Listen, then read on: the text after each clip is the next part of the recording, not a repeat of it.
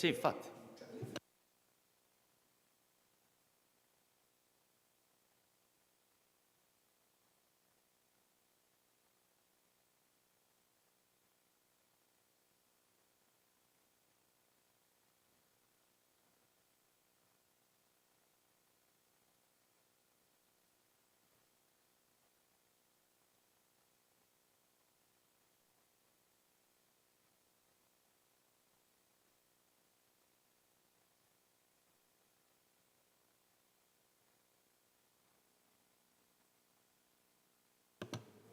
Okay. I think we can start with this second panel of this stream called the Workers' Voice, Trade Unions and Labor Perspective. Welcome to the third day of this conference. And this morning we have three presentations. The first one is the title of the first presentation is Circular Economy, Industry 4.0 and the Lack of Labor Point of View, right? And this presentation is shared by Emanuele Leonardi from University of Bologna and Elena Musolino, University of Calabria, and now I think Elena is starting. Okay. Yes, here I am.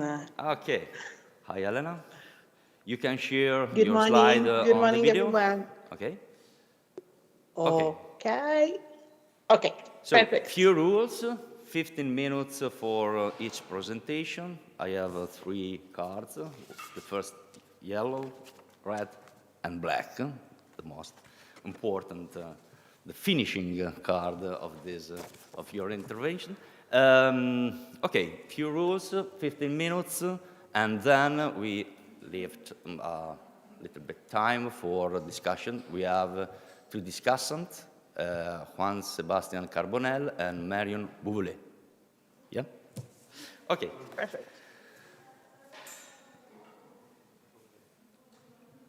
Can I start? Yeah? Yep, you can start. Okay, thank you very much. Good morning, everybody. Thank you for the opportunity to present and discuss our work with you. I am really very sorry not to be physically with you, but I hope to be able to find an opportunity again and soon. Let me start. So, our contribution is based on some reflection on the sidelines of our participation in two different research projects.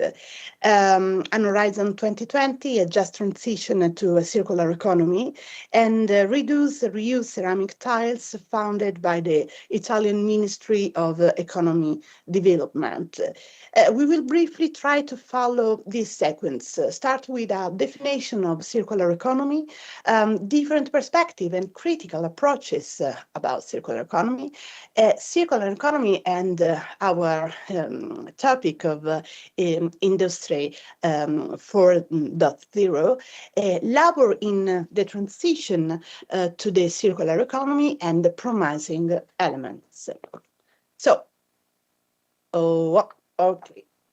To explore the concept of circular economy in depth is immediately to come across the complexity of its semantic and speculative universe. Yeah. We are watching only your first slide. Are you scrolling your PowerPoint? Yeah. Okay. Okay. You can see in this. Okay. It is working. Okay. I go on in this way. It's okay? Yes. Okay. So, for example, there is no single explanation to refer to. To begin with, we offer the currently most popular definition from Canadian authors Kircher, Reich, and Eckert, derived from their analysis of 114 different definitions found in literature. They define. Okay. I have a problem with this. Okay. Um, okay. No. No worries, it happens. Okay. Okay. They define the circular economy like a system that replaces the end of life concept with reducing, alternatively reusing, recycling, and recovering materials in production, distribution, and consumption process. They say that it operates at three different levels: micro, products and company consumers; meso, eco-industrial parks; and macro level, city, region, nation, and behind. So this is a apparently neutral definition, which, however, as we are going to see, it draws a general model derived from the green economy that conceives of the ecological crisis not as an obstacle to valorization, but rather as a new strategy for capital accumulation.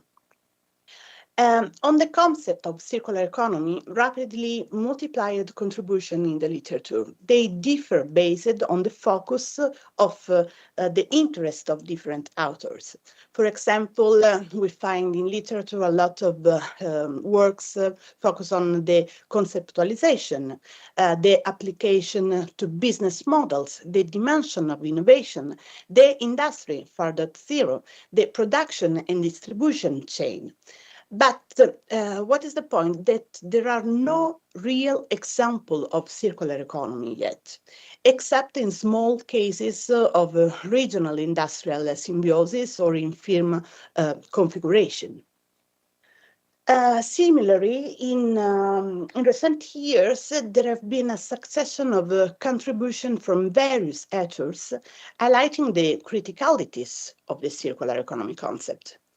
Nonetheless, the main distinction remained that between those who emphasize its innovation potential, often despite empirical evidence, and those who exclusively highlights its disappointing implementation. A very, very short panoramic.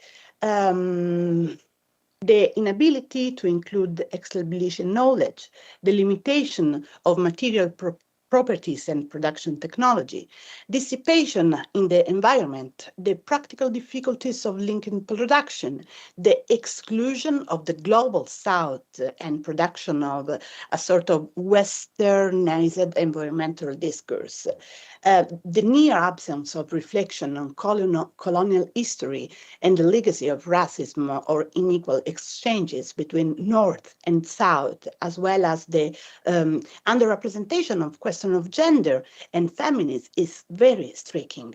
Over half of the study are located in the global North. Job creation is one of the assumed objectives of the circular economy. It is the focus of a significant part of the academic literature. But the results of an overall increasing of the employment have, however, been criticized from different perspective. For example, it is very difficult to calculate the number of jobs without taking into account monetary and fiscal policies. Even the academic literature is nevertheless very little concerned with the international division of labor or with global capitalism. Finally, literature generally takes little account of the variation in the amount and type of employment created in the different sectors. Circular economy is therefore faced today with uncertainty about the limits of the system, along with the unpredictability of the West sector and unclear governance. Let me conclude my part about a little focus on circular economy and Industry 4.0. Literature review offers a good number of contributions focused on the application of circular economy concept to Industry 4.0. They are research focused on the research agenda, for example, to investigate the influence of new technology on the development of circular business models, both in growing circular small and medium-sized enterprises and in born circular firms. Research questions are focused on how are technologies incorporated into circular business models, say in small and medium-sized enterprises and startups, and how can influence the creation and growth of circular business model. But despite misgivings expressed in the literature regarding the definitional, practical, and implementation plan, the concept of circular economy has become policy language. In March 2020, the European Commission adopted a new action plan for the circular economy, described as the main tool of the European Green Deal. So let us now try to put a filter of political analysis to our interpretation and question more radically the definition of circularity. And I'm giving the floor to Lele. Thank you so much, Elena. Thank you, everybody, and Matteo for sharing. So basically, we take one of those critical approaches to circular economy, especially one that stresses the need to repoliticize both the concept and the thought process, which somehow takes stock of it. And basically, two procedures are needed for this politicization. One is rethinking of production methods, and the second one is posing the problem, the need for advanced planning approaches. So basically what I want to talk about in these 5 minutes is how do we do that, at the very least by taking into consideration something like a labor perspective, be it union-based, works councils-based, or grassroots workers-led initiatives. Somehow this labor perspective must be incorporated in the discussion about circular economy and maybe even assumed as fundamental. You see here the tension between the scholar and the activists. Like, both Elena and myself are involved not only in projects but also in processes, political processes. So one main point which is key to the Horizon 2020 project, just to see I am involved in, is that this problem we are posing, how to assume, or at least taking into consideration a labor's perspective to circular economy, is occurring right now in a different phase than the inceptive one of the debate about the link between capitalist development on the one hand and environmental preservation or sustainability on the other one.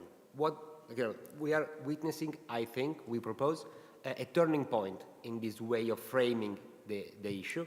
Why? Because the first one, Elena mentioned it, linked to discursive formations such as sustainable development or the green economy. In this first phase, which from the beginning of the 90s has been hegemonic up until recently, I would say, says that the putative elective affinity between the profit motive and environmental sustainability is supposed to rest on the marginalization of labor and its representation.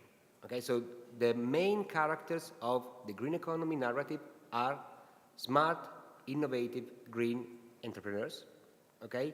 And we are all too familiar with the general idea of the backward workers or unions which hamper, block, delay the ecological transition, okay? As Elena showed and said, this idea has produced policies. We have right now a record of the efficacy of those policies, and they have been a failure from many perspectives. This is out of debate, like, you know, it's bare fact. So what we are witnessing in recent years, and we can discuss, like, you know, which drivers are behind this change, but we are witnessing both in academic and social debates about the link between capitalist development and sustainability, a shift towards a discursive formation which is just transition. I won't delve too much into this concept, but what I want to say is that this concept assumes that in order for sustainability, and circular economy is part of that, and even the twin transitions, green and digital, so Industry 4.0 are part of that,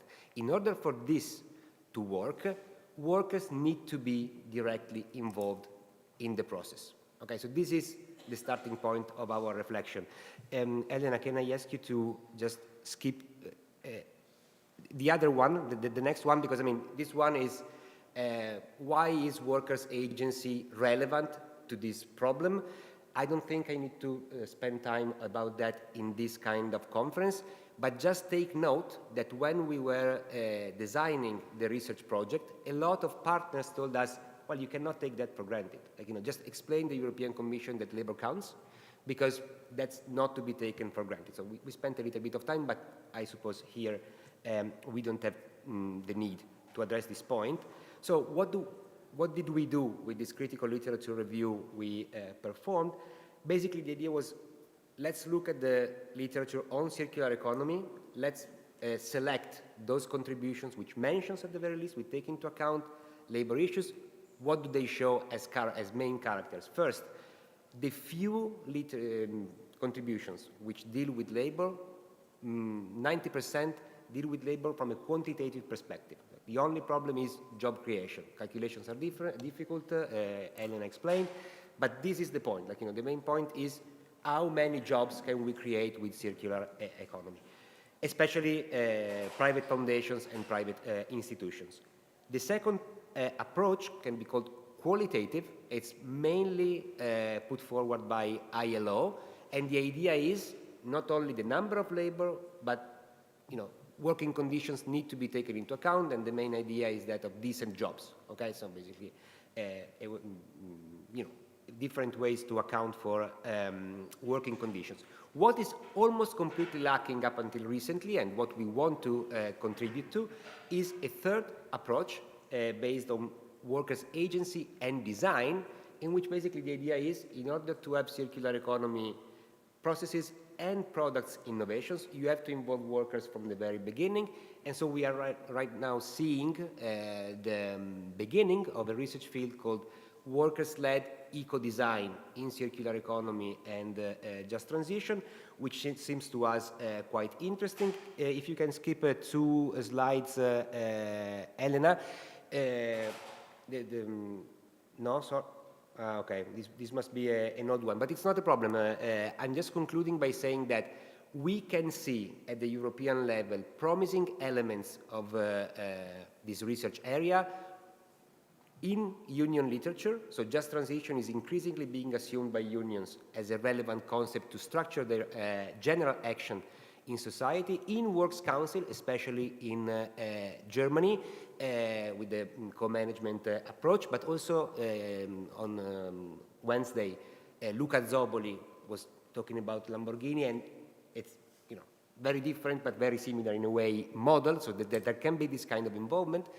And third one, we are now studying the ex-GKN case, where we see grassroots workers-led initiatives combining social justice and climate justice within, you know, a different model of development. I'm stopping here. Thank you for listening. Thank you, Emanuele. Thank you, Elena, for your interesting presentation. We are a little bit later, so I would go on with the second presentation. And the second presentation, the title of the second presentation is Automation, Digitalization, Decarbonization in European Automotive Sector. It is a collective work, a collective paper, Amanda Cetrullo, Giovanni Dosi, Angelo Moro, Linnea Nelli, Maria Enrica Vergillito. And the speaker today is Linnea Nelli from University of Sacro Cuore, Milano. You can shift.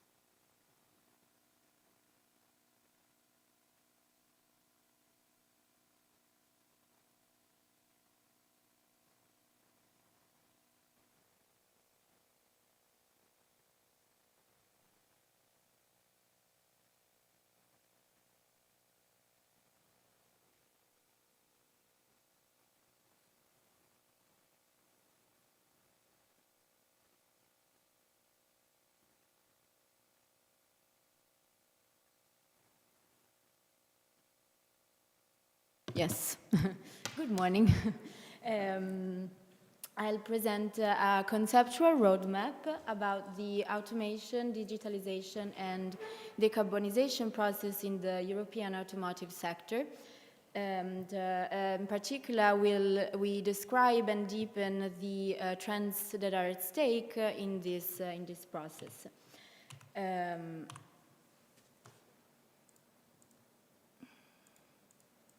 Non so perché non va. Ah, ok, grazie. So we will first have a short introduction, then we dig in the DAD automotive industry. Then we describe a bit how the CO2 emission regulations in Europe has had a non-neutral impact in their application, and in particular the key role played by the trade unions in these processes. The DAD process is changing the value chain composition, and particularly also the organization of companies, and this entails two main trends that are both characterized by a duality feature.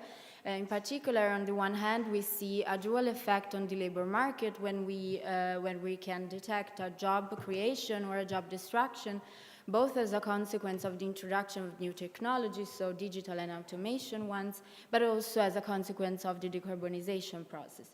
A duality trend is also detected at a geographical level, for which how countries, but also specific plants in specific countries are meeting the DAD challenges. So we will have on the one hand core countries which have an innovative production in leading plants with a high-skilled workforce that will be able to meet these challenges. On the other hand, we will have peripheral countries where technological innovation is not is speeding the relocation of low value-added production, and where there's a low technological upgrading and low-skilled workforce.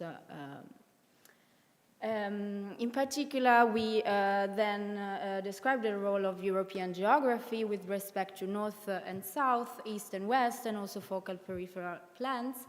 The role of managerial strategies, but also of regulations, both from a national, European, and international point of view, but also the role of trade unions and institutional arrangements. To have a quick overview of the European automotive industry, it has been subject to a massive digitalization process in the 1980s and automation one in the 1990s. At the same time, this sector is one of the archetypal sector of the decarbonization process, since if on the one hand we expect a huge job creation in the energy sector, in the automotive sector we expect completely the opposite. And it is one sector that employs 10 million workers, among direct and indirect ones, in Europe. This shows the percentage of workers employed in the automotive sector within the manufacturing sector in Europe, and as we can see, Slovakia, that are the yellow bars, is the one that employs the highest percentage. So we in the automotive sector, especially in Germany, that is classified as one of the core countries, of course. We can see a complementarity trend for which, as reported by Kedinsky in his work of 2021, he finds an increase in total employment in the automotive sector, but the number of workers in metalworking occupations is highly decreasing, while we see a high increase in occupations that are related to automation processes. And this complementarity evidence is also supported by the analysis of Montobbio et al. In their work of 2022, where machinery and maintenance operators is the second occupation with the highest risk to be subject to labor substitution. To give a bit of insight about how we mainly define core and peripheral countries, but also specific plans. Here we show, are the percentage of the responses of workers in plants both in Germany and in Central European East countries. Where the workers were asked whether new products innovations were introduced first in the plants where they are working in, and also process innovations. And as we can see, with a huge asymmetry between Germany and the Central European countries, where in Germany both product and process innovations are firstly introduced in their plants, while this is not the same for Central European countries, Eastern European countries, where this occurs only partially. So this shows how this dichotomy between core and peripheral plants can enhance the job effects of the AD processes, especially because peripheral plants risk to be left behind in this process if there is not a regulatory push that, or also corporate strategies that pushes investments within these plants to adopt innovation and also to upskill and reskill workforce to meet those challenges. This is a map about the rate of exchange between European countries about the production of internal components in the automotive industry, and we can see that the Central European Eastern countries are mainly the producer of these components. At the same time, also the decarbonization is expected to have huge job losses. This is due to the electrification of the shift of the production from the internal combustion engines to the electric ones. And we know that to build an internal combustion engine, we need 200 components, while we need only 20 for the electric one. So we expect massive job losses along the assembly line especially.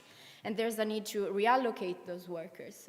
In a best case scenario, these workers can be reallocated in the production of batteries and also ICT and engineering related occupations. However, this reallocation of this missed worker is conditional on several factors. In particular, the decision of the OMS whether to produce batteries or to import them, especially from the Asian countries. They are the main producers of batteries. Also in the case of the production, where this production will take place, as we said, whether in those peripheral plants as well, or only in the core ones. And also, as said before, whether there will be policy interventions and regulations to reskill and upskill the workforce to the production of these new technologies. Up to now, the CO2 emission regulations pursued by Europe has not been that helpful because they had a non-neutral effect.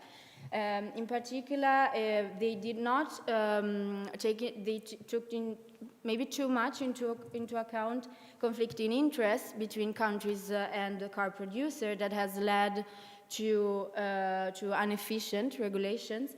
And this is also this is enhanced also by the heterogeneity within Europe of the production process. In particular, we can see on the one hand, Sweden and Germany being specialized in the production of premium cars, which involve complex technological solutions, while on the other hand, countries like France and Italy, where cheaper solutions are adopted to produce massive cars. As a last event that we report here, it's that in March 2023, we have the European Union has adopted this final resolution of 100% reduction of CO2 emissions, and the production of ICE cars functioning exclusively with CO2 neutral fuels. However, we see that in this regulation, we have just Germany as voting in favor, while vote against of Poland and abstention of Italy, Bulgaria, and Romania. So within the regulatory framework, there are several open issues. In particular, we detect that there's a scarce attention to the pollution generated by the extraction of materials needed to produce batteries, at the same time the energy that is required to produce batteries, and of course the geopolitical problems concerning the provisions of raw materials. The heterogeneity across countries with respect to their capabilities of meeting these challenges, and that have also been reinforced by the Green Deal and the Fit for package.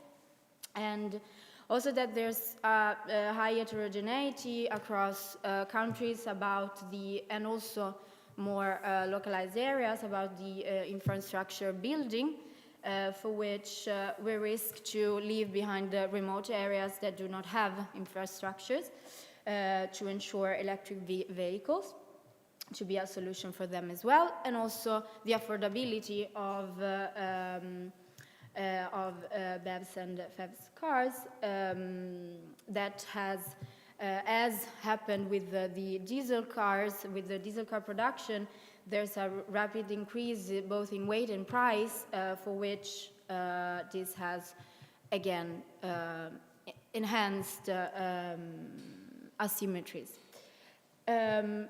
Overall, in this framework, of course, trade unions can play a key role. In particular, the automotive sector is one of the industry where historically collective bargaining has been most developed. However, there's three main turning points for which, since the 1980s, with the introduction of the lean production model, trade unions have become more differential to managerial competitiveness prerogatives, since with this kind of organization model, there were managers more controlling workers, and also more corporate units of workers have been in some way replaced the role of trade unions, weakening their collective bargaining. Same has happened with the globalization neoliberalism, which has, on the one hand, weakened the national and sectoral level of agreements, but strengthening the more local and at a local firm and plant level. Also, the 2008 economic crisis, the MNEs had threatened by downsizing and size closures, for which trade union were forced to have more concessionary bargaining.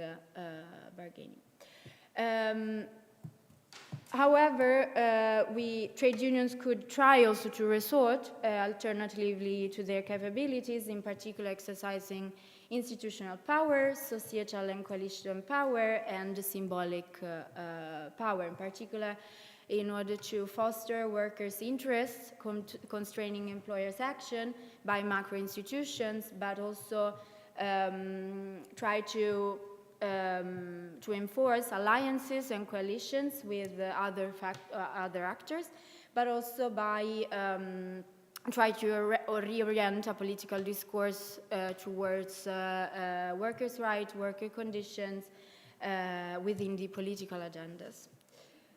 And just to conclude, as we said, we can detect several asymmetries across countries, plans, in meeting the challenges of the automation, digitalization, decarbonization process, and in particular in what concerns the technological unemployment that we expect to be massive, and also workplace inequalities. Several factors are at stake, in particular the role of trade unions, but also of the regulatory push. Trade unions could have the potential to alter power relations that are at stake now. Indeed, the just transition is is partially a result of the efforts of the international trade union movement, And just to conclude, this project, part of this research question is part of an ongoing project in Europe, and that is called Bar Metal, that we are working on. Thank you. Thank you. Thank you for respecting the time also. Okay, we can go to the third presentation. Okay. The title of the third presentation is Involvement of Work Council in the Digitalization Processes, the Portuguese Automotive Industry. And the speaker, the contributor is, the authors are Nuno Franca, Uveda Boavida, is the right name? Okay. Marta Candeias and Enrique Souza. The speaker is Marta Candeias. Thank you. Thank you, Chair. Good morning, everyone. I'm just looking for my presentation. It is on. It's here.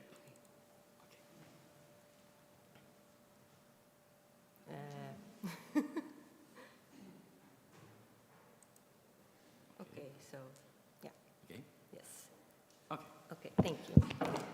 So this work has been developed in the scope of my PhD thesis, and it has been further developed with my colleagues Nuno Boavida and Enrique Souza from Praxis. Praxis is Association for the Labor Relations, and we have developed this analysis together.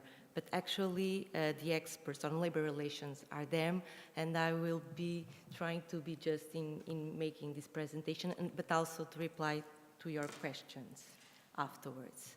So the frame and the literature framing the role of workers' representatives and their importance to the digitalization process. It's the one that is presented here. The support in the implementation of digital technologies, specifically for blue-collar workers. Also the importance of trade unions and work councils to manage the digital transition and the responsibility to the socially responsible change. And when they do not have this role, we can observe a negative effect in the closing of plants and dismissal of workers. However, and this is in the case of Portugal, work councils can act as a helpful integrator of technology processes, especially in manufacturing, and then the Portuguese law requires that information and/or consultation procedures need to occur during major changes in companies. And also there is, on the Portuguese Labor Code, the work councils are entitled in their right to receive the necessary information and to participate in the process of restructuring the company, also in the shop floor. However, in Portugal, this is not the case in most of the companies, and the number of the work councils is very low, mostly in large and medium firms, and this was an estimation by a survey conducted by the Praxis Association. Therefore, there is still a long way from the legislation to the practical implementation. So what we have done is in a workshop of collective representatives of the automotive industry that was conducted last October, we have distributed a questionnaire to around 40 members of the work councils that were present at this event, and also did some interviews with some of them. In this event, there were representatives from the work councils and trade unions from the automotive manufacturing, logistic companies, direct component suppliers, Tier 1 and Tier 2. And the type of representatives were worker councils, trade unions, and representatives for safety and worker and health at work. So this was our sample. And what we have observed is that the majority of them, the majority of the representatives, they are aware of of the debates about digitalization. However, they were not having, some of them, they are not having this debate, especially in the work councils. Overall, in the digitalization debates, they are aware and they are following the discussions. When there are digitalization projects in the company, the majority of the representatives stated that they had some projects or involved in some projects conducted in the companies, so they were informed but were not consulted, they did not have an active role in how these projects would be implemented, on what technologies, on what these projects could affect further the work organization or the workers. 27 of the representatives were informed and consulted, so a minority, and the vast majority of representatives received information but was not consulted overall. Regarding the electrification, this is a subject that is now of more concern to the worker representatives. As you can see, 65% are following the debates about electrification. Only very few stated that they were not debating these issues. And regarding the electrification projects, we can also see a bigger percentage of involvement and awareness about these kind of projects happening in the companies, although they were not, again, consulted and involved. Regarding the knowledge about the automation technologies, the majority of the representatives stated that they were knowledgeable of the different automation technologies that are available and are being introduced in their companies, although 41% were not. So this depends a little bit on the type of companies, if they are automotive manufacturers or if they are logistic companies. About the training needs for the future, this issue is the one that work representatives are not that aware. So workers' representatives stated that they were not aware of what are the training needs for the future regarding the implementation of these technologies. This happens in the automotive manufacturers, and the most informed worker representatives are at the tier 1, so the components and parts producers. What were the main outcomes that we could take from this survey and also from the interviews? So we can see that there are not many work councils in most of companies. Only very few companies, especially the large and medium ones, have these workers' councils. The role of trade unions is even less expressive in these discussions and in Portugal. And they are aware, they are following the debates, they are not directly involved and have a role in the decision of how these projects are going to be implemented. Some of them can discuss some issues. For instance, there was this one worker representative that told us that we are not against the automation, and because this gives productivity effects and attracts more business to the company, so we can maintain our jobs. But we are aware that it also has negative effects in some workplaces, in some occupations. What we can do, our role, our influence, is only if the dismissal of the workers is being not, for instance, not at the same time, but it's along the time. They are not aware of the training prospects, but this is an issue to somehow take care of the adoption, of how this adoption of technology will affect the workers. Only some automotive manufacturers have process of co-determination, but mostly of the German origin, which is very low. There is a big company in Portugal, which is this case, but all the others have not this. As I said, labor actors are not including topics of technological change in the sectoral agreements. Also, the working councils are not including technological change in company agreements. And although regulation enables better participation of work councils in automotive companies, more can be done because in practice this is not really being translated to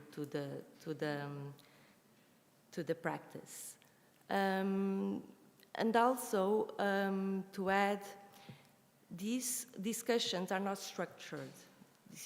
These are decided in a case by case. So there is not a collective agreement, there is not a collective strategy that can reply to the adoption of these technological changes, should it be electrification or digitalization. In the case of the existing working councils, is decided in a case-by-case scenario.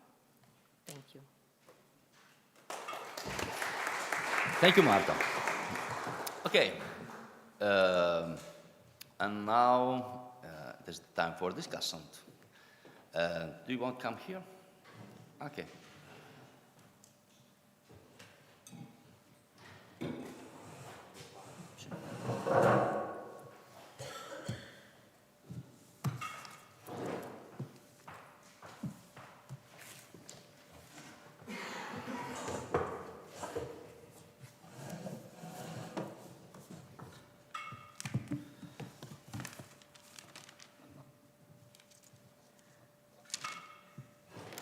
How much time do we have for the discussion?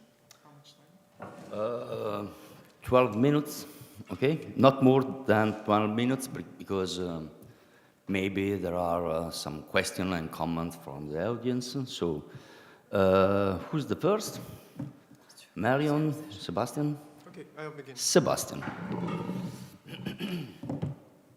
Okay, so thank you very much for your papers, which were all very interesting. I have questions for each one of you, and then general questions for the three of you.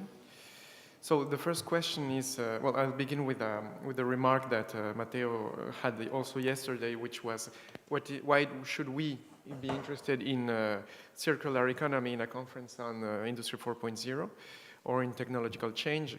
So this is my first question or demand. Could you develop a little bit more on this question of the interactions of Industry 4.0 and circular economy, which is some things that we have been beginning to observe also in big industries like the auto industry. At the same time, you say that circular economy is, there are not many contemporary examples, and also that as Industry 4.0, it is a very performative concept. So it is something that is very linked to policy language. So what is the reality, after all, of circular economy?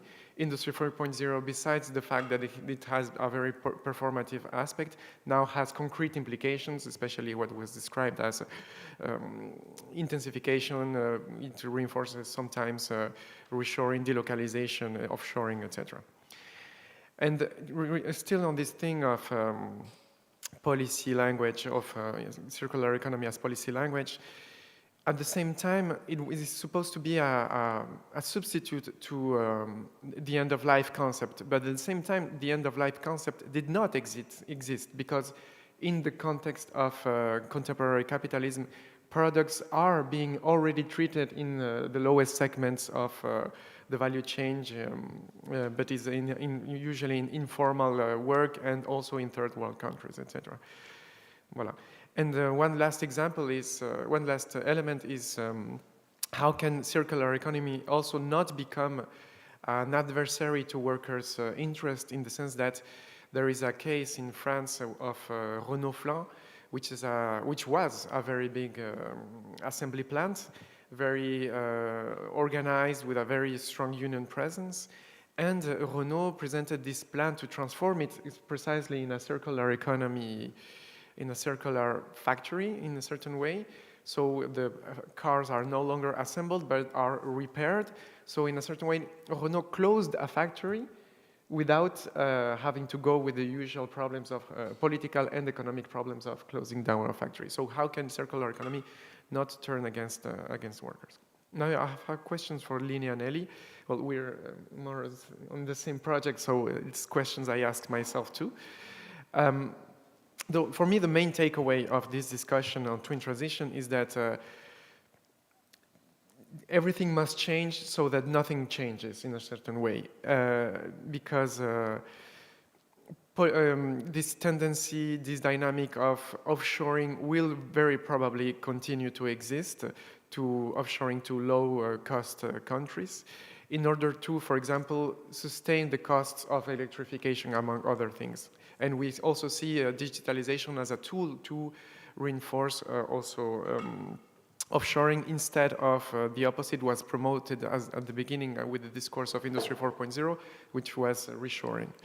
So again, on the general framework of the analysis, I understand that we need to have an analysis between core, peripheral, and semi-peripheral countries that now must include also extra-European countries.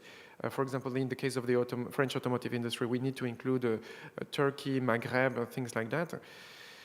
But for me, we need to include another level of analysis, which is firm structure, and especially the difference between generalist car manufacturers and premium car manufacturers, which do not have the same strategy towards digitalization and towards electrification. And lastly, one of the main issues we ask ourselves also in this project is the interaction, concrete interaction between electrification and digitalization. Concrete interaction meaning, is digitalization a push towards electrification, or is electrification a push towards digitalization? For the moment, it's not something that we have observed, and it is not also something that we have noted during interviews with trade unionists. And lastly, questions for Marta Candellas. Labor law in Portugal, you say, allows information and consultation for trade unions. So they receive information and they can, as you said, participate to the restructuring of labor process. But the problem is that there are not many work councils. But so the question is, how can these work councils concretely influence the changes in the work organization? Is it like in the more German examples where they have almost like a veto right on technological change? And also, what are their position on this subject? For example, again in France, the now main trade union, the CFDT, calls for the installment of co-determination. They say we need co-determination in France as co-determination exists in Germany. Is this the same case in Portugal or not? I don't know if I have time for more questions or yes? Okay. And 3 general questions for everyone. So the general topic of the session is the place of labor in technological change, including twin transition, electrification, and digitalization. One of the main issues for me is how unions can develop what some people are calling now knowledge regimes. So how can they develop expertise and also propose concrete alternatives to those of the heads of the firms? I know this is not the case in France. I know this is more the case in other countries. German colleagues have developed this very concretely. So my question is, in the different field work or data you have collected, can you observe the development of knowledge regimes on these issues? And also the main question for us is, you have all said that unions can and unions should influence technological change, including digitalization and electrification, but the question that is open is how can they improve workers' power and participation and influence on technological change? And I believe this question is still en suspens, as you say in French. It's still suspended in the air. No one has an answer to this. Some say co-determination, some say more knowledge regimes, and I want to know what is your opinion on this. And lastly, I will finish with this. We deal with twin transition, electrification and digitalization. We know that there is the debates on technological unemployment are exaggerated. So is for the world of work today, which is the biggest threat? Is it electrification? And I have the hypothesis, I believe more and more, that concretely it is electrification and decarbonation that is the biggest threat to workers and the world of work today. So I wanted to know, what is your opinion on this? Thank you, Sebastian. And I suggested to pass to the second discussant, and then you can take the first round of answers, and after question from the audience. Okay, Marion. Okay, so thank you for your presentation. I have some specific question for the different communication and then global question.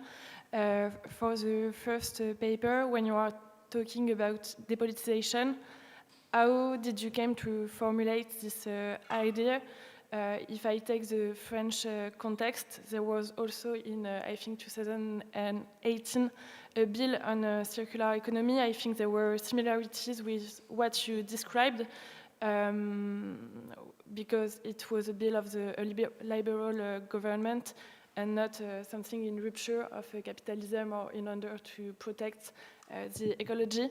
But in your work, are you interested of, for example, the strategy of political actors? Or another example, I don't know their strengths in Italy, but some actors like consumer association, which could have a voice and an interesting voice under the question. For the second paper, in conclusion, you were talking about the bare metal studies.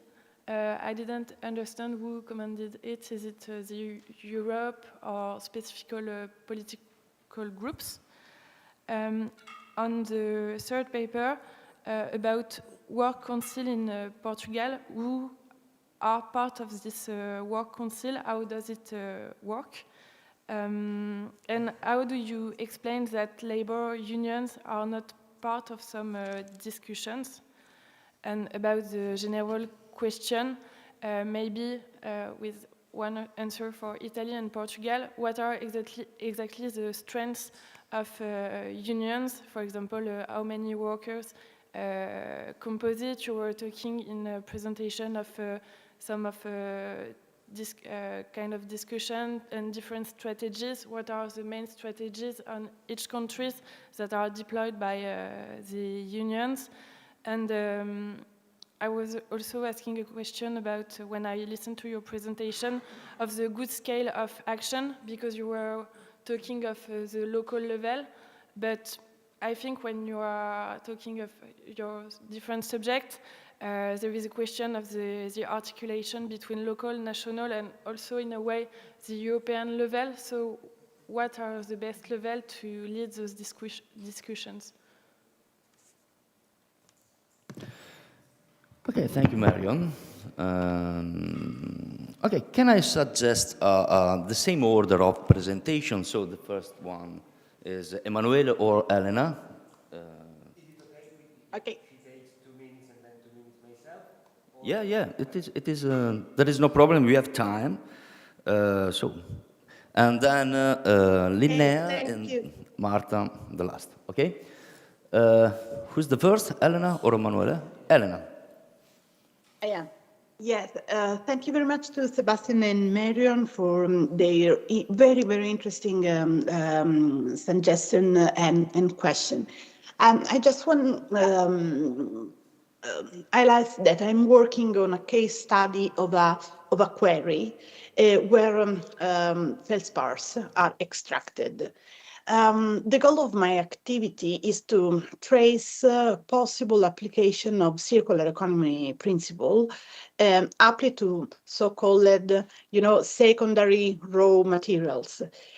Another group is working exactly on the possible application of forms of digitalization to implement the ceramic supply chain in the perspective that you were describing, Sebastian, about the linking between Industry 4.0 and circular economy. What is lacking, from my point of view, is a critical approach, as we define it during our presentation, capable of questioning the premises of the order of discourse within which the mainstreaming debate take place. Both with regard to production process and specifically to quality of work. And that, I think, is an answer for Marion too, for the question of depoliticization of the debate about circular economy, in case that really don't focus on the contradiction of the principle of circular economy if you don't have a panoramic on the valorization process of the capitalism. So I think that Lele can answer for the second question of Sebastian about workers. So Lele? Yes, thanks a lot, Yeah. Elena, and thanks a lot, of course, Sebastian and Marion, for your remarks.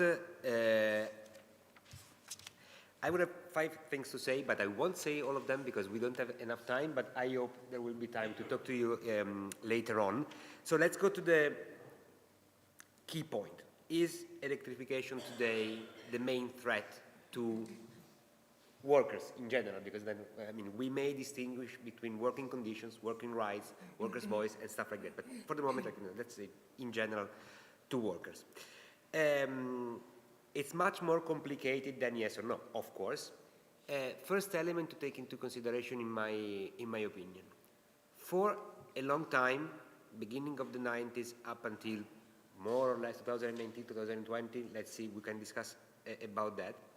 I mean, which kind of symbolic date we want to assume for the change. There's been a widespread assumption that, yeah, okay, the workers' movement was on the defensive, but the green economy or the inclusion of the environmental constraint within capitalist development was opening up a space for a strategy for accumulation, okay? You look at, for example, in Italy, the White Book by CGIL, edited by Laura Pennacchi. There's a chapter on green economy, which is impossible to distinguish from something coming from the Conference of the Parties UN system, or even from Confindustria. Like, you know, well, of course, it's different in the sense that, like, you know, let's, at the end of the process, have a voice in, you know, how you distribute those fruits of development, okay? But that green entrepreneurship is the main driver of this possibility is not questioned. And by the way, this is not a critique. There were understandable and good reasons to do that. Like, you know, it's not that the 80s didn't happen. It did. They did happen, and they left marks on the workers' movement. So this is not a critique.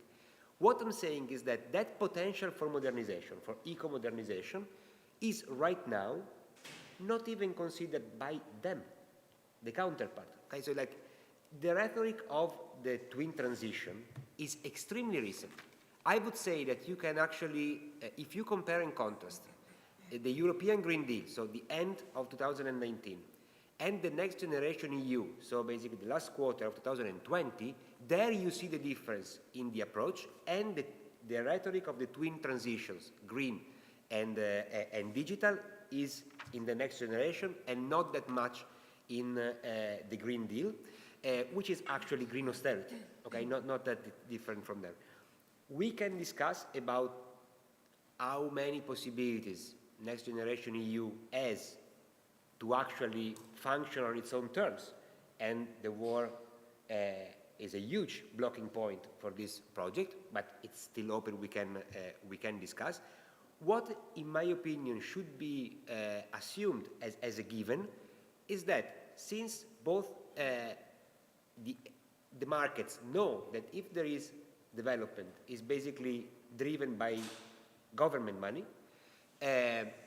this awareness is also in trade unions and workers' movement at large. So basically the point is, differently from 2019, if, like, you know, either we are the victims of electrification, but we have lost, okay? Or we try to be the winners of electrification, but it means that somebody else has lost. Like, you know, what I see collapsing is the win-win framework of that modernization potential. Do we see on the ground examples of this? Yes, of course. The main point of, I mean, let's be realistic, nothing of the magnitude we would need, okay, to be ready for this challenge, but something is moving. The GKN case we discussed very briefly before is one in which the knowledge regimes, assuming workers' knowledge, are basically saying, you've done what you've done, you have failed, and you have failed by sidelining my knowledge. Let's try to put my knowledge at the service of that goal. Maybe we have a shot at that. But most importantly, and here I come and conclude, to Marion's point about politicization, what is extraordinary of the first reconversion plan by GKN Collective and the Solidarity group of researchers they have worked with is that they basically say, in order for electrification of the automotive industry to work on workers' terms, you need to encapsulate a critique of private mobility in planning, industrial planning. So it's not something that they say, we don't want industry. We are just saying private mobility, electrifying private mobility is incompatible with a worker's perspective on electrification. Public mobility first, then you can have that strategy, but of course, the elective affinity between the profit motive and green transition is questioned from the very beginning. So like, somehow, if electrification is what they mean by that, of course, is a threat to workers. But it can mean something different, and that's an enjeu of political conflict. So you need to resort to conflict in the end.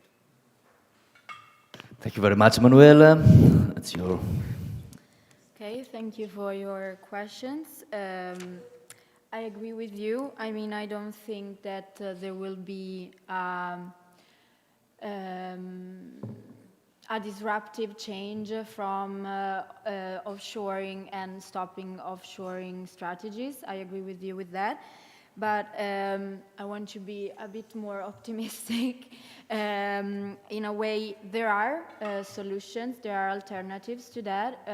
I'm thinking about, for instance, the reality of Northvolt, that is this gigafactory in Sweden that is also opening different plants all over Europe, also in Poland, where there were already skilled workforce to meet where they could produce batteries. So I think in a way there are alternatives to that also.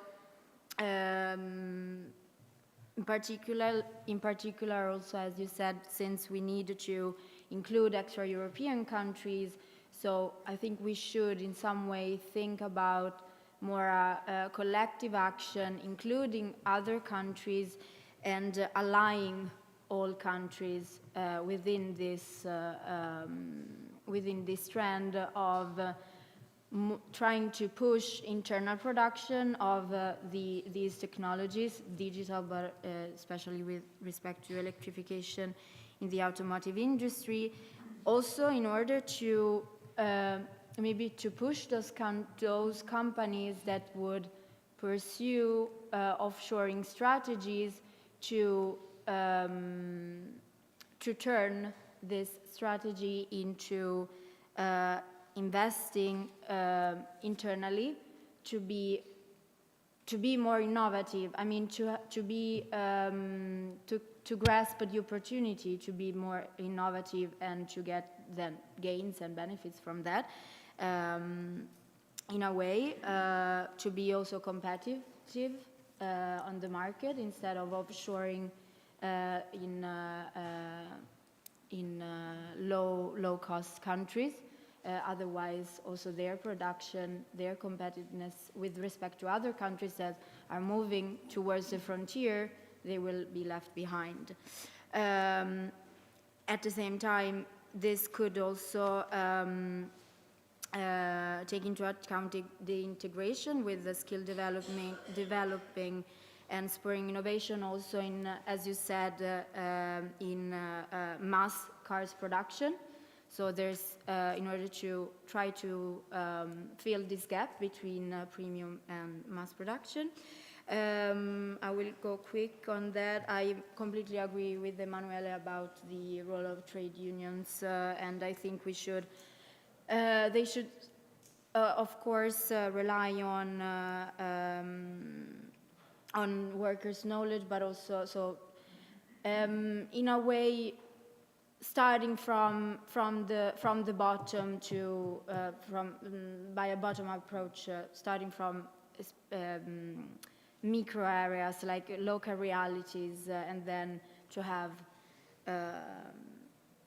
for me as the biggest threat is not specifically electrification. Digitalization is more, of course, as I said, to not leave behind anyone, no areas. I think this is the biggest threat because in a way, I think there will be specific areas that has relied on highly polluting activities, on a trade-off between employment and health, for which they have accepted the trade-off for several years, but they are left for having a good contract, a good employment, but then they will be left behind with the cumulativeness of the environmental damages where the industry they have worked in has accumulated over time.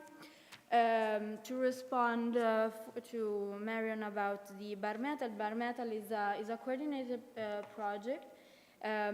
It's a consortium of different research units, universities and social partners, also workers' representatives, trade unionists, about the bargaining within the metal industry in Europe. And we will proceed with some case studies by interviewing especially plans both in more coordinated bargaining structure in countries where we find coordinated bargaining structures, but also where we find more in the Eastern European countries where there are more fragmented. I don't know if I have answered, but we can talk about it later if you're interested. Thank you. Thank you. And the last one, Marta. Thank you for your questions. So I'm not going to reply in the order of your question, but make a logic answers. So I will start from the beginning, from the last question, how workers councils work. So mainly the work councils, they are the representatives of the workers' issues to the company in everything that are related with the employment contracts, salaries, working hours. They usually are invited to discussions around what happens in the shop floor. And this connects with the question about what are their position relating to the technology change. So there are different positions. Some of them are really, they are not against technological change, they just think that there has to be some way of conducting this technological change, taking in consideration the workers' needs and working conditions. Others are a little bit concerned because they see that it will affect for sure most of their workplaces. So I think it depends a little bit on the type of company, the type of product that is being produced. What is what the influence they have? So from the interviews, we have seen that there is not a big influence in the decision. What the most they can do is a gradual adoption. So they cannot veto, they cannot stop the technological change from happening. But they can and they do this kind of monitoring and making sure everything is respected. What are why trade unions are not in the debates? and what are the expertise of if we have seen developed enough knowledge in the trade unions. So in Portugal, what we have seen is that the skills of the trade unions are very low, and so they are not very comfortable with this kind of discussions, and so they try to follow the discussions and the debates that they are more comfortable with. Bigger threats between electrification and digitalization. Wow, that's a difficult one. But in fact, I'm not going to give my opinion, but from the perspectives that we have from the interviews, we saw that it really depends, because if, for instance, in the automotive sector, from the components and parts sector, they were very worried that we did not get a factory for batteries, because then we cannot secure electrification, so they will lose the value chain and will lose jobs. On the other side, they have also examples of factories that have automated completely certain units, and they see that that can also happen in 10 years future in the factories in Portugal. So I think I answered everything. If not,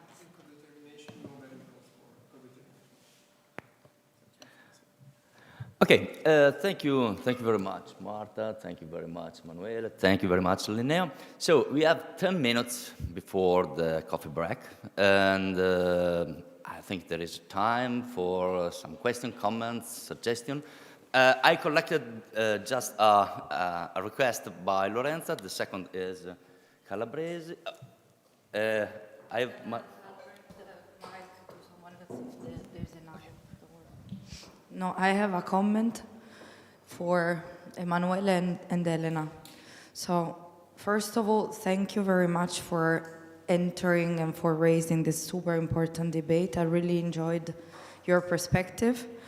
I mean, in my view, we need to deconstruct the discussion a bit. I mean, I think there are several problems. One that, I mean, the literature on circular economy, and I looked a bit at the sources you used. We're familiar with this debate with Pisa. I'm friend with Andrea Genovese. I know what they work on. I mean, this is a literature that comes from an engineering managerial perspective that unsurprisingly doesn't include a labor perspective. So this is also normal for a disciplinary point of view. The other discussion is on just transition. The just transition debate, and we, like Tommaso, we are very exposed to this in Brussels, is very, very like union type of discussion, very rhetorical. This is at very high levels, and is very much like, I would say, weak and passive, because it only includes workers as recipients of what is going to happen, hardly takes agency into consideration. At best, there is a focus on workers, like we need to reskill, but who's the responsibility of reskilling? Firms. Unions don't really tackle the core of the debate. I think, or the third way, there is a literature, maybe in sociology and anthropology sometimes, about just transition from a community perspective, looking at initiatives like recycling or other, but this is left to individual, again, I'm sorry I'm very critical of this, but it's still left to individual action towards a societal problem that is inadequate. So all this to say, I think the main problems are two. One is the lack of a fuller, more comprehensive societal view where everybody needs to sit at the table together. And the other one is the lack of focus on production, where workers need to have a say not only as community inhabitants, let's say, but they can also have a voice within production choices. And so just transition is not only innovation and production from a firm perspective, but workers can have a choice and can have a say. So just to say, let's engage in this debate, super important, and let's take a bit more ownership on the debate. Thank you. My morning thoughts.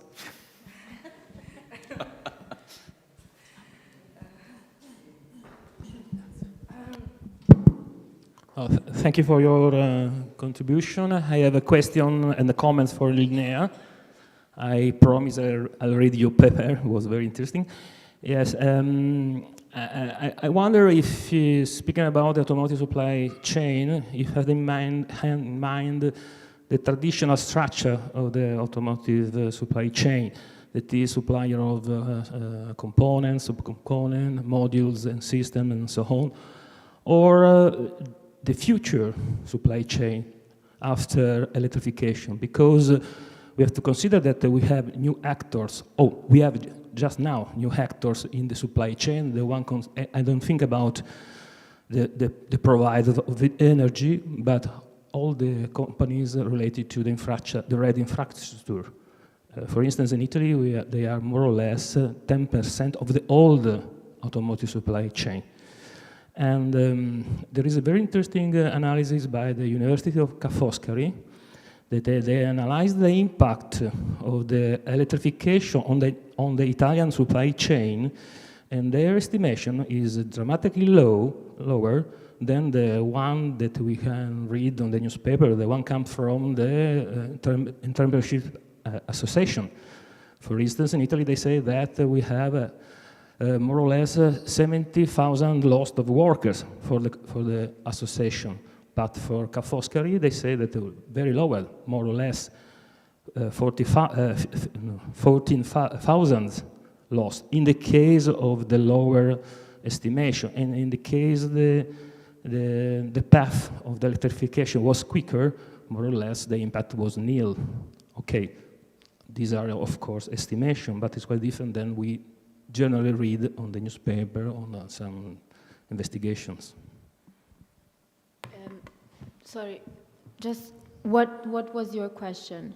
The question is, if you consider the new, you spoke about the automotive supply chain, and the wonder is if you consider the old one structure, okay, not the new one, because of course the impact will completely different. You say that there will be a lot of disruption of jobs and workers and so on, but in this case we have another way to analyze the situation. Of course, the results will be completely different. In this case, all the companies related to infrastructure the red infrastructure, the offshoring was, of course, completely nil because they are more related to the internal situation. For instance, the more important producer of red infrastructure are located in Italy.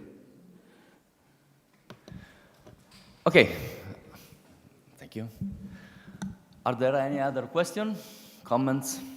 Okay, so 2 minutes for a very, very short reaction, then we can continue to discuss at the coffee break. Yep. And, sorry, at 11 and 11:30, we have the third panel of this stream on worker voice, trade unions, and labor perspective. Okay, Ray. Yeah. Thanks so much, Lorenzo, for your morning thoughts. I need more of that, so please just call me when you have those moments. And Elena, of course, joins me in thanking you. Very quickly, I agree, but it's not that relevant that we agree that more focus on production is needed and everyone should sit on the table. The question is, how do we get from a situation like this one in which we don't have that to a situation which is desirable to both of us in which we have that. If we look... Well, in Italy we don't have that, but do you see somewhere in which we have this? Yeah, okay, so nowhere, but not nowhere at the same way. So there are some places in which we are in a better position than others. But having this in mind, what interests me is not really the contents of the debate in Brussels about just transition. I have read the E2E last report, and it is disappointing. But if we look at the historical trajectory, we see mid-90s, just transition is simply a defensive strategy of a very specific union, atomic and energy workers in the US, okay? And nobody at the policy level gives a damn, is interested in that. Then you have the whole period in which eco-modernization is on the table, and like, this is just union stuff. Union try to negotiate a little bit, like, let's not be destroyed. Let's just be victims of that. Right now, policy needs to incorporate that, because simply excluding workers, which means basically that environmental preservation can go without fighting inequalities. Like, the main idea was you can have rising inequalities and environmental protection because labor power was a barrier to that. Right now, almost no, some can say that, but generally not even in Brussels they go with it. So they have in mind that somehow they will have to involve workers. Do I think that the E2E position and mainstream, like biggest unions position is sufficient right now? No, but the fact that they right now are interlocutors de facto with policymakers, and they can be pushed from below, from other grassroots initiatives, mainly like, from a worker's perspective, is interesting to me. I'm not saying realistically we have a great shot, but we have a possibility to pose a problem, which is a true one finally.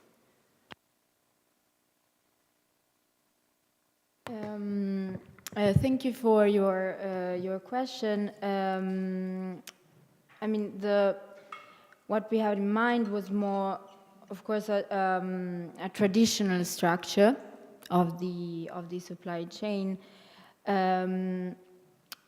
What I'm thinking is, of course, in Italy there are, as you said, there are infrastructures. I can believe that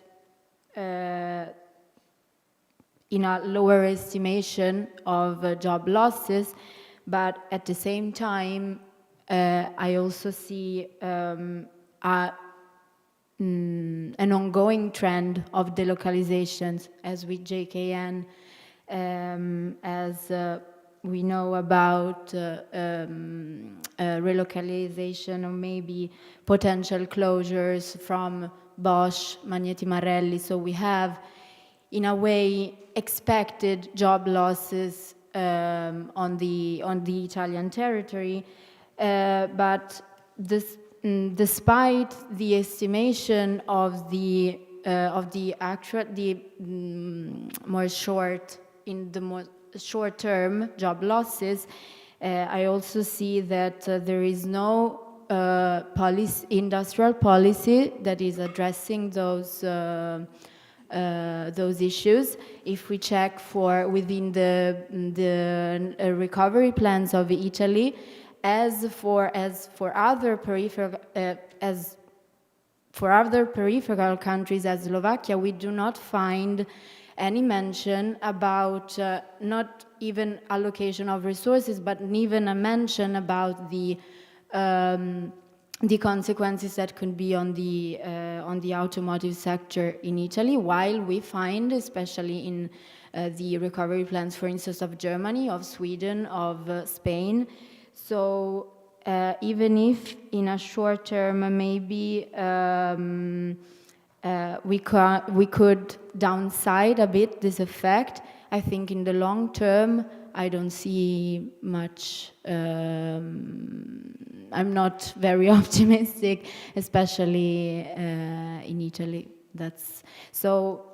To answer also your question about the future supply chain, I don't know how much we will be able then to be on that path, and as one of the core countries, as Italy has been in the automotive sector. That's. I don't know if I have answered your question, but was my thoughts. Okay, we have no more time. I think it was a great panel. We can continue to discuss at the coffee break. Thank you to everybody. Thank you to the speaker. Thank you to the discussant. Thank you to the participant. See you later.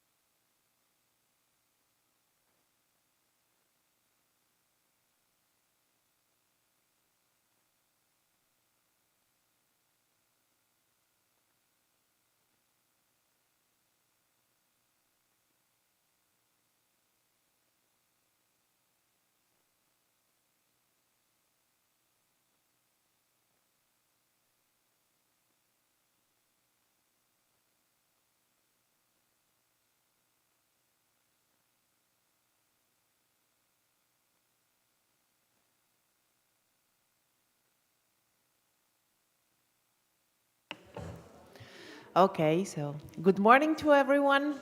I invite you to please take your seat. We're going to start our keynote speaker intervention.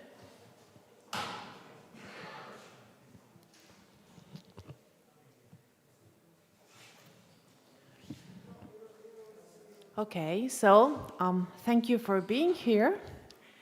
We give a warm welcome to our third keynote speaker, Dr. Matteo Cole, lecturer in technology work and employment at the University of Sussex, researching wage theft and technological change. He's also an associate fellow of the Oxford Internet Institute, working on the Fair Work project, which we heard about yesterday, and the Digital Futures at Work Research Center. So, Matt, welcome. The floor is yours.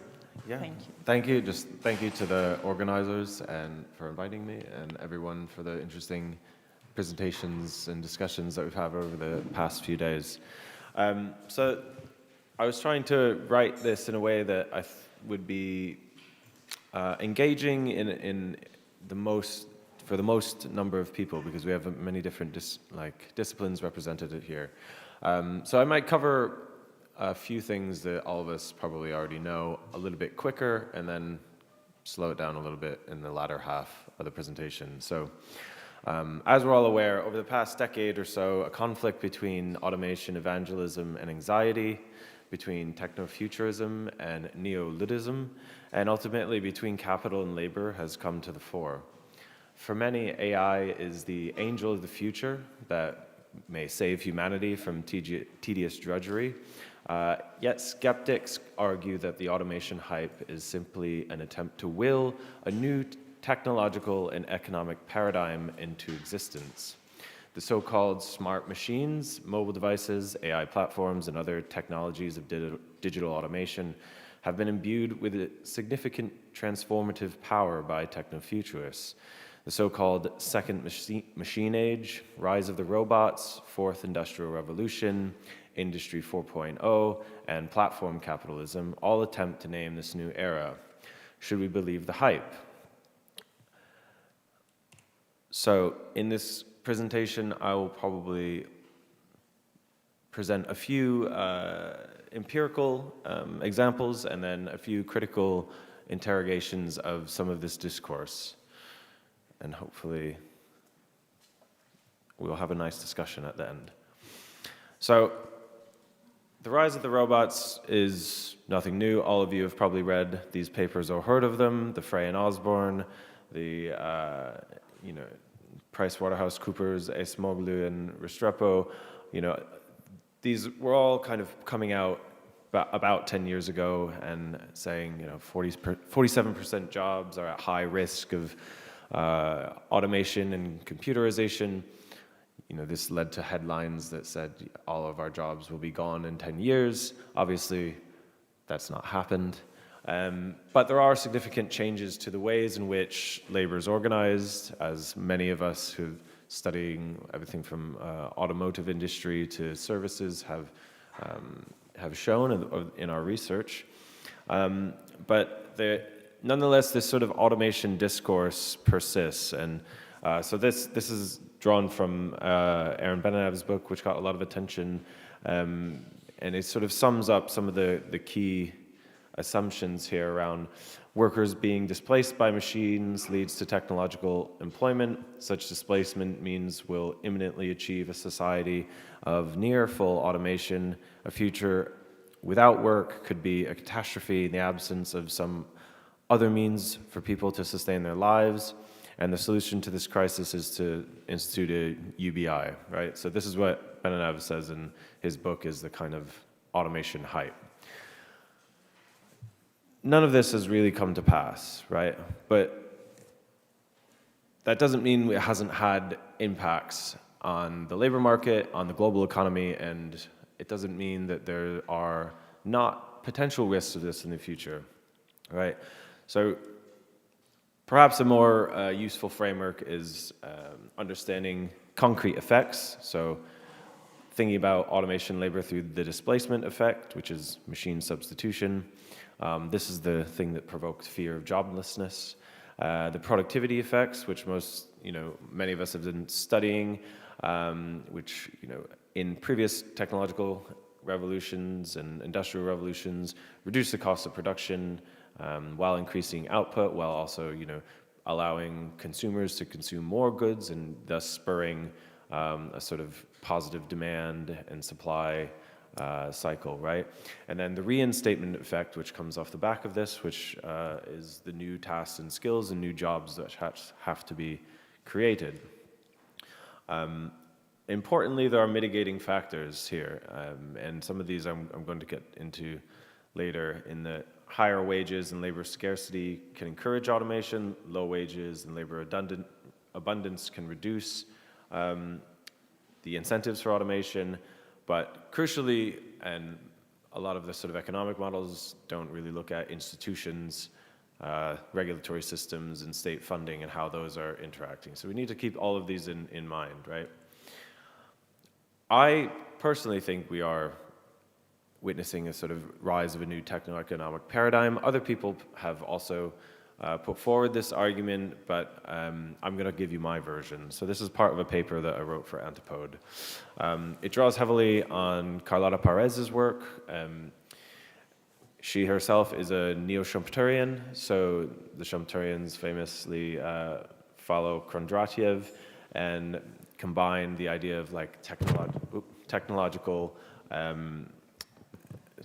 revolution as solving the sort of crises of capitalism, right? And then spurring a new productivity and reinstatement kind of virtuous cycle that leads to a long boom, right? And you have, I'd recommend reading some of her work in Cambridge Journal of Economics, and she has a book on this as well with lots of cool historical diagrams like this. I will not go into it too much because I want to get to the rest of this, but I think we can analyze the current paradigm following this this structure, right? So first of all, we need what the GPT, the general purpose technology is, and I like to call it cyber-physical systems, which is just a kind of fancier way of saying what most people think of as AI, right? Because it's a convergence of a distinct cluster of physical and virtual machines. As we know, an algorithm is a virtual machine. That's what computers are, but they don't have any use often the virtual world. They have to be applied, and so everything we're using, these are cyber-physical systems, and you have the simplest to the most advanced in robotic process automation and computer vision in the automotive industry, but increasingly in services. And this is some of the point that I'm going to make later. I think you can, if you look in the time period of the past 10 years, there's a very distinct kind of convergence here, right? So you have huge investment in ICT and expenditure that dwarfs previous decades, huge patent development, exponential increases in that, and then huge, this sort of concentrated burst in the networked effects of all of the different technologies moving together, and you have everything from, data transfer, image analysis, machine learning, chat GPT, right? Generative AI, which is not included on this because it wasn't really as much of a thing yet in 2015. This is from the OECD, right? So we have this sort of technological break and burst, but obviously I'm not a techno-determinist, even though it might seem like that. We have to have the effects of this pervade throughout the labor market, production, services, and so on, right? You've also seen that, right? There's huge growth in robotics, as many of the papers have already shown. You have and then the sort of social normalization of these sort of the rest of these key technologies, right? Cloud computing, Internet of Things, blockchain technology, big data, generative machine learning AI, and the new sort of IPv6 network architecture of the internet, which allows every little thing that we could possibly have to have its own IP address and to feed all of that data in to create that raw material to train the cybernetic or the physical and virtual machines, right? Cyber-physical systems. So you can read that paper if you want. There are more, I go into detail a bit more about the technology, but I want to think about what are the impacts on the labor process, right? Before then thinking about how this is affecting capital. So obviously we have skill biases. This is nothing new. In the 80s, in the early 20th century, Harry Braverman, anyone who's read the sort of labor process theory literature knows that as technology gets introduced to the labor process, you tend to have a de-skilling effect on labor as craft control is shifted from complex to simple labor. That's a necessary precondition to then mechanize because machines historically have not been too smart. It's still the case these days that you have, as you introduce computerized processes, there tends to be a de-skilling effect on particularly managerial labor and those sort of middling occupations that have required cognitive but more routine tasks. And again, there's plenty of research out there on this that you've probably read, so I won't go into too much detail. But this is the sort of baseline aggregate for impacts on the labor market. You've also seen pretty significant digitalization pre-pandemic, and then post-pandemic, we're all much more digitally connected in Europe as well as the rest of the world. This requires upskilling, and essentially all of this is to say that we are far more connected and digitalized and datafied than we ever have been. And this is important because data is not simply a sort of tool for control over workers, it's also a tool for capital, and it's a part of a value chain, right? So there's sort of data production is a precondition to creating new fixed capital, but in the forms of, cyber-physical systems, right? So if we look at datafication, right, this is from Crawford and Yoler. They have a great website called Anatomy of AI, where this sort of thing is like absolutely massive and follows the value chain for creating, I think it's Amazon Echo. And the point of this and the point of my lead up here is to basically try to break down this idea of industry and manufacturing and capital goods being the main growth engine of the economy, right?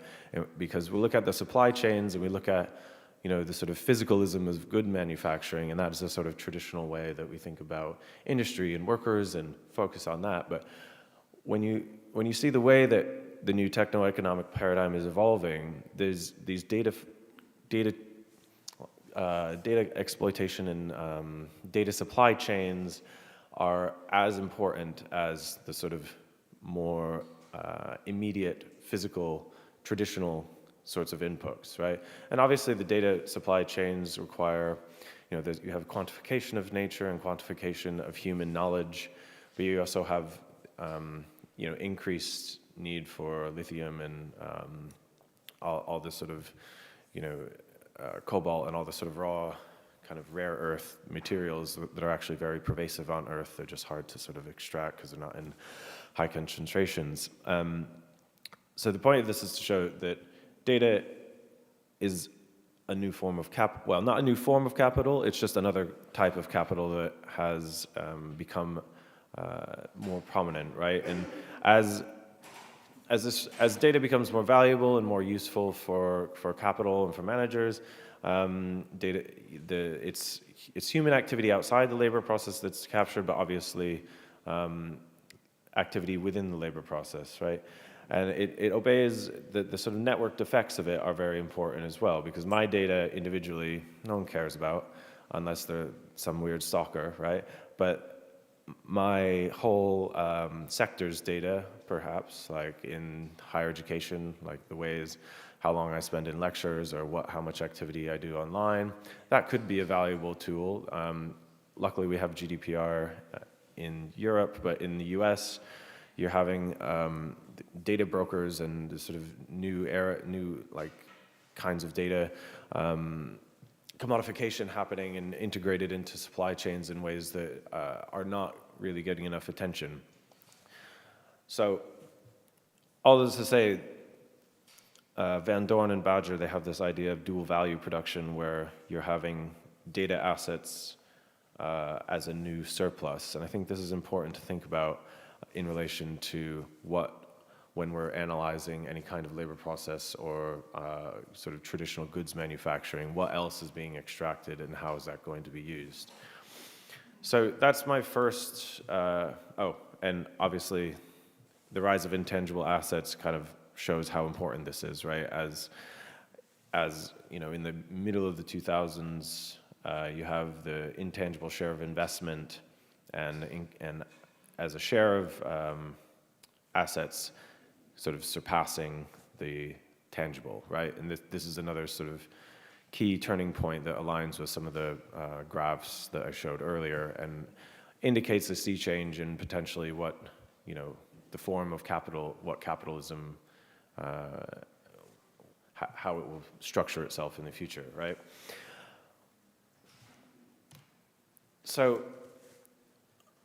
all of that to say, does this mean that we're having where we should be expecting new productivity increases and you know, a sort of burst of innovation?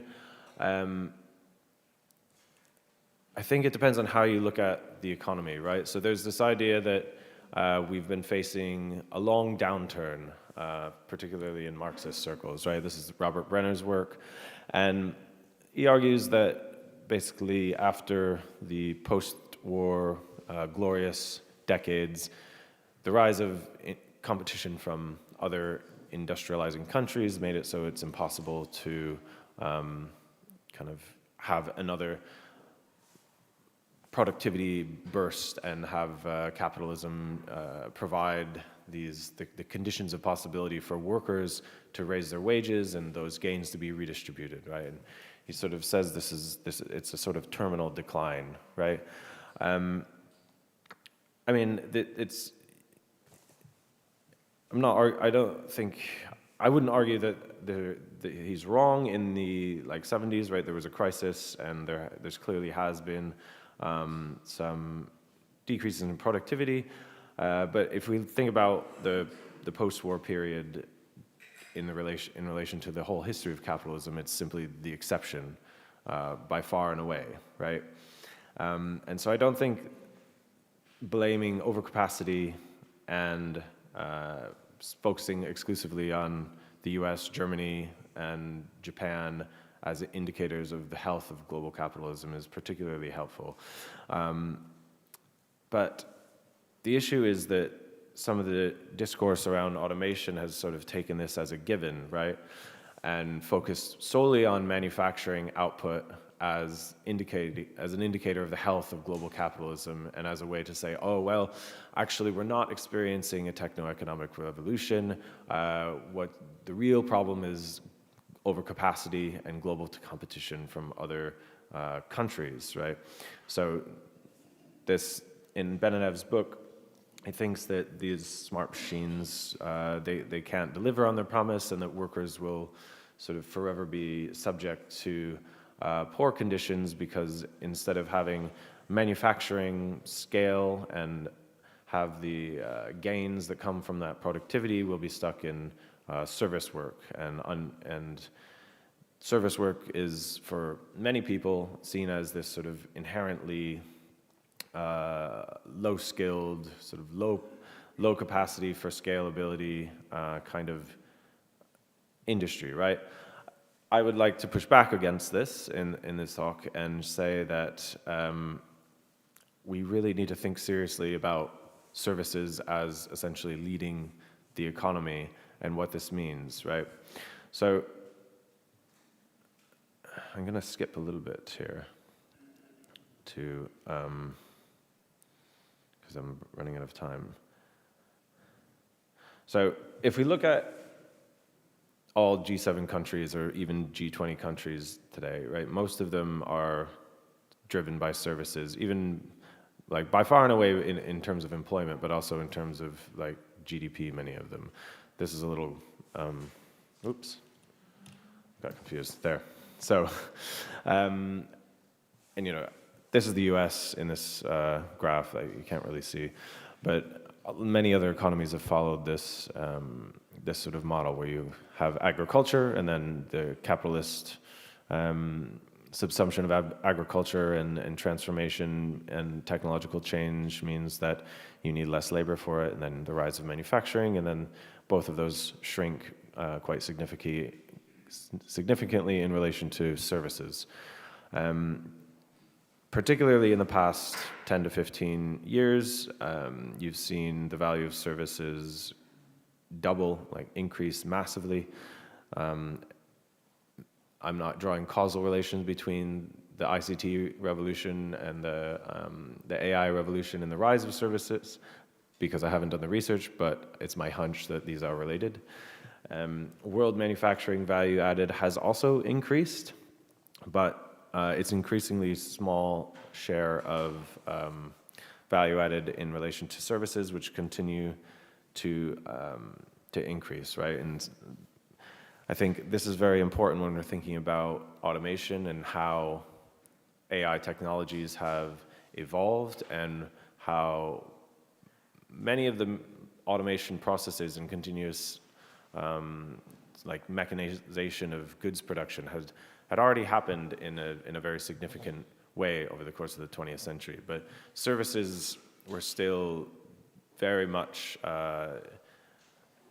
sort of resistant to this kind of automation, potentially because of low wages, but also because of the kinds of tasks that services required, right? They were non-routine, they were cognitive.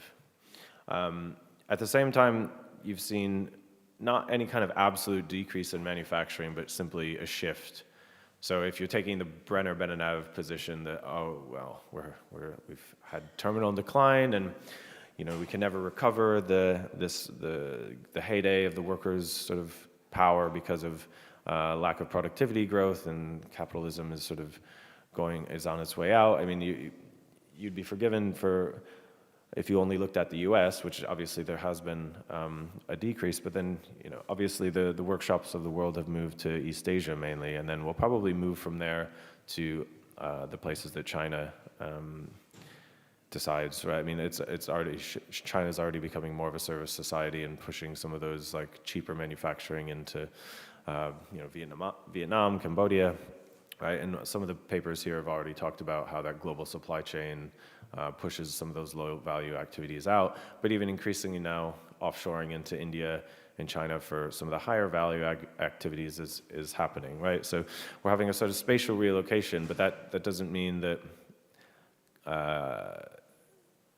advanced, rich, high-income countries suddenly have lost their capitalist growth engine, because we continue to see growth, right? And that's because of services. So I think in a lot of the things that I've read, it's still sort of assumed that industry is the growth engine, that manufacturing is the main thing to look at, particularly Marxist accounts. They're obsessed in a kind of physicalist way, which seems to me a bit outdated, right? Maybe you might disagree, but I think the main problems with this are, first of all, that assuming services is some sort of homogeneous set of activities, when actually it's extremely diverse and includes everything from transport to retail trade, education, healthcare, you know, real estate, even sometimes finance even, right? Financial services, right? And then two other issues which I think persist in a lot of the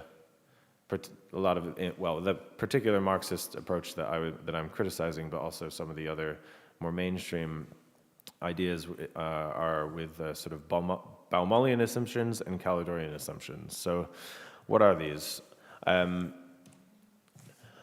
So Baumol, you know, forgive me if I'm boring you if you're an economist. Baumol divides the economy into two sectors: technologically progressive versus stagnant. Sectoral differences in productivity propel a shift of resources from more to less dynamic sectors. And then, these stagnant sectors absorb more labor because there are sort of inherent barriers to the sort of productivity enhancing technologies, right? So he was writing a lot of this stuff in like the middle of the 20th century, and most services, there was no automation, right? Baumol's cost disease is a thing that you see bandied about a lot because it assumes that services have low productivity potential, that they can't scale, and that the only way to increase profit margins is to compress wages or intensify work. So by proxy then, services are to blame for the stagnation of economies because as manufacturing increases its productivity, because there are, for some reason, no inherent barriers to it, it's all the labor goes into services, right? I think, obviously, in the context of our, recent techno-economic paradigm, this is very untenable and it doesn't really hold. And even people have done some research on this, but it's not the first issue, right? So there's a Baumol and there's Kaldor. And Kaldor, they sort of work together, right? So Kaldor maintains that manufacturing is unique due to its growth-inducing properties and capacity to scale. Am I doing okay? Okay. All manufacturing has to do is increase output to produce more efficiently, right? So this makes it the fundamental growth engine because of spillovers and networked effects, right? Which is funny because if you look at digital technologies, the part of the business model that is most crucial and has led to the rise of tech is its network effects and the exponential scalability, right? So maybe we need to rethink this sort of manufacturing as a growth engine, and also rethink looking at services and blaming them for a sort of secular stagnation, and thinking that we can't have productivity increases in services and can't refocus economies around services in the same way that we had it for manufacturing before, right? Before manufacturing, there was, agricultural, technological revolutions that reduced scarcity, right? There's no reason why the economy won't continue to develop, especially if you believe in a kind of Marxist approach to this assumption and, these sort of general laws of motion, why services won't provide growth engine, right? How am I doing for time here? I'm almost finished. So, yeah, I'm skipping over some of this stuff because, as well, like part of the Kaldorian framework is that services have all these inherent constraints that manufacturing doesn't. But obviously, if you look at supply chains and raw materials, this seems silly. So, one of the things I'm hoping to do more research on is kind of updating some of the disaggregation of analysis of services and their growth potential. Tippett and Bosworth did this in to be fair, it was right before the dot-com bubble, but they do show that empirically service industries, particularly those that had invested in ICT, had the most aggregate labor productivity growth in the US, that they grew far faster than manufacturing, and that they provided significant boosts to multi-factor productivity growth, right? So Baumol claims that services, by their very nature, don't allow for constant and cumulative increases in productivity through capital accumulation, so on and so forth.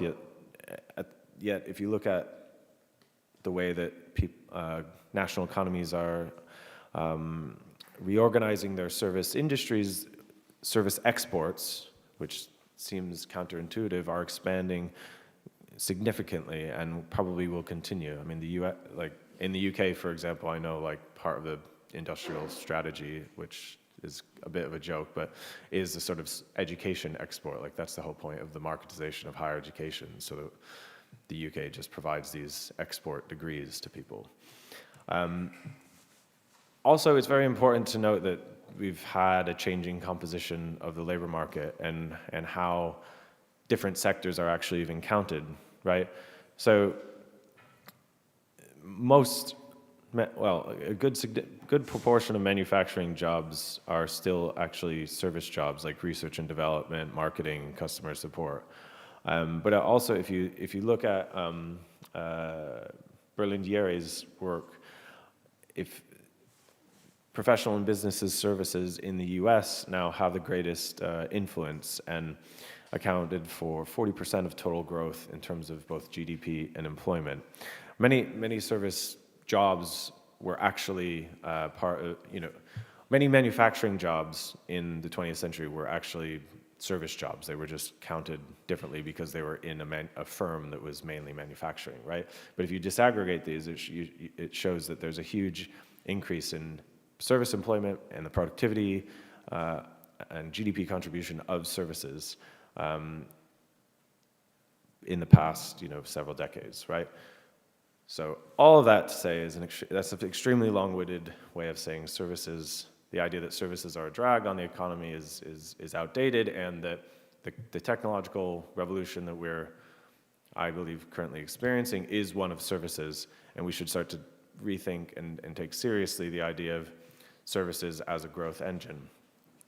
The last couple of things I want to say, if I have enough time, all right, sweet, great, are kind of another issue with this sort of Brenner-Bedenev approach, where we take overcapacity and think of global competition as being a sort of a drag or a barrier that we can't overcome. If you actually look at statistics on capacity utilization and taking into account ups and downs due to recessions, capacity utilization rates in the US and the Eurozone are at or above what's called the normal engineering rate, as defined by the OECD, until the year 2000, right? So this kind of blows apart the idea that we were ever in a long downturn, right?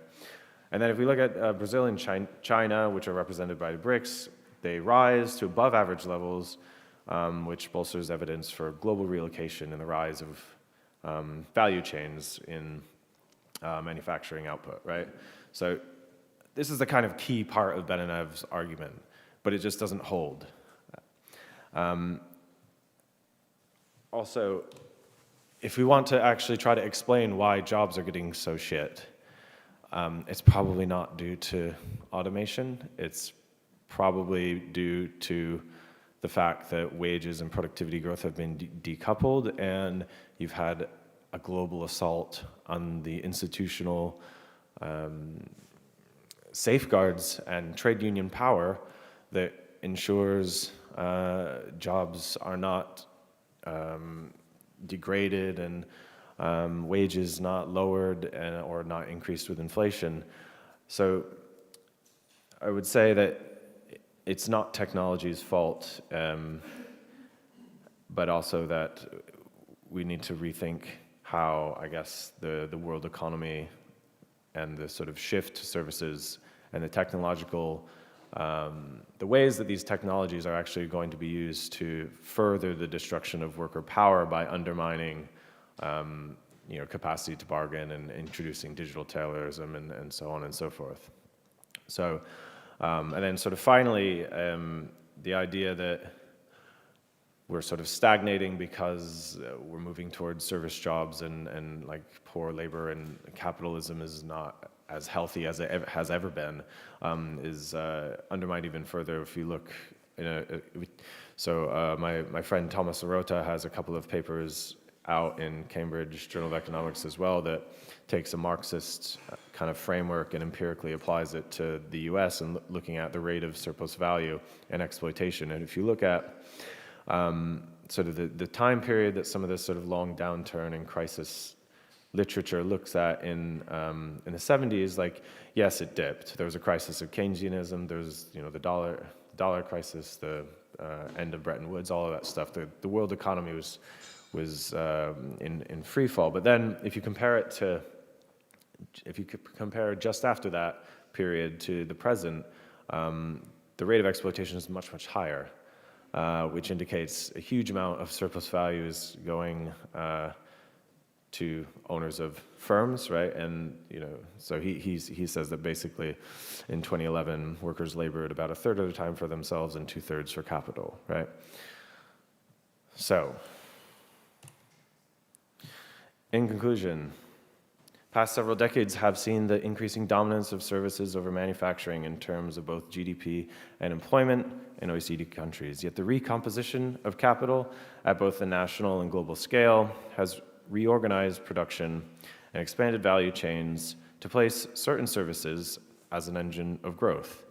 Technological change does play a role in these shifts, less than the automation messiness proposed, yet more than skeptics allow for. We should not take Solo's paradox from 1987 that you can see the computer age everywhere, but in the productivity statistics as given, because aggregate productivity growth has simply not matched the post-war boom. And it's also moved to services, right? Low wages do not indicate technological stagnation when available evidence only supports these claims at a level of aggregation that obscures the more complicated story about work and the difference between manufacturing and services as contributors to the economy. And yes, that's all. That's all from me. So hopefully we can have a little bit of a discussion about that.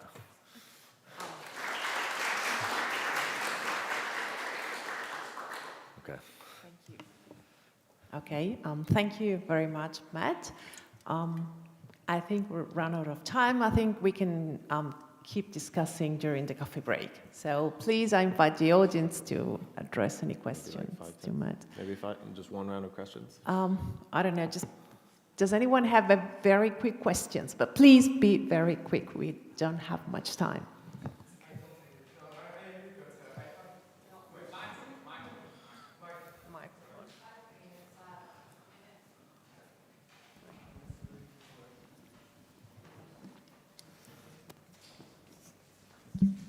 So very quickly, you say that service sector is possibly a motor of growth and accumulation, and also because it has been the object of investment of ICT technologies, of course. But how do you respond to the fact that in the case of the platform economy, it is a still very limited economic sector that employs a very limited amount of people? And also that it is a sector that loses continuously money, and we see also recently, due to the crisis of the Silicon Valley, massive layoffs, etc., etc. So is it just a bubble waiting to burst, or is it, well, as you say, a more general context of accumulation? Okay. Should I answer directly or take a couple? No. Okay. Hurry.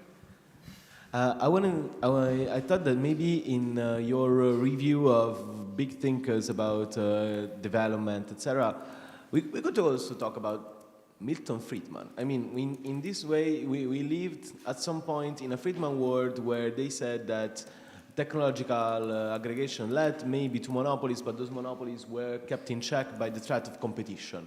This was the idea. Wrong. But at the same time, right now we have a totally different business model that leads to an enormous amount of bottlenecks because of the network effects we talked about. So what is, do you believe, the role of the concentration, increasing concentration of capital in this let's say not productivity decrease, but stagnation story in a way? Wait, I take. No, very quick. What do you think about, in the service sector, value added, how much is due to the finance? Sorry? Finance is a very strong service sector that creates value by just buying and selling things. And the second thing is, what do you think about the bullshit jobs theory of David Graeber in the service sector? Fast. Matt, I could agree with you on service being the new engine of growth, but I would just warn against the risk of a Western-centric view, and in my usual attempt to bring the global view on the plate, because yes, criticizing culture, fine, but it's not true that services are leading in the whole world. the manufacturing is still crucial for many countries. And second, issue of sustainability. Service-led growth is not sustainable. So careful with that. Okay, just Jorge, the very last question.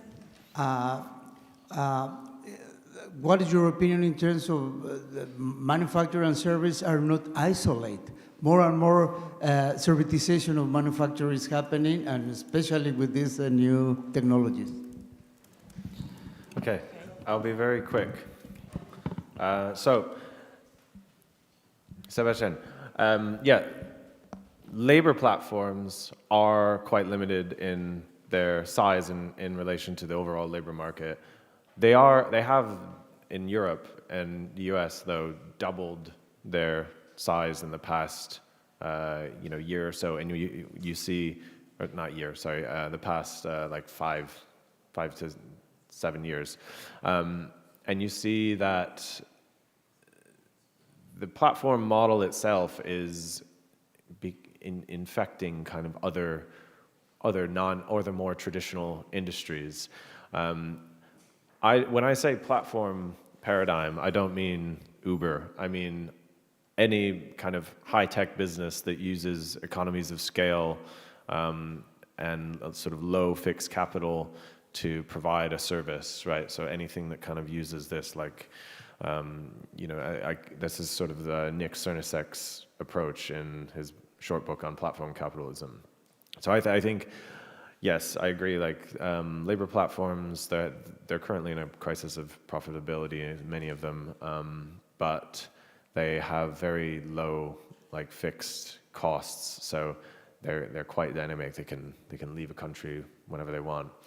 I would sort of wait and see how that works. But I think if we have a more broader conception of what the platform economy is, I think it's totally like pervasive in terms of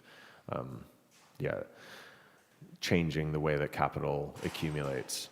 Bottlenecks, the role and concentration of capital. I mean, capital is just doing its normal thing, right? The tendency to monopolize will continue without, especially as you lift barriers and lift national protections, it will sort of continue. I do think there is a renationalization and a realization that actually, maybe globalization was a little bit of a mistake especially for certain countries. But I'm not really sure I can say much more on that. Is that answering your question, or? I think platforms do create more bottlenecks though, because obviously there's the platform itself, and they can be targets in that way. Like Uber is around the world, and that's also meant that Uber drivers around the world can organize together and coordinate internationally. So it's it's not all bad. Finance in the service sector, yes. So like in the paper, there's business services and financial services, and like you can separate them out. Like obviously, finance does play a very important role for capital. It can't, without the financial system, capitalism would collapse. You need capital to be reallocated and moved around. But in the UK is essentially a sort of finance services-driven rentier economy. I think perhaps the West and Western economies will probably be moving towards more like rentier kind of models if they aren't already. Bullshit job, but I do think it's important to separate finance from non-financial services, right? So I don't think I was including those in there, but it's in a paper, so you can look in more detail. I think bullshit jobs is a terrible concept and a bullshit theory and doesn't correspond empirically to reality. That's my position on that. It's a weird conspiratorial version of capitalism. There's a good paper by Alex Wood and some colleagues in Work, Employment, and Society that sort of empirically destroys this, and then plenty of other good critiques. Anton Jäger has one as well, a friend of mine. Western-centric views. I mean, I'm looking at part of the point of my talk is that like the sort of Brenner-Beninav approach is the Western-centric view. It just ignores China and India as like like huge manufacturing, but also services, huge service industries in those countries that will probably dominate the world in, several decades. So I think service-led growth is sustainable in that way, and it's just a natural progression of how capitalism evolves, right? It continually finds new markets, new activities to subsume into its process. Technological enhancements are then developed and rolled out, and that's, to me, it's just a continuation of that process. And yeah, I don't think manufacturing and services are isolated as well. And part of what I was trying to say is that they were sort of mashed together before services then were sort of really subsumed or kind of developed in a more capitalistic, more efficient kind of way. And now we can kind of analyze them a bit more separately. But yeah, you need services. Manufacturing needs services, and services needs manufacturing. Okay, is that good?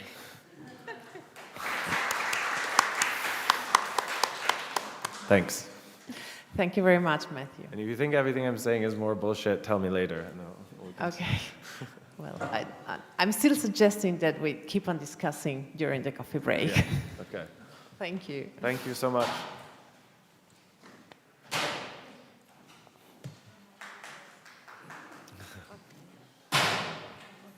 Yeah, that was good. Compromise. Yeah. Sorry.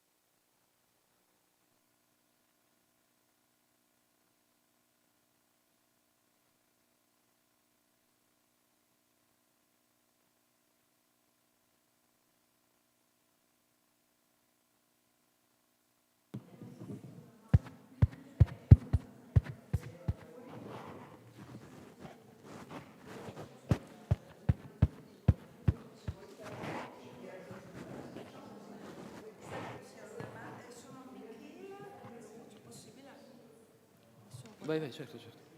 Allora, qua non abbiamo nessuno internauta. No.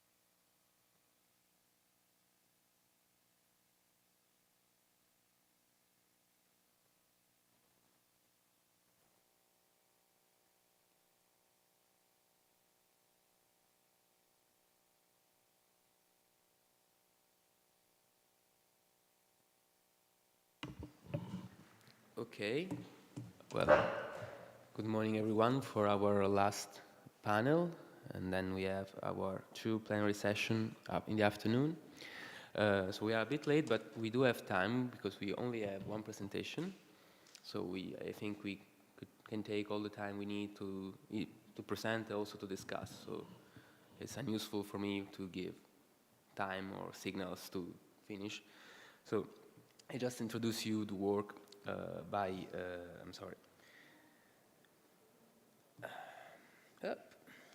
Sara Maggioli, who is here presenting, and Liliana Cunha from the University of Porto, which it seems a very interesting work to me because it finally, at least in this conference, intersect the perspective of technological change with the gender lens, and also from a different disciplinary point of view, because they both came from psychological background. So I think it would be really interesting for us to listen to your presentation. So I give you the floor.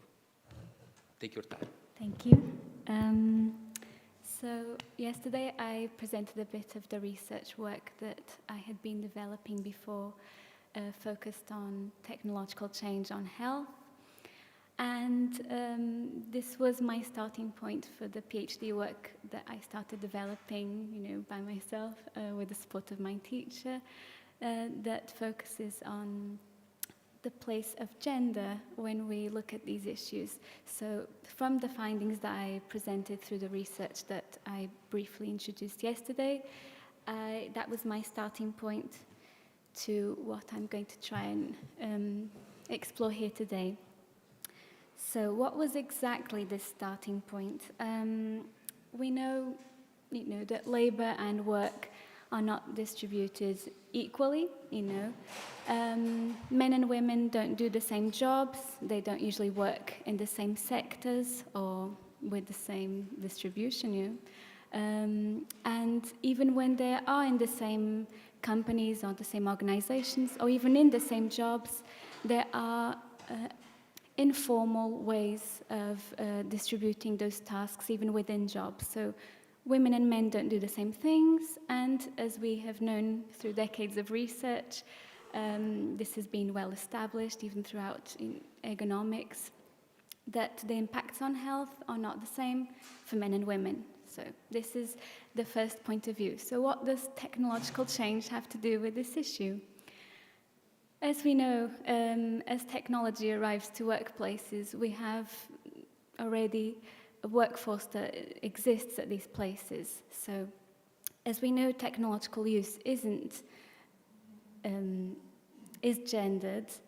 The fact that we assume that technology will automatically support health and well-being without actually exploring those differences in the use of technology by men and women makes us not realize exactly what these differences will be. So when technology arrives at workplaces that are already gendered and in sectors that are already gendered, this made me ask the question, so what exactly can we expect from these changes? Could technology be a potentiator to even dilute those barriers between men and women at work? Or can it potentiate the already large segregation that exists at work? So this was my main research question. And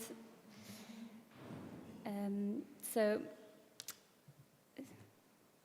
what I started doing to try to answer these questions, this is ongoing research, was that I developed a systematic literature review in which I explored exactly how is the gender dimension, this was my beginning point, so how is the gender dimension considered in the studies that are being made about Industry 4.0 technologies at work? And for this, of course, the studies had to consider the gender dimension somewhere. They had to consider Industry 4.0 technologies specifically, and they had to have workplace applicability, of course, being my perspective, a work psychology perspective. And so with the findings I obtained from this initial review, I crossed them with another pre-existing study that did a case study in the coke sector in Portugal. And this was to try and triangulate both of these findings so I could provide more concrete examples for the purpose of this presentation here today, although I will myself be conducting 2 different case studies from my research project, but I did not have those results here today. So this was what I already explained, my literature review, and then the analysis will be crossed with the results from another case study that had been previously developed. And what was interesting, this was my From another literature review I had done in the project before, I had found that there's this general depiction of workers as being neutral. So technologies arrive to a place, and usually in the studies, workers are not considered to be, they're considered to be ageless, genderless, and magic humans that are able to foresee any unpredictable situations at work. And so my findings from this review that I did now for my PhD work, this reinforced this idea, because I didn't find almost any articles that even consider gender in their results. I obtained from about 100 articles initially. When I filtered them out for the, by the purposes that I explained previously, I only had 16 articles left, which is very few articles for a literature review. And most of them were studying the impacts of technology on employment, so very predictive analysis, more economic-based analysis. And then I grouped them into these two main groups. So those labor predictions, and then activity, work-centered, more micro findings. So, as I just said, most of my findings were placed in the first group, and while I might be, this might be triggering a class full of economists, but in fact these predictive analyses have fragilities, because in terms of actual working conditions, they don't give us much results, and they look at sector division by gender. They look at the type of tasks that are being done to come out with the answer of who will suffer the most in the face of these ever-changing workplaces. So with technological change, who will lose the most jobs? Is it women or men? This was basically the question that was answered through these studies and the main focus of them. However, there have been lots of criticisms even to some of the frameworks which are used to do those studies, such as the Freya-Nussbaum framework, as we know, has been highly criticized, and even this conceptualization of tasks of being routine work and low cognitive tasks. There's also been lots of research in the area of sociology and work psychology regarding the fact that when we actually look at these jobs in real contexts, we find out that they are not so easily possible to automate as one would like to predict. And Sabrine Pfeiffer has lots of work on this and criticizing precisely those types of the frameworks as proposed by Freya-Nussbaum that also support this argument. So, on the other hand, and this was what I was looking for the most, I only had 4 studies left for my second group of articles, which meant that I had I only had articles focusing on ergonomic support tools, so workplace-based and contextual-based, but not really focused on work activity, and gender was considered more as a socio-demographic variable and not exactly as other potentiated for working conditions. And on the other hand, I had a health monitoring device that also was developing a debias technique for AI, which was particularly interesting. And lastly, I had something that was much closer to what I was looking for, which was an ethnographic analysis of settings that are considered dirty and dangerous, and that they looked into the socio-technical factors that were changing the nature of work.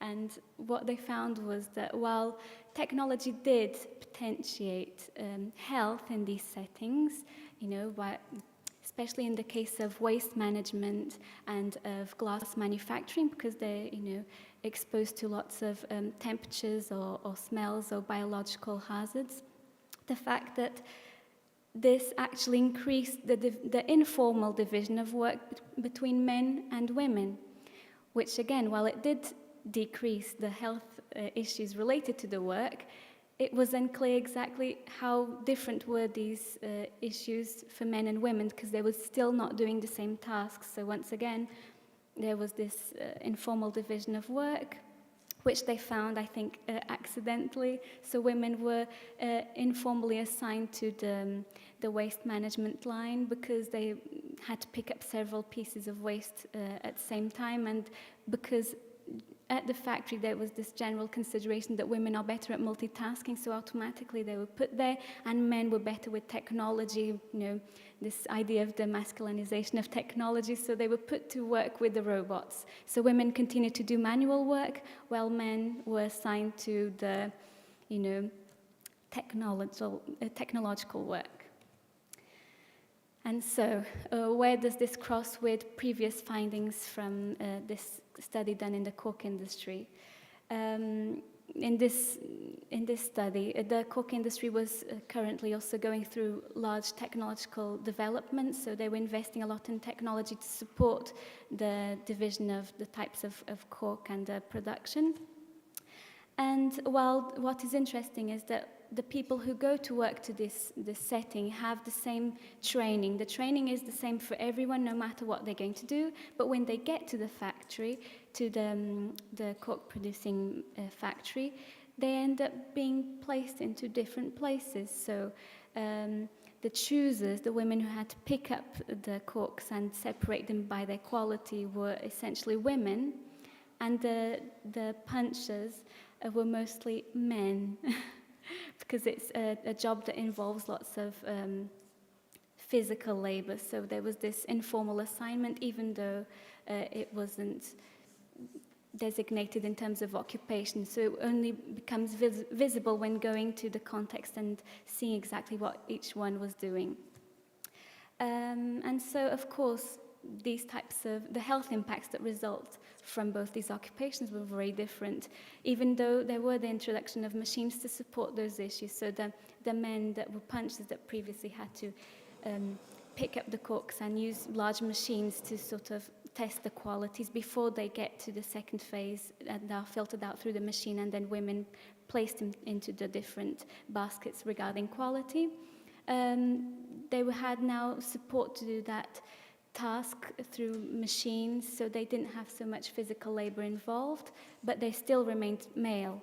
And then the choosers remained female. And I don't know if you have ever seen a context of cork production, but people who are, in this case, the female choosers, they have to sniff each cork to test out the quality, and this, is results in lots of consequences for lung health and lots of issues related to breathing. So, and the types of impacts they were both exposed to were very different. And so, of course, the results I'm presenting here today are very contextual. So, of course, my main argument is how technological change can't be seen as something that's homogeneous. If then we go to the context and this happens in such specific ways and with such different particularities, we have to go and develop case studies to understand the necessities of each context and the type of consequences for health that those changes are producing as well.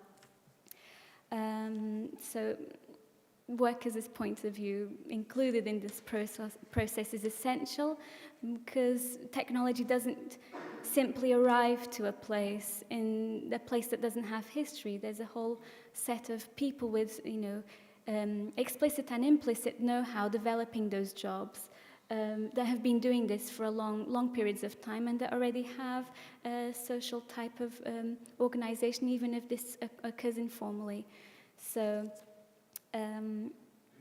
this is the idea of this research, is to, through work-centered analysis of perceptions on technology, technological use, understanding the process of instrumentalization of technology as well. As we know, this is also crossed by several social and cognitive dimensions. We should look at technology as David Nye puts it, and I really like his take on technology. He sees it as a social construct with social and political repercussions. So this is my final remark. If you have any questions. Thank you very much, Sara. Your presentation will be discussed by Emanuele Leonardi from University of Bologna. And Emanuele, you can take your time too, because we are not in a hurry. I'll do my best. Thank you so much, Sara, and thank you so much, Angelo, for chairing this session. One thing first, I fully agree that an intersectional perspective is needed to expand the collective reflections we are doing today.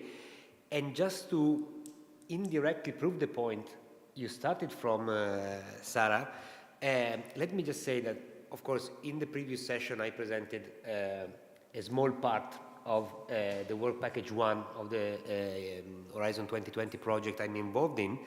And so the idea was to look at how labor, literature, and circular economy literature interacted. But the other two tasks were actually to see if gender perspective and environmental justice perspectives were interacting with circular economy literature. And of course, we produced the 3 reports, which are now published and available, and I presented one of them a few minutes ago. But then, one of the things we didn't reflect upon is that even us weren't able to properly address the interconnections between, like, labor literature looking at circular economy is basically gender blind and environmental justice blind, and vice versa, the same goes with gender. And so this somehow disembodied figure of the worker of the technology, I would say indirectly I can actually confirm that as our own blindness. So I really, I surely read the full paper and try to discuss this with my colleagues. So basically, given the fact that in the literature review there weren't that many articles, and somehow, especially when it came to the gender perspective on circular economy, our group had the same problem. So we had to reflect. The main finding was a lack of presence of literature in general. If for labor the point was there are a lot of articles, but then mostly those articles assume a quantitative perspective. So in the gender case it was just like a lack of articles. But I would say probably for us at least the main takeaway for me is let's try to problematize this respective blindness in our own research. And then the 2 questions I want to pose, Sara, before, of course, having read the whole paper, the published one, which I will get to, is we were discussing before informally, because this workers' voice or workers' point of view can be at least partly assumed to be provided by unions, and you were telling me it wasn't that easy to involve them. So if you want to expand a little bit of how you plan to get them involved, if there are, in the case studies you are assuming you are going to be working on, you said they already have a reflection on these issues, and so maybe it's not necessarily just the unions you can address, but maybe informal groups of workers or grassroots initiatives.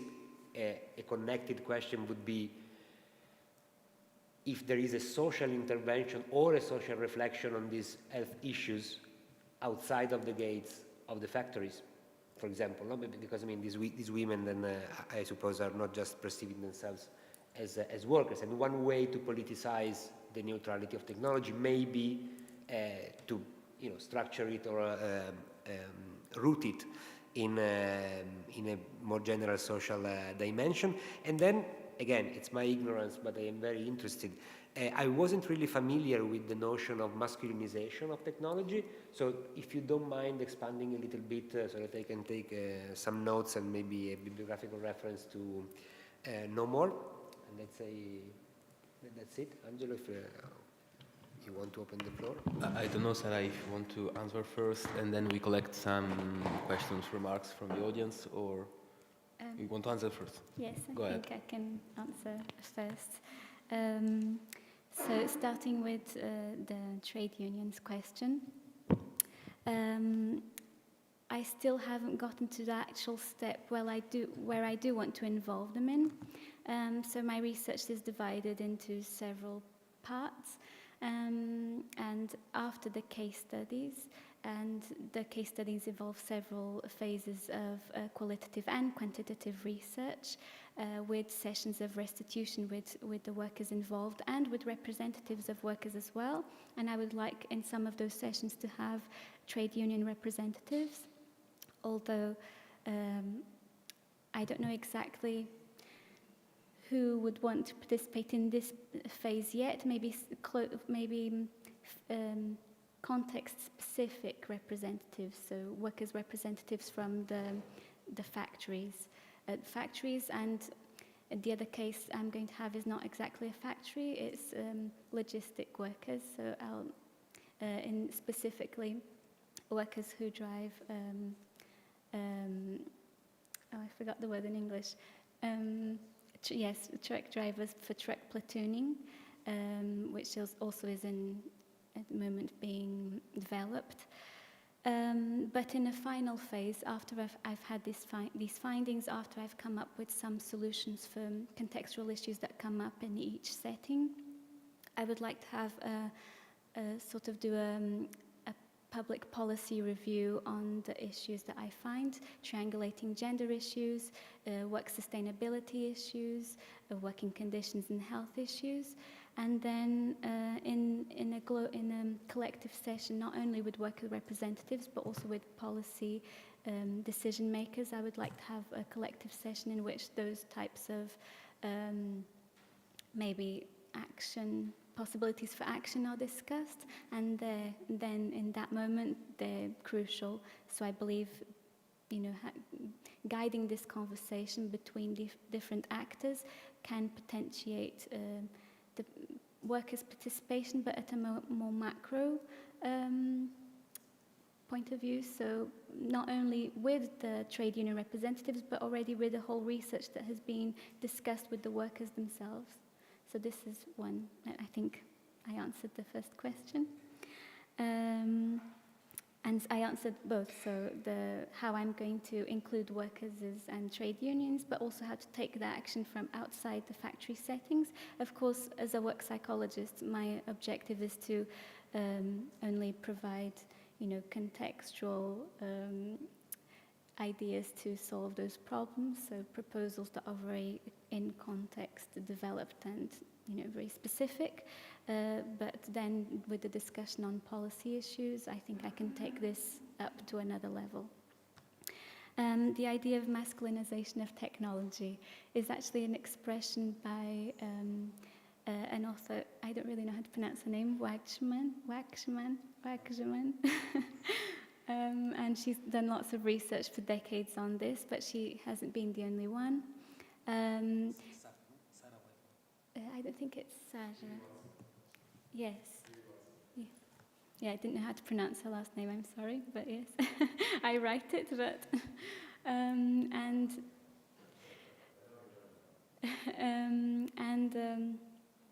She came up with this expression, at least in her work, that I also became familiar with the expression. But the idea is that technology is developed usually by men, assuming also a gender-neutral perspective, and lots of research have supported this argument that, and there's even a book called Invisible Women that does a whole trajectory of the issues related to viewing technology as neutral, not just for work settings, but societal-wide. They argue how when technology is assumed to be neutral, and I think maybe providing just an example to be easier to understand, and not just an industrial example, but even for cars.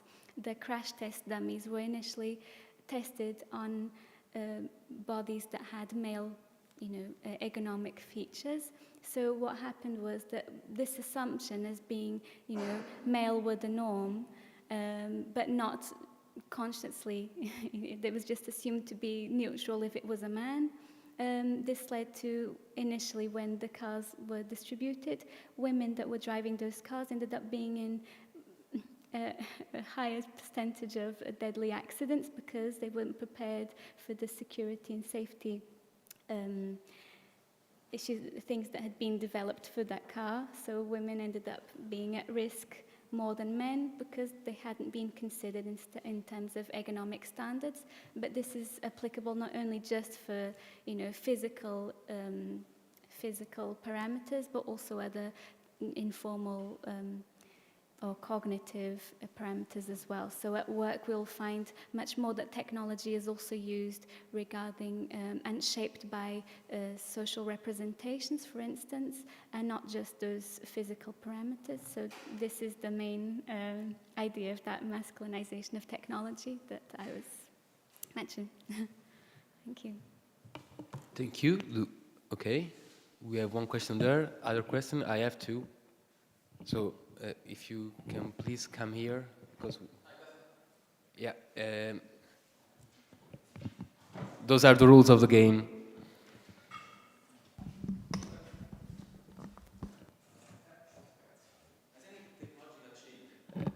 Can you please open it up? Otherwise, okay. As any technological change, automation creates, destroy jobs and create jobs. In my that's an impression that basically the literature you presented focuses a lot on the risk of automation, no? So on the side of job destruction. However, there is a huge issue of job creation. And this is not neutral from the 2 points of view. First, from the approach you have to propose in terms of which are the further direction of investigation. Since if you look at places where new technologies are adopted, you basically focus on substitution effects.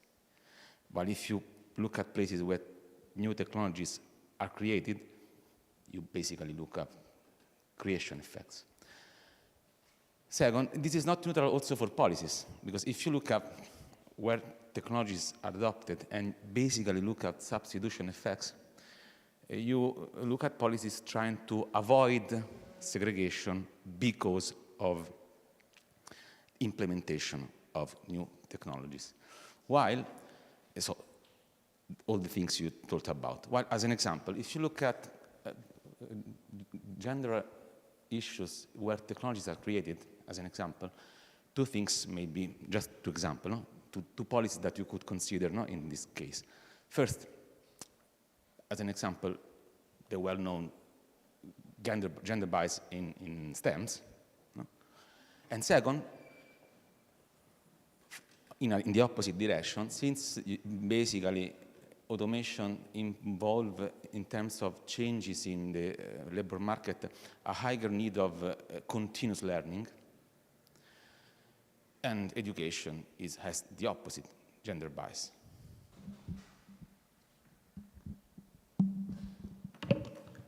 Do we have other questions? I'll make mine. First of all, thank you very much. Very interesting presentation. It's an issue that, I mean, people who study, especially factories and industrial jobs, industrial work, are not very often confronted to, but when they are, they discover many things. And there are two things I wanted to ask. First one, you spoke a lot about both external segregation on the labor market, but also segregation within firms, so segregation within the internal labor market. And you well said that basically, especially within the manufacturing, so we have had somehow in the last 20, 30 years, a small process of partial feminization of industry jobs, in manufacturing jobs. So at least, I mean, for instance, in Italy, right now, 20% of the manufacturing jobs are held by women. It was not the case in the 60s or 70s. Well, it's very different country by country. For instance, in France it's less, but in Germany it's more, I think. But okay, so we have had this process. And when women entered factories, basically, as you said, EV jobs were given to men, and women were mostly employed on, for instance, assembly lines and doing the most repetitive, boring, and annoying tasks.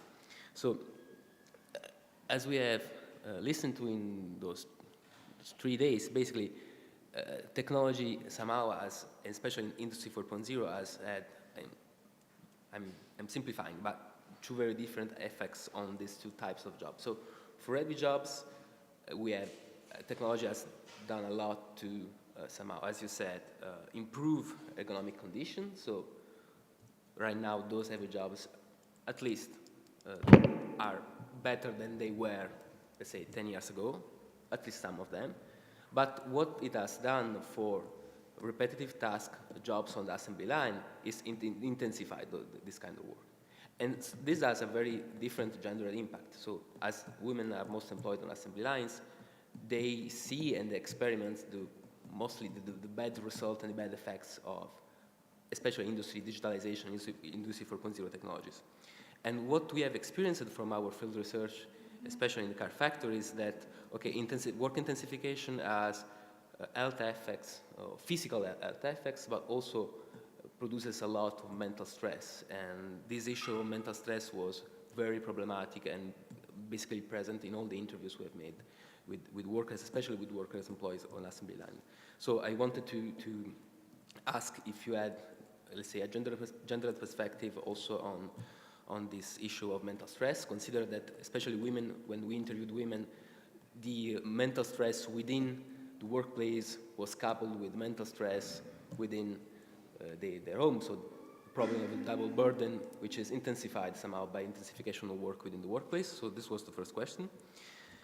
The second one is, I think when we take into account the gender perspective within the workplaces, we are confronted, especially a labor sociologist or labor psychologist, we are confronted to a problematic which is difficult to address, which is, let's say, workers can behave badly.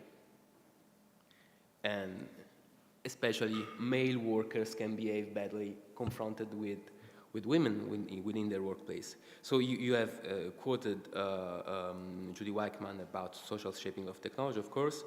And so a problem, of course, there is a problem of the gendered difference in the gendered shaping of technology and the problem of masculinization of technology. But then there is also the problem of the use of this technology when it is implemented within the workplace. And I was thinking of a work which is right now quite old, by Cinzia Cockburn, which is this English feminist sociologist. The name of the book is Brothers, Male Dominance and Technological Change, which focused on how workers within the printing industry, if I remember correctly, so those workers who printed papers, books, etc., somehow used those technology to keep women away from most qualified, from the industry first, and then from most qualified jobs.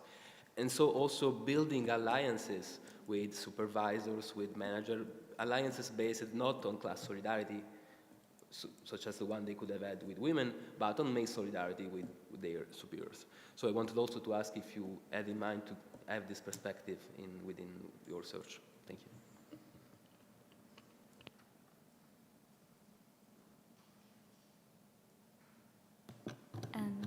So maybe I'll start by answering the first question. I didn't exactly understand what was the question, more of the suggestion of including these, first of understanding that when these labor perspectives on employment include the gender dimension, it is as, to potentiate, to understand the possibilities and to predict risks, and I fully understand that. The problem is that sometimes looking at these issues in a simplistic manner, and I know the purposes of these, great analysis with very big data to try and understand those risks are very important, but in concrete context, sometimes they frighten us more than actual inform us about those risks in terms of workers' health, especially, and it tells us who might lose their job, but this doesn't always happen exactly according to those predictions, as we also know, even by David Orta's work. So although I have considered this issue, of course, in terms of education as being also potentiated to reduce those biases in STEM disciplines, and also as an enabler to try and reduce those inequalities even in terms of technological creation and implementation at work. But yes, I've been considering this. It's just that my perspective draws from some of these main big ideas, but it's more work specific. So I try to look at how exactly does this have repercussions in terms of specific work context, but I will consider that, so thank you. I don't know if that answers the question exactly.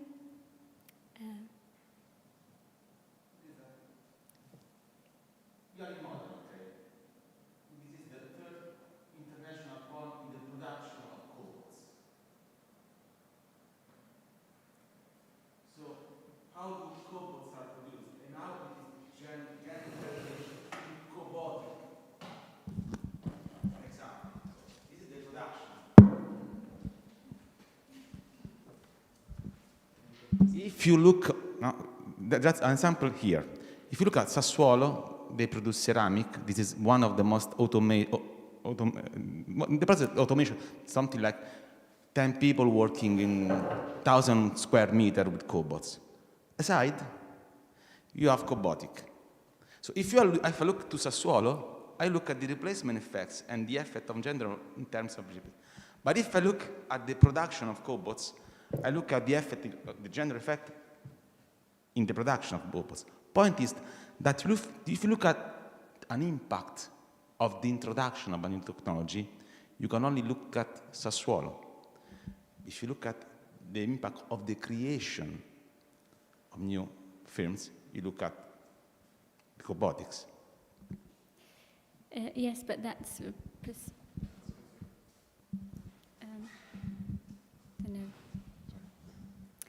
that's precisely the point, is that yes, we can look at those risks and have the potentiators of the opposite effect as well, but if we're looking at it, we have to look at how these technologies are created, how the cobots are conceived, created, and by who, and with what ideals, and with what purposes.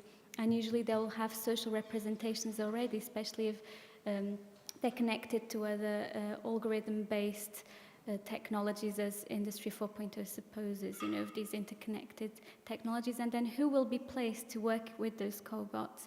That sometimes isn't something that we can predict through labor indicators. Sometimes they're context specificities that then will make those impacts slightly different. So this will maybe be one of those arguments. I don't know if you were going to say something about this first, or if I can... Matteo, if you want. Okay. So,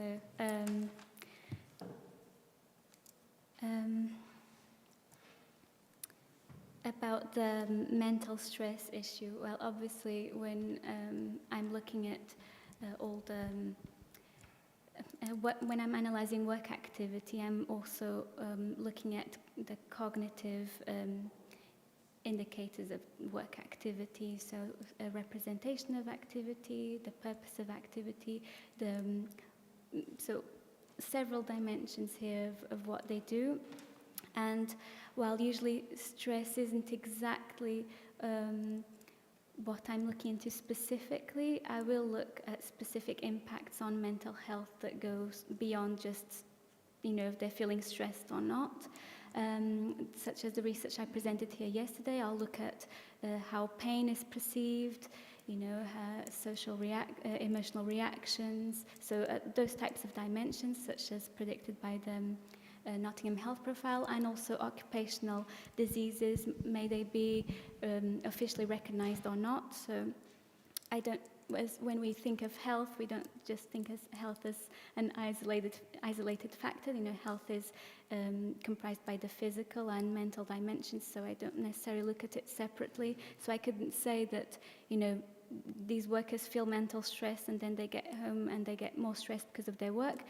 Of course, this is true, but it's just beyond that. It's much more complex. Is what exactly do they feel and why, and how this sometimes, for example, a dimension that I've come across as being really important to understanding health impacts is a recognition at work. So when workers, you know, they put in a lot of effort in their work, they suffer to do their work, they've got years and years of accumulating risks related to their work and health impacts that result from it. And when there is a lack of recognition as well, which is a, you know, not a physical dimension, is a cognitive dimension, this enables workers to ease their pain related to work. Because when that happens, and there's a psychiatrist that does a lot of work on this called Dejour, if you want to look at that work as well. And he says that when workers feel recognized, their efforts are given a purpose. When they're not, this doesn't happen, so it continues to accumulate and ends up being an extra burden for, in terms of impacts on health. And this second study, I haven't read the book that you mentioned, which I'm very much going to read, but Karen Messing has done a lot of work on this, and she's got a book called Bent Out of Shape, and she describes exactly what you were mentioning as well, but in other settings. So when workers, you know, do this allied to each other and end up creating forms of domination at work that exclude certain workers, and that this is very much gender biased. She did a study in a setting where they would, it's a factory setting, but the logistics part of the factory setting. And what happened there was that while male workers were again informally assigned to deal with, you know, the big packages, putting those away and managing, you know, the heavy weights, women were again assigned to other type of tasks, which were seen as, you know, not so, you know, picking up the smaller packages. But what happened was when they implemented technology to help with the larger packages, so what happened was that men only rarely had to actually deal with heavy weights, and women were chronically exposed to the dealing with weights. And plus, what happened was precisely that social phenomena you talked about. So men would, they refused the entry of women in this context, which was previously male-dominated. So they would create forms of exclusion by not telling them when someone would phone assigning tasks. So women didn't know what they had to do. They had to create ways of, you know, going around this and having to contact people directly to find out what was the message, because they were being excluded by their male colleagues.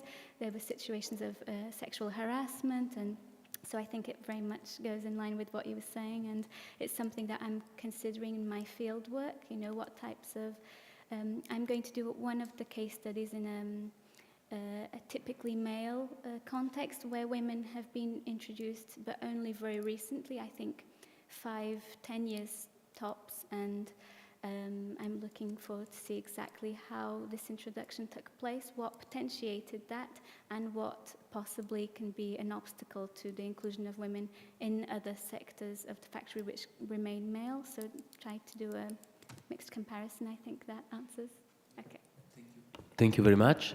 And we had a comment, a question by Matthew down there. Yeah, no, thanks for your talk. So sort of a comment and a question, I guess. I mean, you can look at the history of technology as the history of reproducing gender biases, right? I mean, whether it's manufacturing chips and like computer chips across the border in California or in Mexico, you know, in maquiladoras, or going back to, you know, the erasure of women engineers in the space program, and, you know, computers were basically like women doing punch cards back in the day, right? So if we sort of accept technology is socially shaped, it's also path dependent. so innovation, design, and diffusion will all be influenced by who is part of this process and what kind of values they hold, right? I'm sort of thinking, maybe you can't answer this or it's too difficult a question, but what is the solution to the ongoing gendered reproduction or the ongoing reproduction of gender segregation and bias, right? Recognizing it and correcting it is important, you know, as we have like many ex-Google employees and AI researchers who've tried to sort of reverse engineer the baked-in biases of those technologies. But surely, if we want to more seriously counter that gendered, like the reproduction of patriarchal biases and problems, then the question of socially, how technology is socially shaped must go beyond the labor process in the workplace itself, right? So if we take that as a given, then perhaps analysis or even solutions and policy solutions need to think a little bit beyond just kind of the micro level of the workplace and more towards, you know, look at what societies have the least horizontal and vertical segregation of the labor market, the least gender bias or gender pay gap, and so on. I was wondering what you thought about this. So those societies are also basically the ones that provide the most robust support for child rearing, so like paternity leave and so on and so forth. Yes, obviously those social policies are very important. Well, obviously I don't have the key to this problem. First, I want to understand exactly how it occurs because, as you mentioned, I think acknowledging it as a problem is the first step. And until now, it seems to just, you know, while the UN has the sustainability goals focused on reducing inequality, then when it comes to Industry 4.0, it seems like suddenly everyone's blind to this issue as not being, you know, something that's important socially. And so I think firstly recognizing that it is an issue and having answers about how it can occur in real work context. That's why I'm so focused on case studies, because we have to understand how it takes place and to provide what I believe to be the argument of this technology not being transferable. You know, it can't just be conceived distant from where it will be applied to and so far away from who will use it. When it gets to the places people use it in different ways, and there are so many dimensions that cross that use that's contextual, that I think starting from the bottom might be, you know, a good, you know, indicator to how these things occur, to build a richer argument. If we do several case studies that study these issues in real context, then we can take this up to another level. Because if we're just looking at policy issues and then don't understand how it actually occurs and what informal factors can have can play in this, you know, division, I think that's my perspective on that. So, thank you.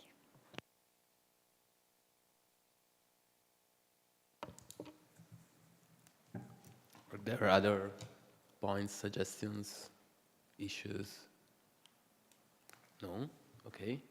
So it was nice to listen to your presentation and most of all to have the time and the opportunity to discuss it deeply and calmly. And so right now we have lunch in 15 minutes and see you there. Thank you.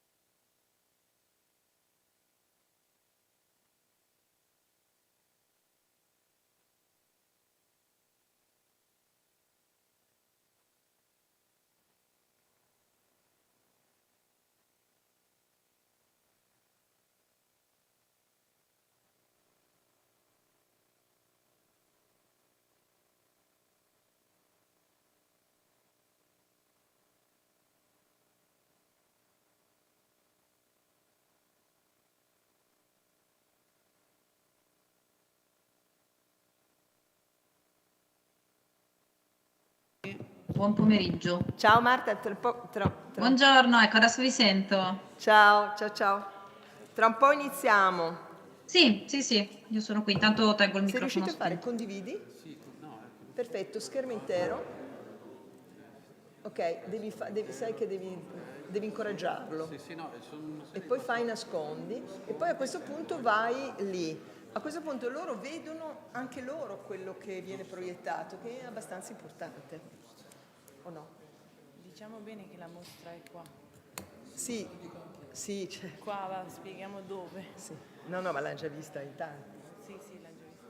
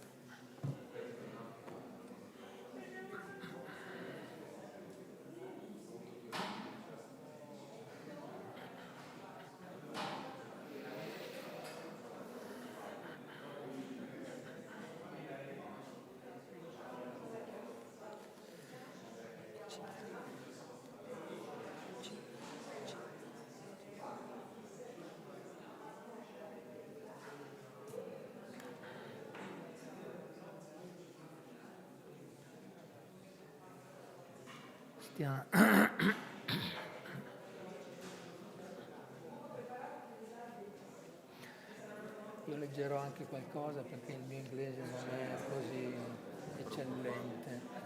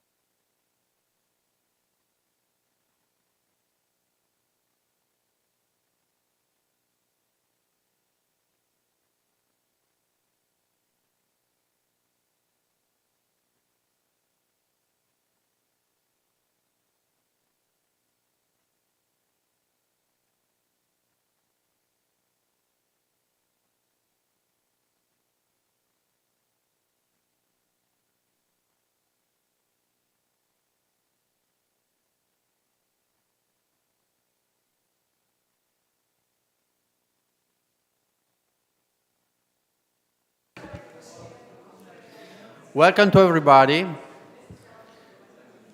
We can start the plenary session of the afternoon. And I'm really happy because today we have a round table and the title is Jobs, Forms and Spaces of Work. We have a great opportunity to speak, to listen and speak with authors and curators of an interdisciplinary investigation on the territory of the region, Emilia Romagna. And so we have this opportunity. We can speak with them, listen what they can tell about their research, interdisciplinary research, and I invite you to have a look of the exposition we have in our department that is part of the research. So, welcome to William Guerrieri, the founder of the Cultural Association Linea di Confine. Welcome to Federico Zanfi and Cristiana Mattioli of Polytechnic of Milan. And connected online, welcome to Marta De Marchi and Michela Pace of UAB University of Venice. So I leave the floor immediately to William Guerrieri, and the floor is yours. Good evening.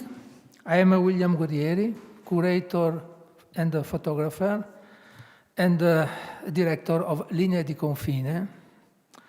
I want to thank Margherita Russo for her kind invitation to introduce the photographic research project Jobs, Forms and Spaces at Work that you can see at the first floor of this building. I don't know how many of you saw the photographs of this exhibition. Many images are made about Industry 4.0, and so why the images made for our research jobs are different and could be interesting for us. And in general, the photograph can help us to understand the new forms of work and the spaces of the production.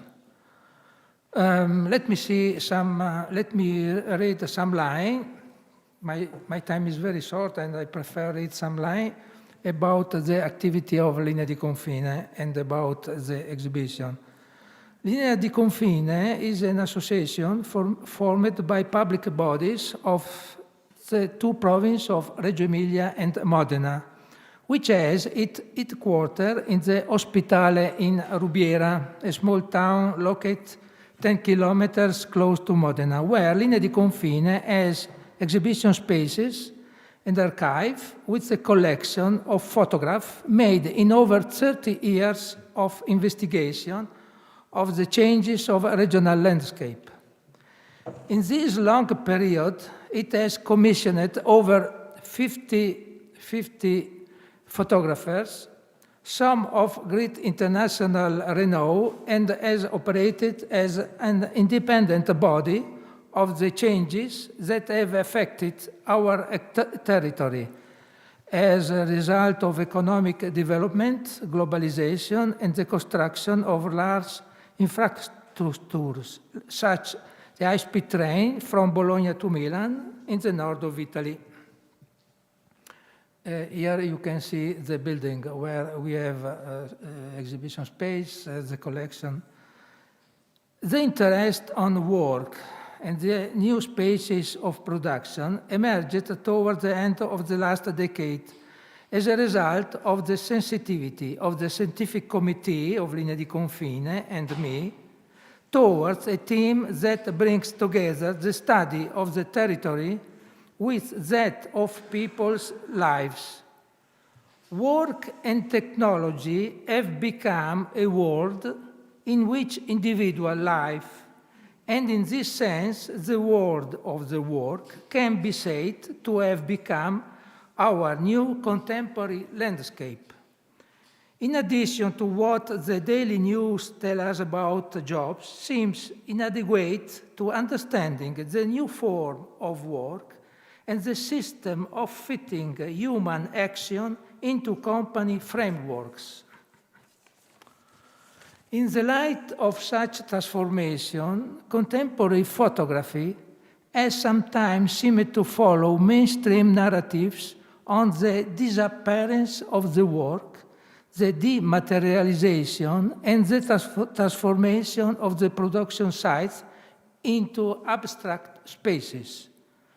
While admitting the difficulty of making new and sometimes elusive phenomena visible through photography, it was important for us to try to understand what's happened in the recent decades in Emilia manufacturing. We began to define our research project in 2019 with the first exhibition of photographic works that express a different artistic position.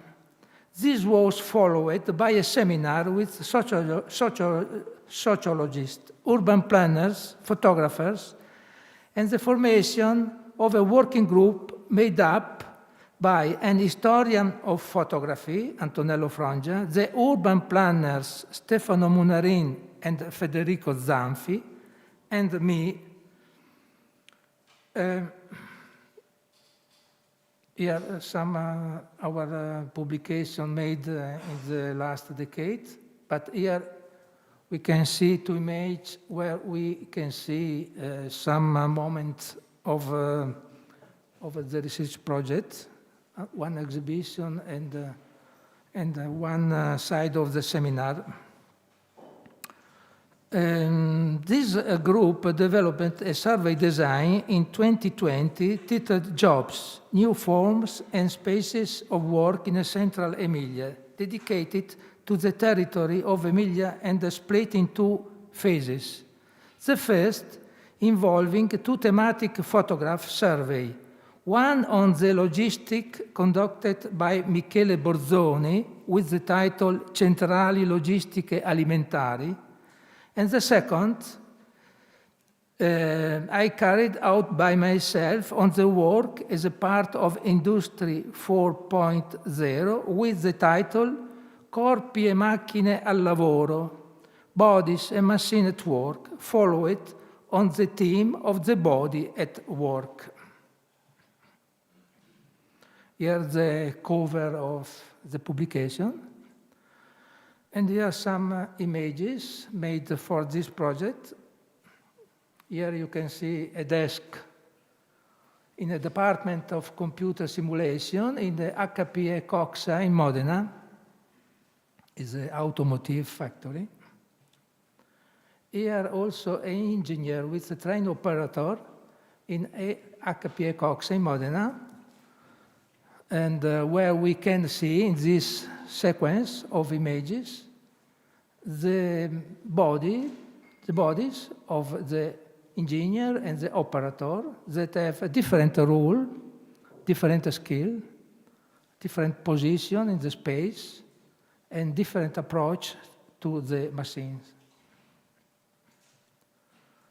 Here again a picture about a programmer in a different industry.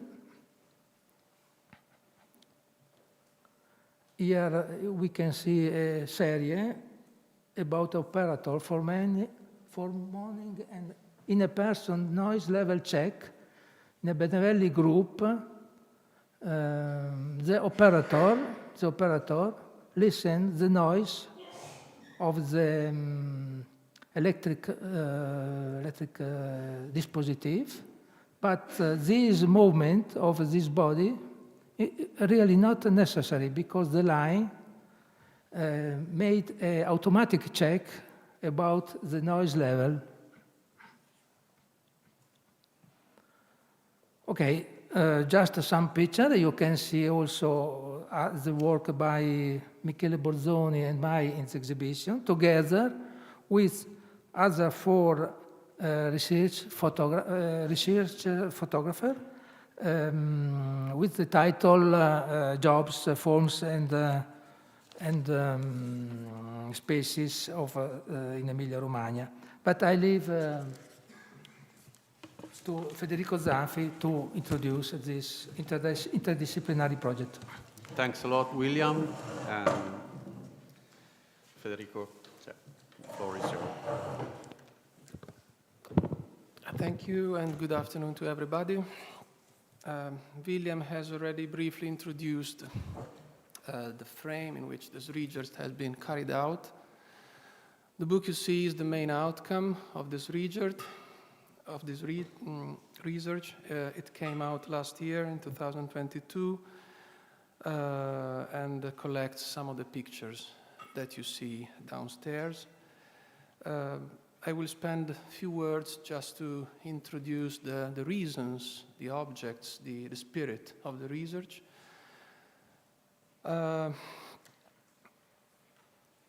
I just show you the frontispiece of the book, and I invite you to pay attention to 3 words which appear in the title and in the subtitle that I will use to bring you inside the project. The first one is interdisciplinarity.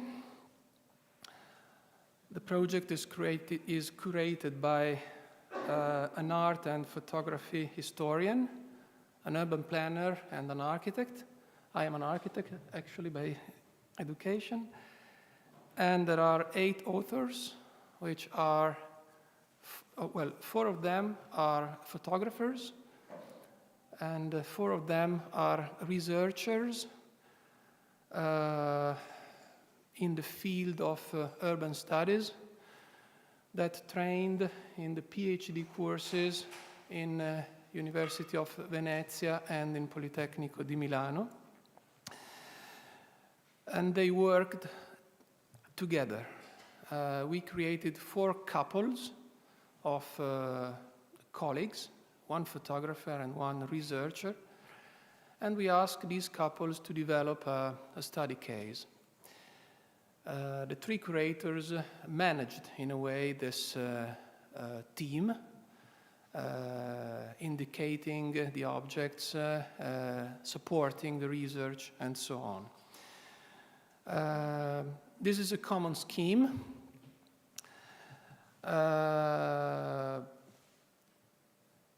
It developed in the wake of previous investigations, which developed since 1990s, that probably you know. In those years, there was an important series of campaigns of photography, some of them supported by public institutions in the whole Europe, in Italy as well.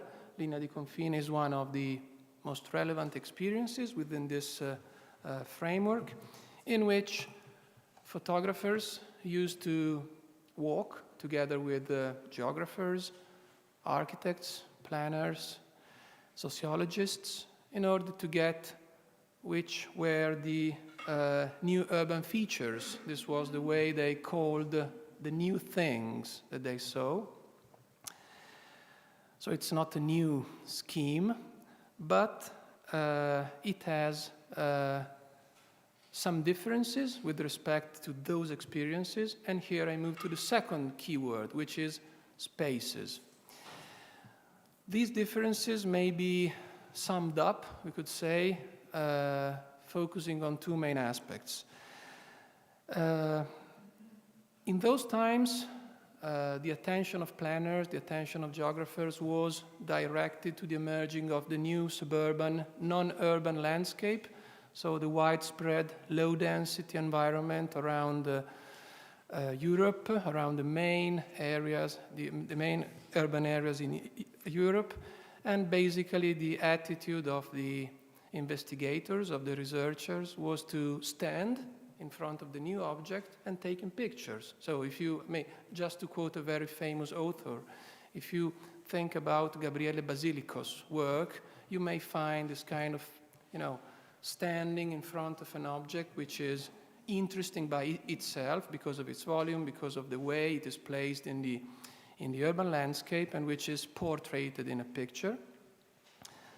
Today, after the wake of urban development, which arrested in 2008, in the framework of new imbalances arising between central and peripheral areas, with the loss of value which hit a lot of the heritage of the middle class, as well as many productive infrastructures. If you would adopt the same attention, probably we would not get what is relevant today. One of the positions of this book is that we have to get inside. We have to enter these buildings in order to perceive something which has changed. In many cases, the buildings are there as they were there in 1990s, but what is inside radically changed, and this act of going inside requires much effort, requires much work, and is what we try to do. The second aspect is that when you go inside, when you meet people, when you meet owners, when you meet workers, and you start talking with them, in a way you extend the point of view, so it's not only about present, but it's kind of perspective, attention that extends over time and which reconstruct stories which brought to the present state of things. So fieldwork becomes a sort of biography and narrative of the buildings. The Tecnopolo in Reggio Emilia, which comes out of the transformation of the Officine Meccaniche Reggiane, is a key example, but many others can be found in the cases that we investigated. And then we come to the third keyword, which is Central Emilia. The area we put under scrutiny is a stretch of land of some 100 kilometers between the city of Parma, Reggio Emilia, Bologna, Modena. It includes also some minor city and some industrial district. It is kept together by a very complex infrastructural thing, which is constituted by the historic railway, Milan-Bologna, of course the historic Emilia road, which dates back to 2,000 years, the A1 motorway, which is a fact built around 1950s, and also the more recent high-speed railway from Milano to Bologna as well. This area has been the main character of a very influent narrative about production, about work. It has been studied by relevant scholars in the past. It is here that the idea of productive decentralization and social integration somehow gained momentum and was then adopted to describe other diffused industrialization phenomena happening all around Italy. And today constitutes the southern side of what has been called by some analysts the new industrial triangle, so a shape which has its corners in Milano, in Bologna, and somewhere in central Veneto, which gathers some of the most dynamic economic regions of the whole Europe, and which is somehow redefining the economic geography of the country. It is a very dynamic area with very advanced industrial plants, where innovation in Industry 4.0 took place a lot, in which acquisitions of local plants by foreign companies also happened frequently in the last decades. It is somehow a phenomenon of maturation of old industrial districts, which has, of course, some major spatial, social, and environmental implications. So congestion, pollution, rates of agricultural land consumption here are amongst the highest nationwide, and the consequences are dramatically portrayed in these days by what our friends and neighbors in Bologna and Romagna region are living. So we thought that using this area, thanks to its complexity, thanks to its history, thanks to the fact that it has been studied by economists and geographers a lot, could constitute a good testing opportunity to innovate description tools. We are, planners and photographers, so we are interested in the way territory can be described, in the way new things of the territory can be portrayed. And well, we thought that for these reasons, Central Emilia could be a good case. And we also thought that it could be important to stay here to document these emerging phenomena by, I could say, by going beyond certain mainstream, reassuring, generic, covering narratives, which below the umbrella of creativity, green innovation, attractiveness, forget to tell about some counter field which affects the emerging of imbalances between more central and more peripheral territories, the effects on work produced by the automation, the environmental consequences of all that. So, within this frame, we selected a series of study cases, which are the red points that you see here, and which constitute the body of the book. The body of the book is constituted by study cases. One refers to Bologna Interporto and deals with the logistics. Another one deals with the packaging valley between the provinces of Parma and Bologna. The third deals with the industrial district of Sassuolo. And the fourth focuses on advanced tertiary sector and focuses on the innovation park in Reggio Emilia.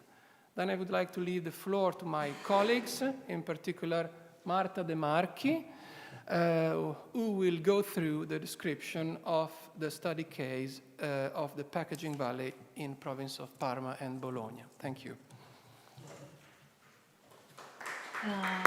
Thank you. Thank you, Just William, and thank you, Federico. Let me know if I can share. Yes, of course. Now you can. Okay. Thank you. Okay. Okay. So thank you again to William and Federico for the introduction, and thank you all for the invitation and for being here. I also will help myself with a small text in order to not overstep the time, because I think that it's much better to leave some time for discussion. So yes, you can see from the title that the main focus I have been looking at with photographer Nicola Panzeri has been the agro-food packaging supply chain, which is obviously fundamental in an area that is characterized by very important food production and processing industry sector that are relevant, as we all know, both at the national and in the global scene.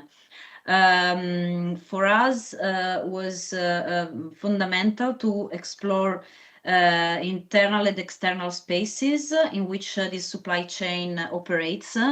And we try to observe the packaging system in two ways. On the one hand, by following the product, so constructing sort of binomials between packaging material and the agro-food company that uses it. And on the other hand, we combined a more external and also aseptic look in the photographic component, as you can appreciate in the exhibition, and a more internal and almost sensorial one in the textual part of our contribution. Trying to focus on the most relevant aspects emerging from our research, we can say that, first of all, the economies related to packaging have grown along with those of food, of course, which has meant a growing for companies, but at the same time, a bigger quantity of materials coming onto the market. With an inevitable consequence on atmospheric emissions, for example.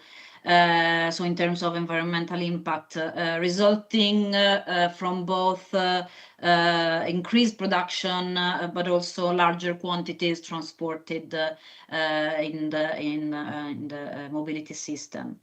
Another relevant aspect that emerged, and it's quite common it's quite transversal, I think, in the different case studies that you will see later on. It concerns the dimension of training. Because, for example, for packaging, it does not only take place inside companies, which is something that nowadays is quite common, very consolidating, especially in big brand companies, but also outside them. We are talking about a territory where there is a specialized training offer related to packaging systems and innovation at all levels of education. And, an aspect that is, of course, very present in all the chapter introduction and discourses that we did along the research is the man-machine relationship and dimension. That confirms certain trends. I have to say that certain trends are confirmed, but at the same time our research brings out some aspects that are perhaps less expected. So on the one side, certainly the increase of mechanization lightens the physical work, the labor in itself, and at the same time, as we know, reduce the amount of worker required for a production. On the other hand, however, there remain some tasks for which apparently until now it is still unthinkable to replace men, even if those tasks are almost exclusively or mostly linked to the control of the machine. To conclude, as a result of this research, I have to say that a set of new questions emerged, so more questions rather than the beginning of the research that are for sure an inspiration for further exploration. To me, it's important to point out that the food system in general and the supply chains relating to it also take place largely within factories, actual factories. So there is an industrial and manufacturing dimension of food that is, in my opinion, too often hidden, denied almost by narratives of a sort of romanticization of the food. And the risk is to overshadow certain problems, certain issues, but also to overshadow some potentials of this economic sector in the face of necessary food transitions. Thank you.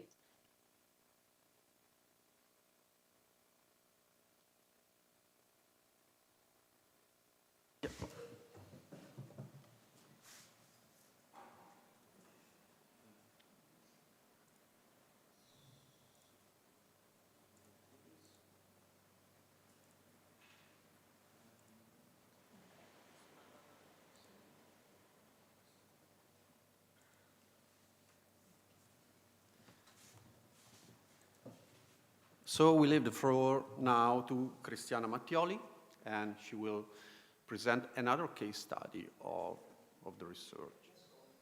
Oh, sorry.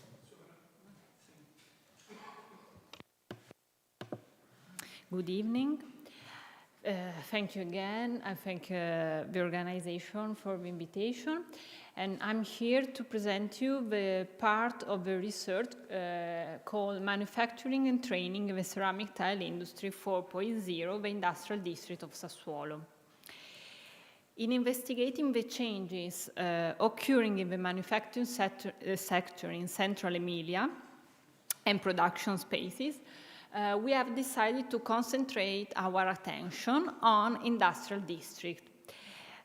Basically because industrial district has a strong link with the socio-economic and territorial evolution of the Emilian context, and also because this peculiar production system have shown excellent resilience over recent decades in face of major changes in the world economy and its various crises. In particular, we selected the case of Sassuolo ceramic tile industrial district. That's because this peculiar case study speaks more generally of changes in the organization and spaces of Italian manufacturing. In particular, in Sassuolo, we can find nowadays some world-leading medium-large enterprises that are dealing with competitive repositioning, redefinition, and qualification of manufacturing. As you can see in these two pictures, the process occurring in production process and also production spaces are related mainly to new form of communication and marketing, and so to the qualification of productive spaces, and also to technological and energy innovation and automation. The research question that we follow in the research are these. What are the social-spatial impacts of Industry 4.0? What are the necessary training of human capital required by this Industry 4.0? What are the spaces of training and how work changes affect workplaces? To try to answer to this research question, we decide to focus on the training-labor relationship. That is an issue that is crucial nowadays, and it is in particular very significant in Central Emilia and Emilia-Romagna region, because in this region many investment has been done over the history on the strategic role of education and training to promote socio-economic development. But also nowadays, the region has launched a strategy that integrates education, research, and labor policies to overcome economic crises, changes in industry, to increase the added value of production, and also to strengthen the skill of workforce, with the final goal to increase the competitiveness and attractiveness of the region, and also the quality of life for people who live here. How we decide to tackle this topic and to organize this research work. In this case, we decide to take places and activity of training as a point of entry to understand how production space and territory are changing. And also we decide to follow the path of some people transitioning into the world of work.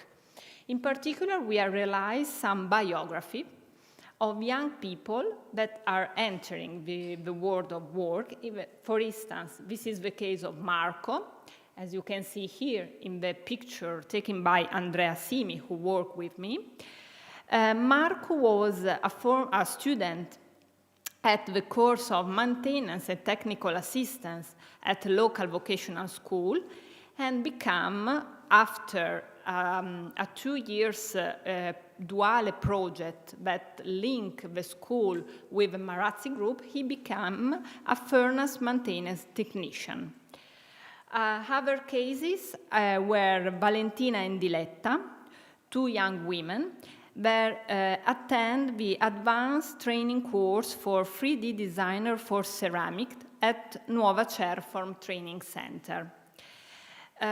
These cases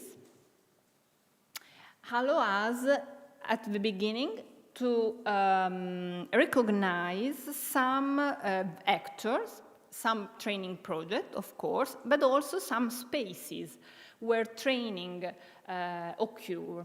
In particular, as you can see here in the map, we enter in particular 4 places: the Istituto Tecnico Professionale Volta Don Magnani, that is a secondary school, the Nuova Cerform Training Center, that is a public-private institution devoted to training specifically for the ceramic tile industry, but also two other spaces that are very interesting, that are the Centro di Formazione Pietro e Maria Marazzi.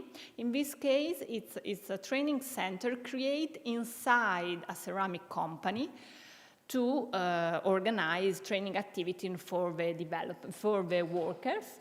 And finally, the LIFE, that is an integrated laboratory of education and training promoted by the municipality of Castellarano, so a public initiative related to youth policies. We have, so here you can see some picture of the Volta Don Magnani Technical and Vocational School in Sassuolo. And you can see also the spaces of training in this case, and also some of the technology that is possible to find in a school that has specific courses dedicated to ceramic and to automation. Then, thanks to this biography, we enter the spaces of work in different ways.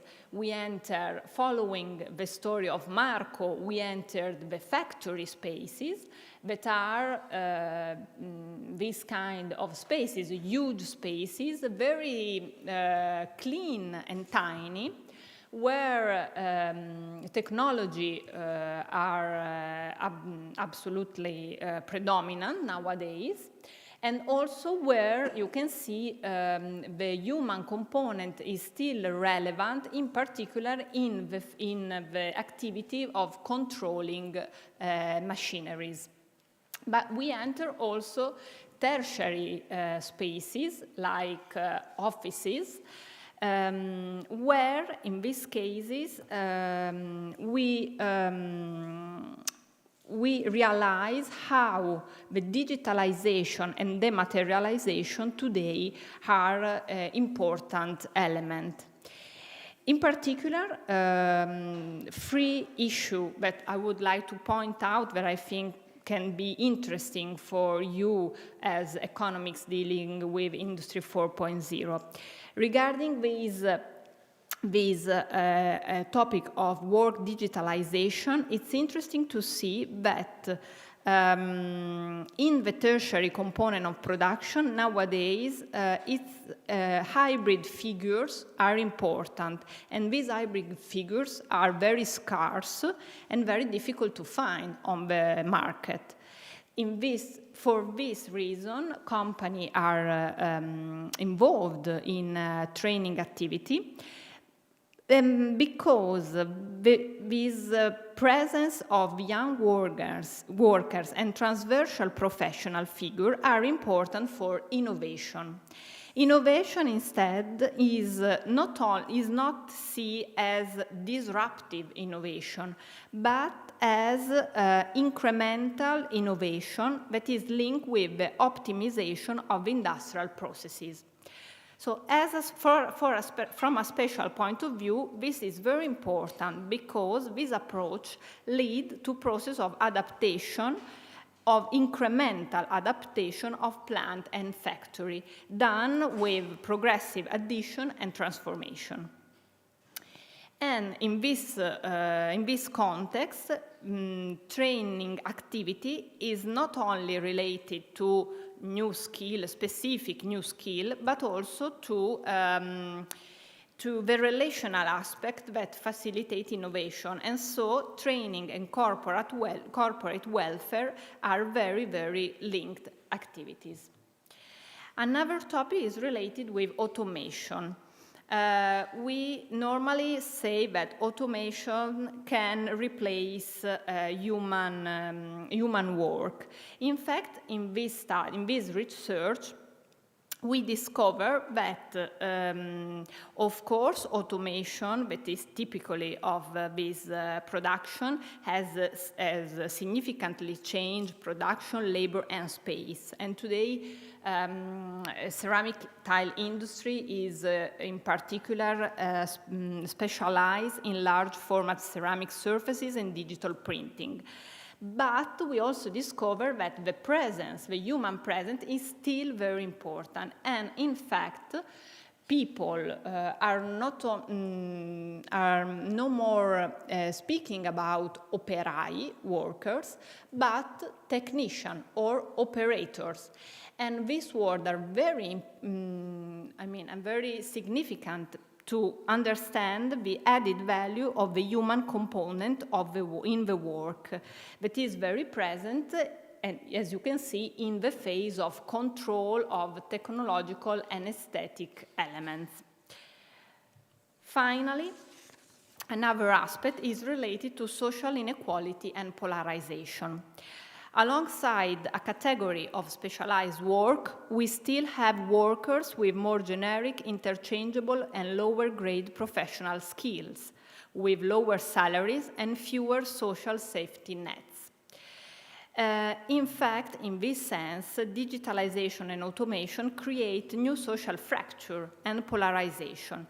And also in the ceramic district, we find out an extensive use of temporary labor in the form of contracted cooperative and temporary contracts in production and multi-services.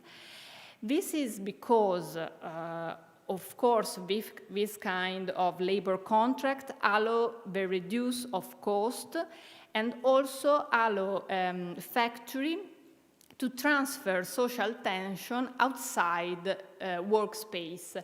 As you can see here in trade union, these people that we meet in trade union, in fact, are working because these very temporary contracts oblige them to go many times to trade union to organize their contract and their work.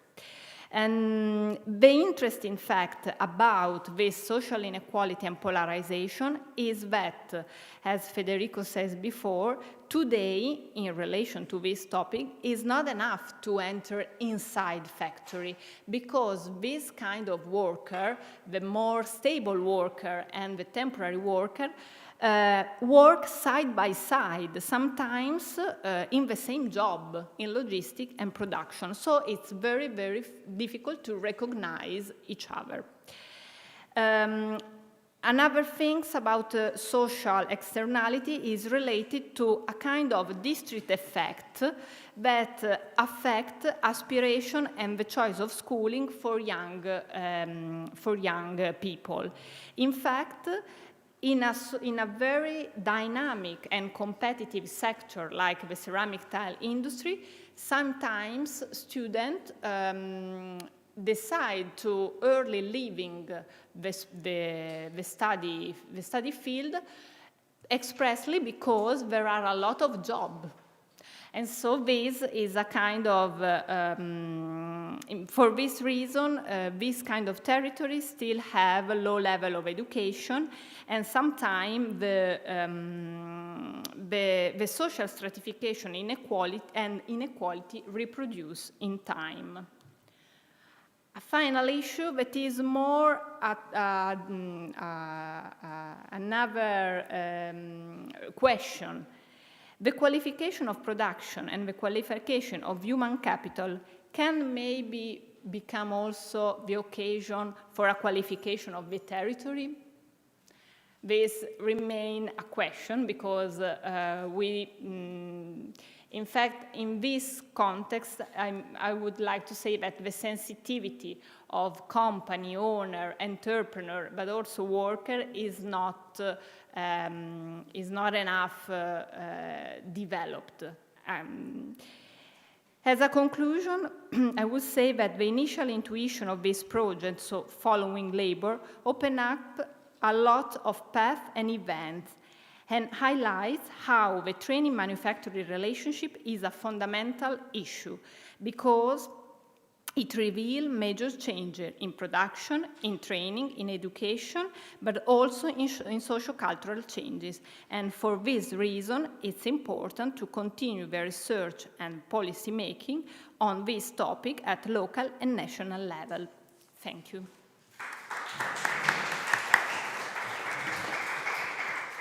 Thank you, Cristiana. And finally, I leave the floor to Michela Pace, who is online, so just a minute.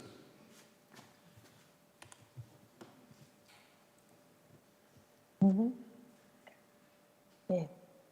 Okay, just you let can me share. know if you can see my screen and the presentation or not. Yeah, we can see the screen, yeah.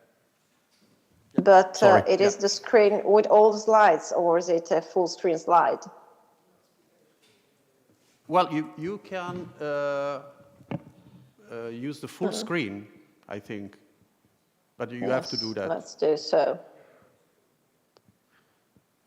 So you have to share again the slide.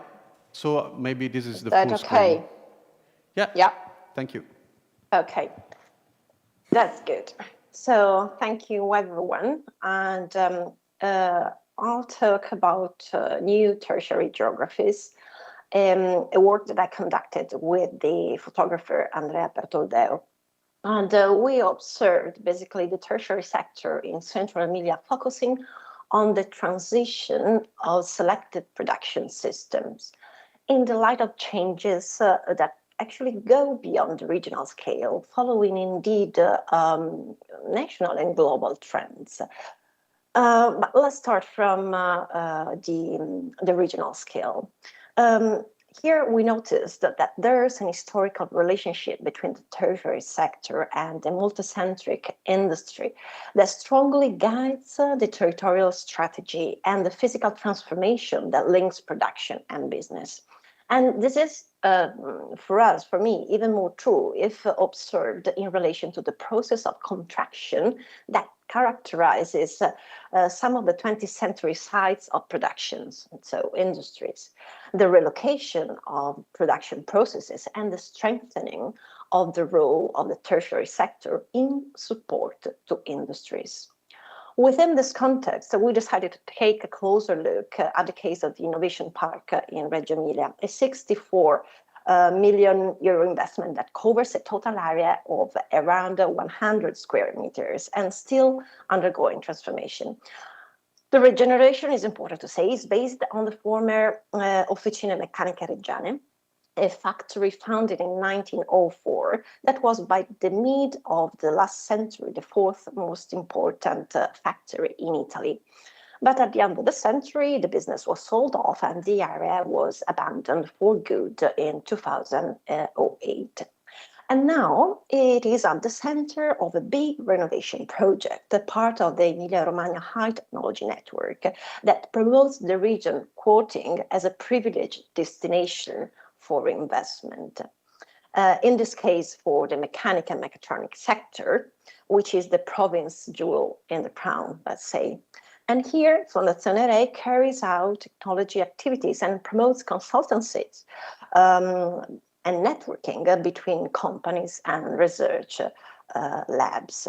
So we asked ourselves, what is the values of this recycling operation that bring back to our attention the deposit, the legacy of old industries within the territory, and who benefits from their regeneration, with which partnership, and how a network of knowledges, economies, and possibilities is fostered among scales. it's important to say that the case studies that we focused on is important also because it offers an enormous spatial, business, and symbolic opportunity. Okay, so it's very relevant in these three terms. Starting from the spatial aspects of it, the Reggiano Innovation Park that you can see here highlighted in red is located in the northern area, a large complex area with two scales of reference, not only the city but the region itself. And here the availability of spaces is coupled with the widespread presence of advanced tertiary sectors, and the services and small businesses, and supported by a network of roads that makes it very well connected. And for this very reason, actually, the potential success of this innovation park depends to a large extent to the infrastructure of the area, including the Mediopadana high-speed railway station. But on the other hand, obviously, this presence of the Mediopadana reorients the weights within the territorial grid, and it makes it a point of international attractiveness. So it was clear since the beginning why this represented juicy occasions, both for private and public sectors. And so from the business point of view, and these are some pictures about the connection of the city that is being created. From the business point of view, the Innovation Park represents an occasion to rediscuss the mechanism of centralization of business that we know very well, actually, from the past decades.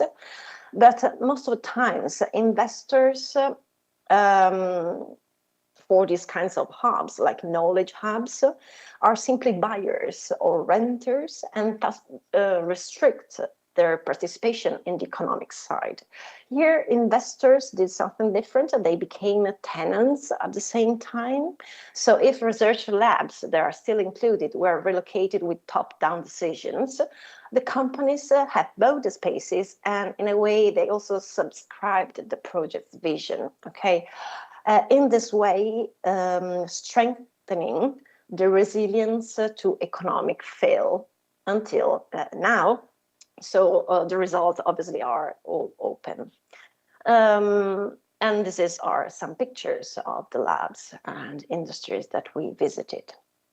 From the symbolic point of view, the ex Reggiana is a very powerful place as well, because the reference to the past, the production, the excellence that were produced here, stabilizes the new project by creating a continuity with the past that gives authority and legitimacy to a vision. So it's one of those cover narratives that were described before. So heritage is part of the economic levy for regeneration.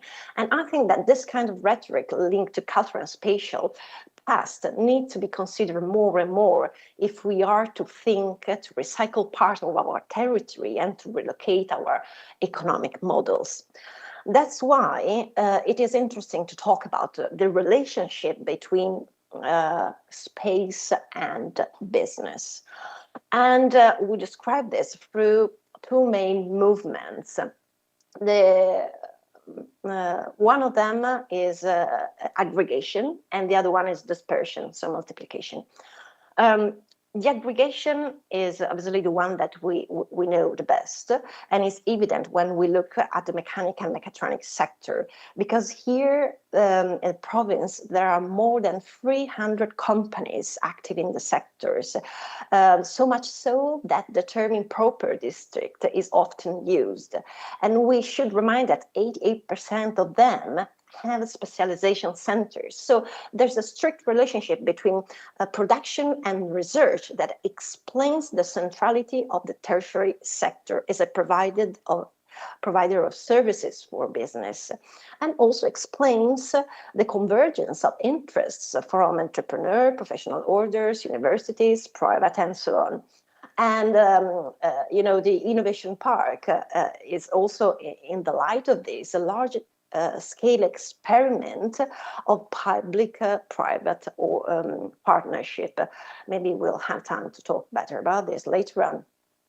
The other movement is that one of multiplication, so scattering, and is a course where company linked to the district increase their location, seeking convenience, and obviously this is supported very much by the possibilities offered by the teleworking, especially during these years, and but also the strong infrastructuring of the territory. In the case of the Innovation Park, the role of the Matteo Padana is surely clear, and however, from the interviews that you conducted, that we have conducted inside the Innovation Park, the infrastructure, the vicinity, the closeness to the station was fundamental only in relation to other two factors. There were the visibility of the hub and the possibility to be in contact with companies doing the same job. So this is significant because it shows that the logistic is not enough on its own, but finds its raison d'etre, we can say, in the opportunities generated by the sector. And at the same time, there's the awareness that this movement, of spreading does not end in the abstract online space, but it must be observed in relation to the geographical dimension, the spatial opportunities, and the new relation that are reoriented within the grid. And these are some of the, other locations of the companies that are not settled in, that have, one office settled in the Innovation Park and others in the surroundings. So obviously the environments are very, very different. And this leads to some final considerations. Surely, work occupies places in ways that are different from the past. And in fact, the unitarity between space and function must be rethought. And I think that telling the story of the evolution of the tertiary sector in Reggio Emilia from the regeneration of an industrial production site perhaps is the clearest example. In this sense, the opportunity of spaces, of meaning, of rhetorics counted more than the typological characterization of the sector. And with it, the strategy and the relationship put in place in the context at different scales and with different actors.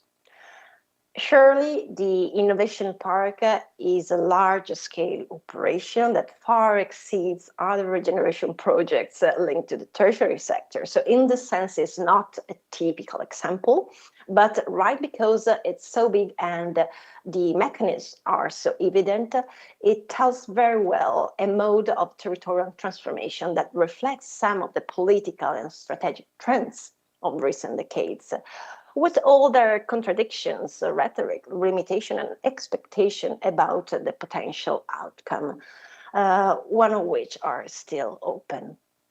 And I'm done. Thanks a lot.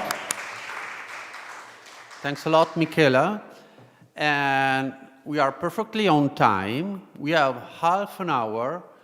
I have a lot of questions because, the research is really, really interesting. But I leave the floor to the audience for questions, if you have. And then I will leave my questions in the end, if I have time.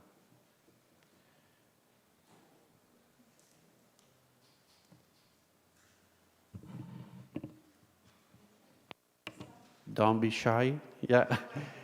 Yeah.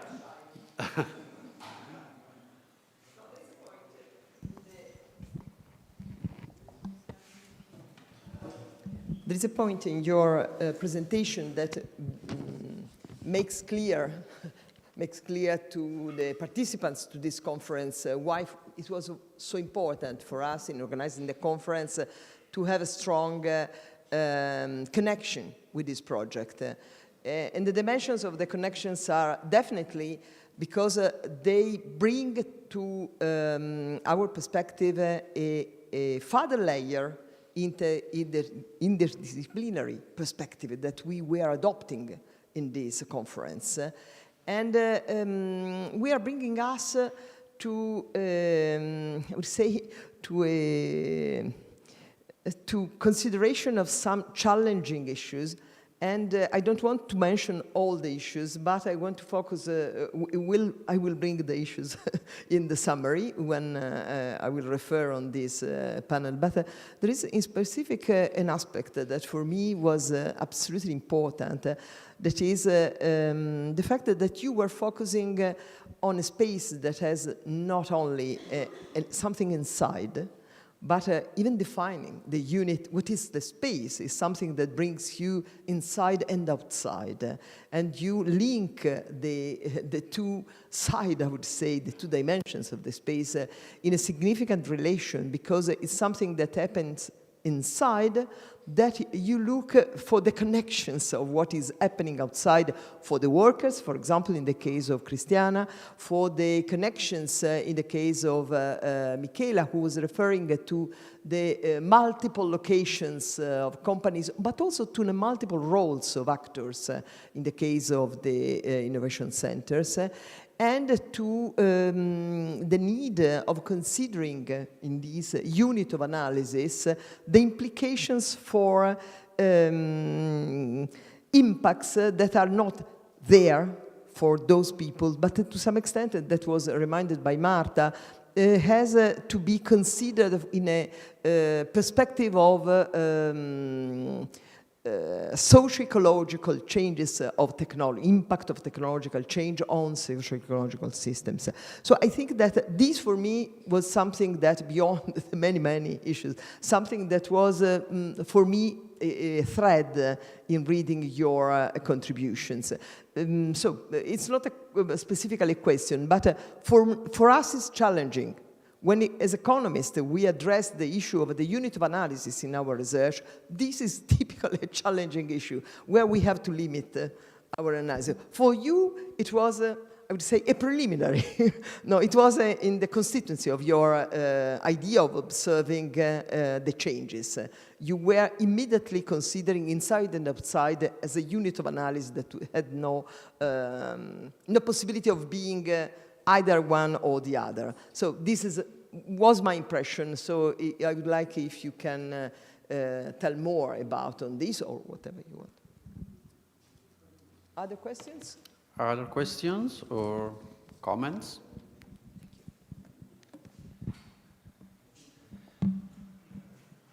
So if you agree, I can share some of the questions I have for you. First of all, thanks a lot.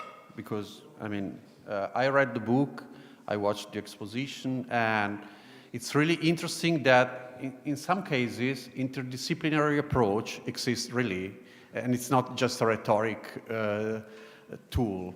And we have to learn a lot. Thanks a lot, really. But my question is, the first question is about your role as investigators. Because when I was reading the book, my idea was, okay, they are developing a real investigation on the territory. But at the same time, they are creating a new story of the territory. So what about your social role as creators, re-signifiers of the territory? And I'm wondering if you discussed about that. I can imagine you discussed about that when you decided, when you designed your research. The second question is about something I was thinking reading the book, because it came to my mind a very clever ethnography. The title is Every 12 Seconds, Industrialized Slaughter and the Politics of Sight.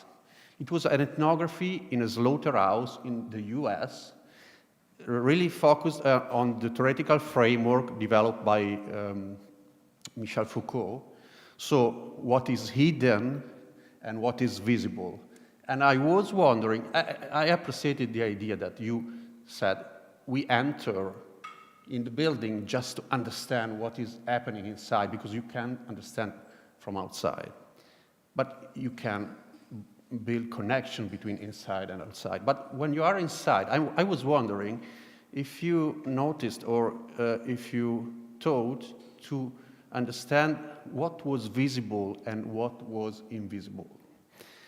And the third question is about, again, your research design, or maybe what you met during the research, or you thought about a future research, and is about something that maybe you mentioned, but just quickly, or maybe you thought about that, and it's about, my question is about conflicts. Did you meet conflicts? Did you think to study possible conflicts in the territory, in the new territory, and in the new production system? And if you thought about that, or if why you didn't plan to explore this dimension? So I stop here because I shared just, 3 questions, and I leave the floor to you. They are general questions, so you can decide who want to answer.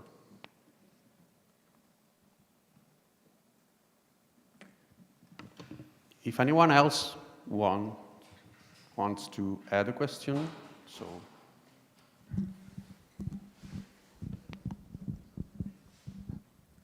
I'm a sociologist, and when I start working on the automotive industry, and the first time I enter a factory, I realized that as a human, normal being, I'd never seen a car factory before. And then I realized that in the social media of the 1960s and 70s, there were a lot of car factories and there were a lot of workers. And I realized that when I started doing my sociology work in the 90s and 2000s, they had disappeared.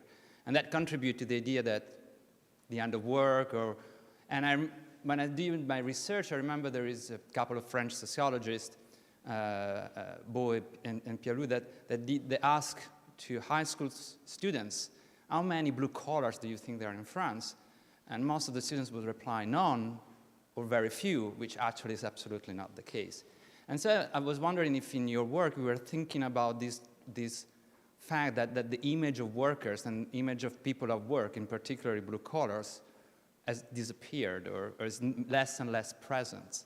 And to what extent your work is also a way of bringing back these people in the screen, in the image, and if you had the thinking about why these workers are not visible anymore. Now, the place you go, I don't know if that's the case, but when you go to a car factory, it's like a prison. Not in the sense that workers are in prison inside, which sometimes is true, to a certain extent, but to enter this workplace, you need to go to procedure. You don't enter a workplace, an industrial workplace, easily. You need to go through gates, control, you need to be accepted, and then finally get the chance to see the workers and to do some work. And that seems to be not just by accident, it's by design. And so I'm really happy to see that workers and workplace are displayed, because I think this is a crucial thing that is missing in the everyday lives. We don't see people working, and even in the cinema, in the media, in the newspapers, we don't see that. So I think this aspect has been part of your work, not only of documenting, but documenting something that is undocumented, that is being left over, and perhaps why. And the other things is, as car guys, I'm a car guy, I often do factory tours, which means that companies invite people in their workplace to view what they're doing. But at the same time, I always feel uneasy when I do that, because I know that they are to a certain extent staged. You don't really see. You see what the workers are doing, but at the same time, there are corridors that have, there is a kind of way in which this display it's not just you're seeing real work, is real work, but at the same time, it's not real work, because they know they're viewed, and sometimes you see very strange things like there is a station, workers are doing the work, and then beside the station there is the picture of the station in which they explain to you what they've done, the kind of progress. And this is kind of fiction because actually the station keep evolving, and so they decide to freeze that in order to display what they do. And so I was wondering if you have faced this difficulty of having to document something that could be staged, that actually because you come and because you have a document, the companies to a certain extent, or the people, do not behave as would normally behave, but there would be some staging or some, or also by yourself. So that were kind of my questions about the medium. Thanks a lot. There is another question. Yeah, sorry. Two other questions. Well, thank you for your presentation. It was interesting to see the spaces and the associated with 4.0. And I just wonder if the space could be limited, or on the contrary, with 4.0 is booming all over. Let me rephrase a little bit. When I start, I'm a sociologist as well. When I started the first fieldwork in order to see how is the 4.0 in a company, I went to Bosch, and it was a huge department that the exploration and the doing research, and is just beside the line of production. So they are starting, and I see a lot of working with the people in Germany. This was in Mexico, in Juarez. So it was a very interesting confined space, no? But then I started doing another research on social innovation, and I found the 4.0 is it's going to the institutions in order to elevate capabilities, digital capabilities. So you see museums, research institutes, technological hubs, many things that are in the space.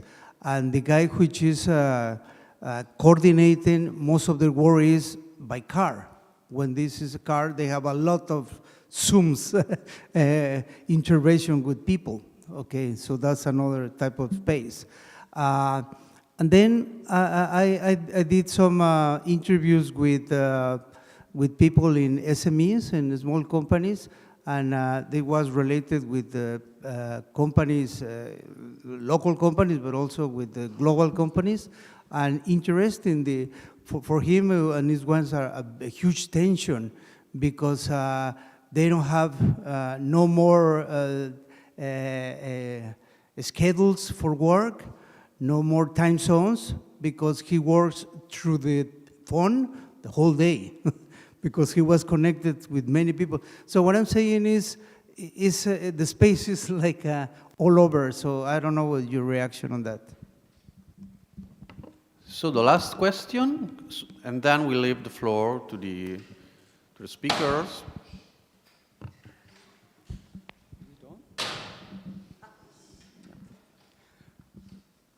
I would just like to add a little bit to what Paulo has said, the visible and invisible. Now, looking at the exhibition and the talks, of course, I learn about the physical spaces, the productions, so on and so forth. But I haven't learned about the context. What was Emilia region's context within which I can see this exhibition? How does the Emilia work culture? I can see it. I would like to see it. So basically, the presentation would like me to see as they would like me to see. But I also want to see as you see it. So when I go to exhibition, I not only want to see what you want me to see, you have to actually imagine what I would like to see. So I would like to see what is Emilia region. I want to see that. What was the work culture? What is the culture of Emilia itself? And how do you imagine I would see? It's not necessarily what you want me to see. How do you imagine what I would like to see?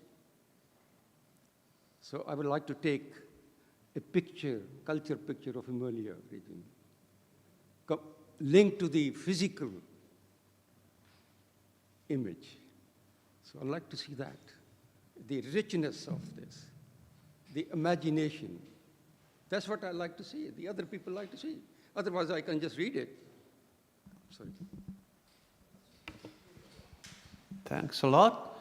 So we have a quarter of hour, and I mean, I know we have a lot of questions, really, really dense questions, but I mean, you can choose the best strategy to answer.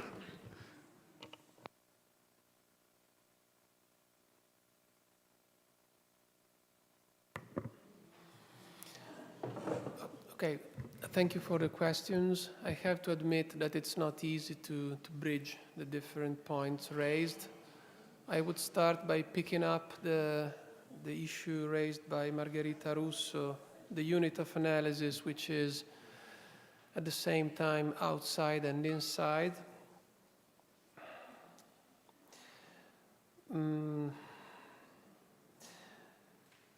As I tried to say in the introduction, I think that this issue of the inside in the urban and territorial analysis is gaining relevance more and more because at least in this country, at least in this period, we are somehow beyond the big waves of urban growth, and what we meet frequently are internal transformations. Cities, urban territories, productive settlements are changing from the inside mostly. Sometimes they outsource, sometimes they are being adapted. Sometimes a new technology arrives and changes the production lines under the same roofs, beyond the same doors. And if you remain outside, you miss the thing.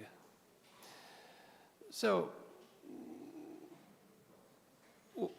what the researchers did, what we are trying to do is somehow trying to learn from what sociologists do much better than us. So we started with interviews, we started with this kind of interaction with subjects, which are not necessarily those who built the buildings, but they are the ones who change the meaning of them, because they change what is done below those roofs. So this is an additional effort, because pictures probably are no more sufficient in a way.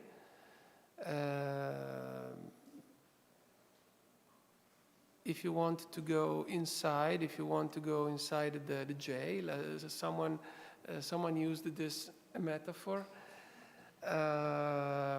It is a matter of establishing, relations. People have to trust you, to admit you inside. And also probably in order to understand how things are like you see, you have to reconstruct the histories or the processes that are below them.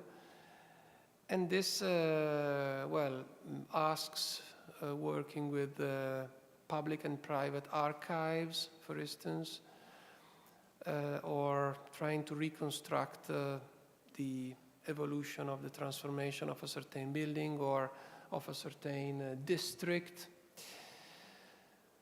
So it is an increased complexity in this description work, but I would like to say that it's work that needs to be done. Otherwise, we miss the important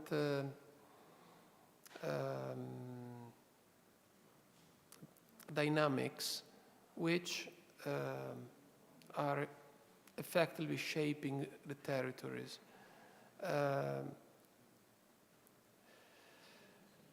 And this is really relevant when we have to deal with the, urban planning or these kind of things which try to somehow regulate and direct the transformation of the territory.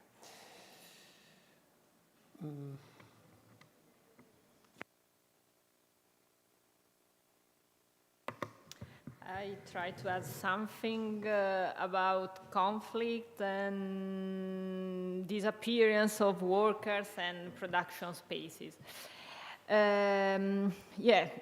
You said it's difficult to enter industrial plants. Yes, it's true, especially if you deal with big, medium companies, like in automotive, I imagine, but also in the ceramic sector.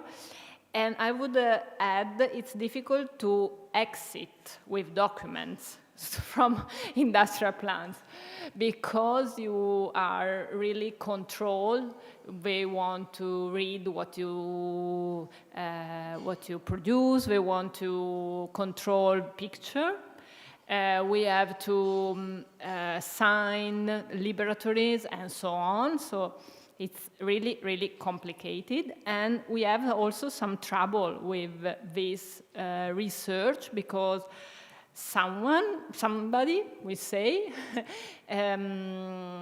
try to attack us for have talk about this kind of this temporary contract and so on. So what is visible, what is invisible? I was really shocked because I lived in this territory. So when they said to me, you said something that is not true, and I spoke with trade union, so it was not my invention, I was shocked because I said, for me, it's visible, this thing. So how can you say that it's not true? So visible, invisible, it's a kind of difficult matter. And also, this is about conflict, and also I studied the industrial district of Sassuolo for more than 10 years up to now. And in this research, that was also a very concentrated research in time, I had the opportunity to discover a lot of things, also invisible things, because this reflection on training allowed me to reflect more about labor, about social conflicts, social impact, and so on. So, okay, I'm an urban planner, so I really don't work on this issue, but it was interesting to arrive to this topic, starting with an approach linked with spaces and production processes. So I think it was a really interesting opportunity also to.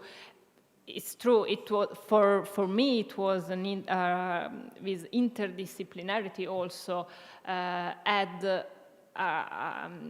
bring an added value to the research, because Andrea Simi attention in some we were together in every field work and interview, and it was really interesting because our point of view were sometimes very different, and this combination, this constant dialogue brings a lot of novelty also in my research, for instance. Thanks a lot. I would like to know if Michela and Marta want to add something. Yeah. So, yeah, you can decide. I mean, Marta? Yes, thank you. Yes, thank you for the questions. The questions were all very on point. Most of the questions are the same that we pose ourselves during the research. I found two topics particularly fertile for the discussion. Once again, one is the visible-invisible matter, and the other is the idea of conflict. So I will try to say a couple of things in not answering specific questions, but trying to at least giving an idea on what happened to us.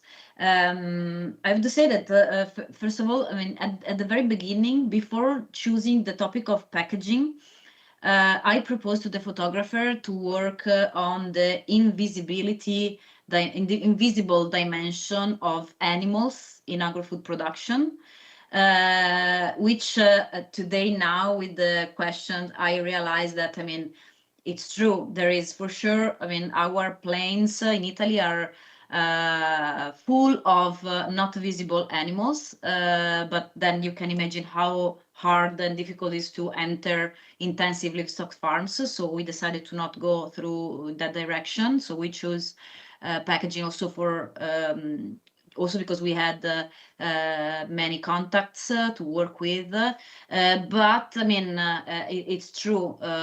Invisible animals and also invisible worker, technicians, or however we want to call them. And yes, another, I mean, I was stimulated by the idea of factory tours. We also went on factory tours, and perhaps I realized it just that, in the sense that, especially in the big companies, we had the opportunity to enter in particularly Tetra Pak and Granarolo. We were, of course, guided by a person leading us through the spaces and to see all the different phases of the work and whatever. And yes, I mean, it was really a tour.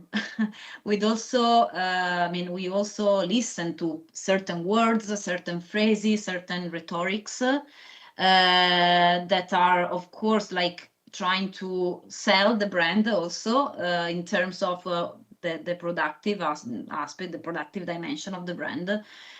So of course, like they highlighted the I don't know, extra spaces for workers, leisure activities, spaces, equipments, even psychological support services that the company can provide to their employees.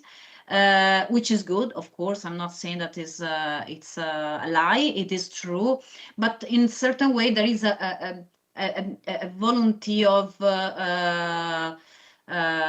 depicting things in once again in a more pop way that perhaps it is almost even in certain ways, even with a sort of reluctance to show us certain places. Like, for example, we had the photographer took a number of pictures of in Granarolo with, I don't know, a bottle, a folded bottle with some milk spring out, which is totally normal in a factory. I mean, it's nothing bad.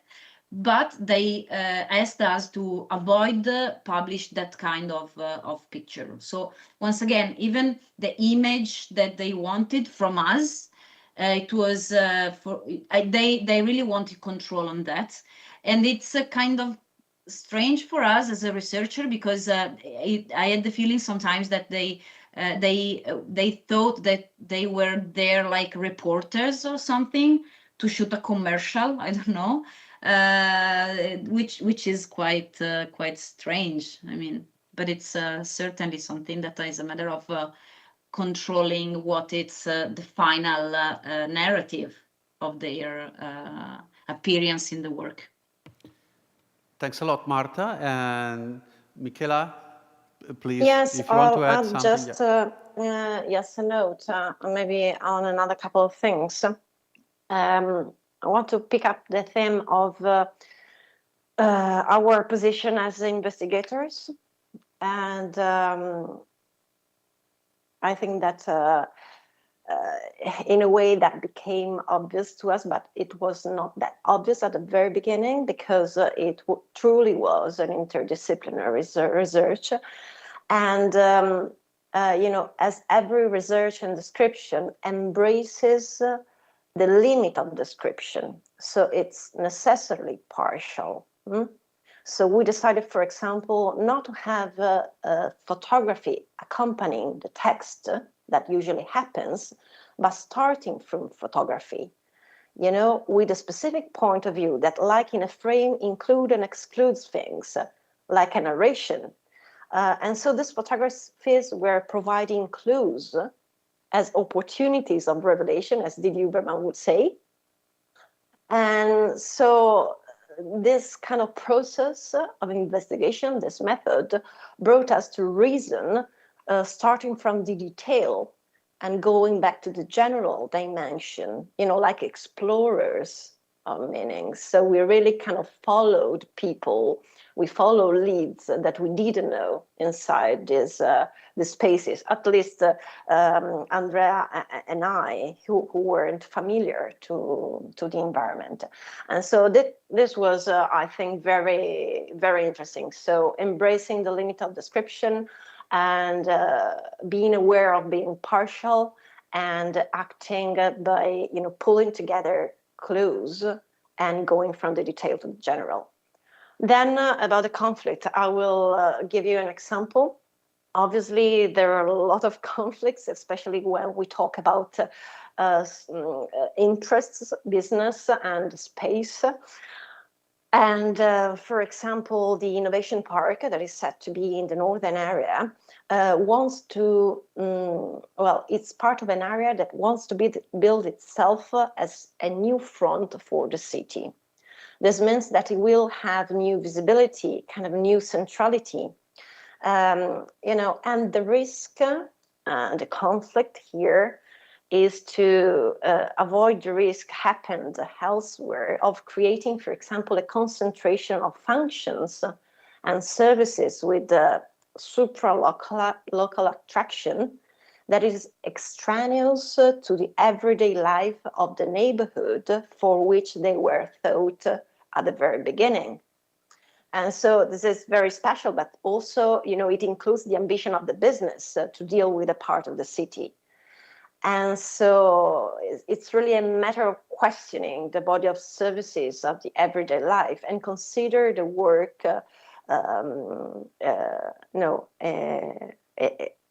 a practice of inhabiting the territory. And so how these two things, you know, combine. And yeah, these were 2 points. Then about visibility and visibility, actually, just another note, our case was very different from the others, because in our case, the work and the workers were not hidden, but were shown, you know, as a kind of a brand construction strategy. We had big windows showing what they were doing, but it was part of the selling of the place. So you know, you can have one thing and you can have the other thing. Thanks a lot. And I would say that, as always happens with good researches, we have more questions than answers. But I think it's a good reason to go ahead. And really, thanks again. And I invite you again to visit the exposition here in the department and to have a look of the book. Thank you very much. We have a break now. Thank you.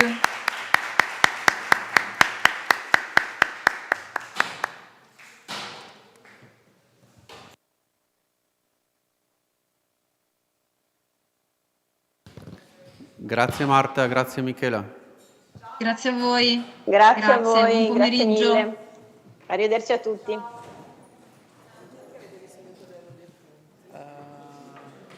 Andiamo, noi non ho capito Marta. Sì, perché penso stiamo Ciao facendo Marta, pausa, ciao stiamo Michela. uscendo dall'aula. Ok. Grazie Ciao di tutto. Cristiana, ciao Federico.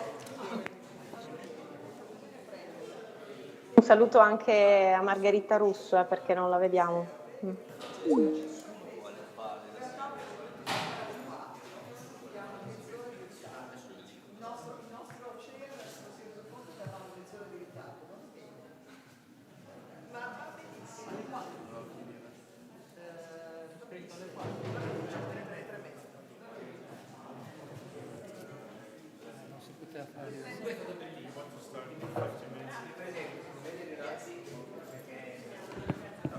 Communication to everybody will start in 15 minutes.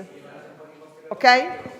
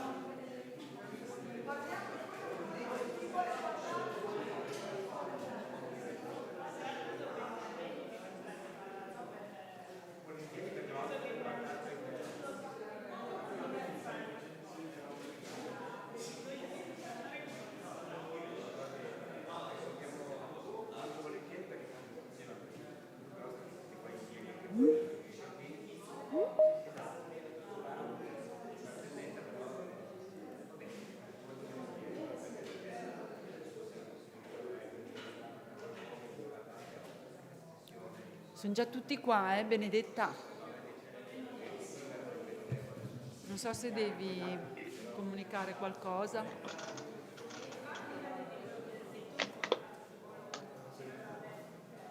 Ciao Vale. Ciao Armando. Dall'aeroporto. Un incubo. Veramente.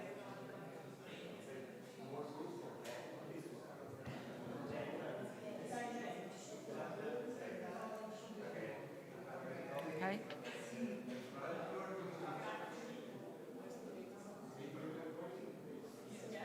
It's break time.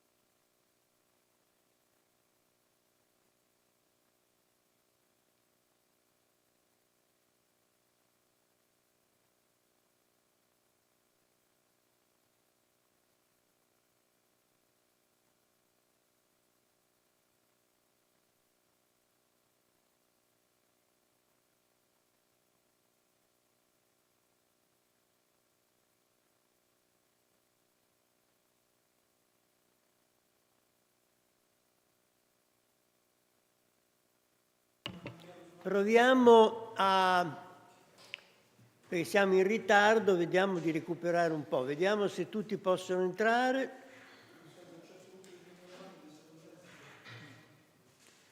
Allora, guardate, la situazione è questa. Siccome siamo partiti in ritardo, prendiamo... Sì, adesso passo all'inglese, solo che molti erano ancora qui, sono italiani. So we are now starting with a delay, and we have to decide in a democratic way how to spend our time. So we have to decide first how long we can stay here. If was planned, so it means that planned was to stop at 5:30. It means 1 hour. Or if you have time to stay more. So we have to decide first this one. So who is for 1 hour? Please raise your hand. It is clear. So we have 1 hour left. So we have to afford 3 different topics. First topic, to try to some... Francesco, non sentiamo niente. To have some, to try to... Neanche adesso. Non ti sentiamo neanche adesso.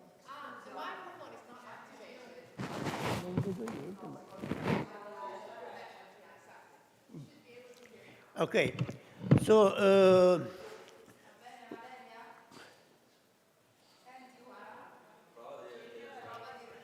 we have 3 topics.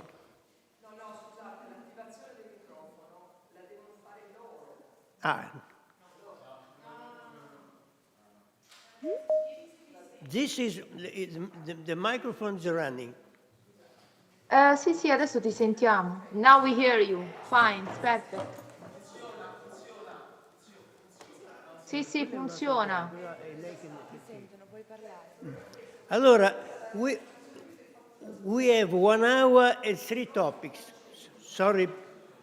The first topic is to try to summarize something of what we have discussed in 3 days. Second, we have to decide something on publications. And third one, the possibility to discuss of future research. These are the 3 topics we selected at the beginning. So we have 1 hour. My proposal is to utilize 30-40 minutes for the first one, and the rest for the other 2 that can be afforded together without the necessity to divide the time for each topic. So my proposal is the first topic is to try to extract some meaning of what we have done in these 3 days. The idea to have the takeaway, the formal takeaways for each stream, it is difficult also because we have time, very short time. So the proposal is to make a discussion, open discussion of the participants. Just to start this open discussion, I would stress, but it's my opinion, of course, that during these 3 days, we have a lot of content, of specific content, of results of research and whatever. But we have also some points that you can classify as a methodological point. It seems that from this conference, there are some messages that can be delivered for the research. The first message that it can be considered probably a minor point, but I think this is a very important point, is that according to your discussion, we need to be very precise in social research And so we have to make possible to understanding specific issues. What I mean is that we cannot stay at a very general level. We have to utilize the powerful theoretical tool we have to try to understand the specificity of each specific process we are trying to understand. This is a key message, I think, that we can deliver from this conference. The second message is that we are in a period of a deep societal crisis. And so we have to consider that our research cannot be considered as a research just as for research. We have to consider some kind of social engagement of our research. So in the way in which we consider the possibility to utilize our research to afford this crisis we are living in. What does it mean to afford some kind of a social engagement of social research? Here we are two different paths possible.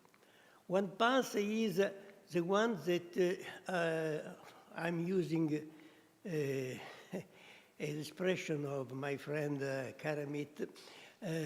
He calls this the people of the book. The people of the book are the people who are using the general knowledge to deliver recipes, to deliver the way in which you have to act, and so on. This is a way to afford a relationship between research and the real world. This is a way to afford. A second way is social engineering. So to consider that there are something that is not good in the machine, and you have just to try to make the machine going on smoothly. The third one is to consider that the only way to understand what is happening and to be able to participate to a process of change is to afford a process of research that is based on the idea that the people that are living the experience should be co-researchers together with you. So to make people the source of your knowledge, to make them as a co-actor of what you are doing. And in these 3 days, we have not all, but some piece of discussion in which this was done. In which it was possible to see that what the researcher should delivering is related to the fact that they were talking with these people, asking them what is happening, and creating a knowledge based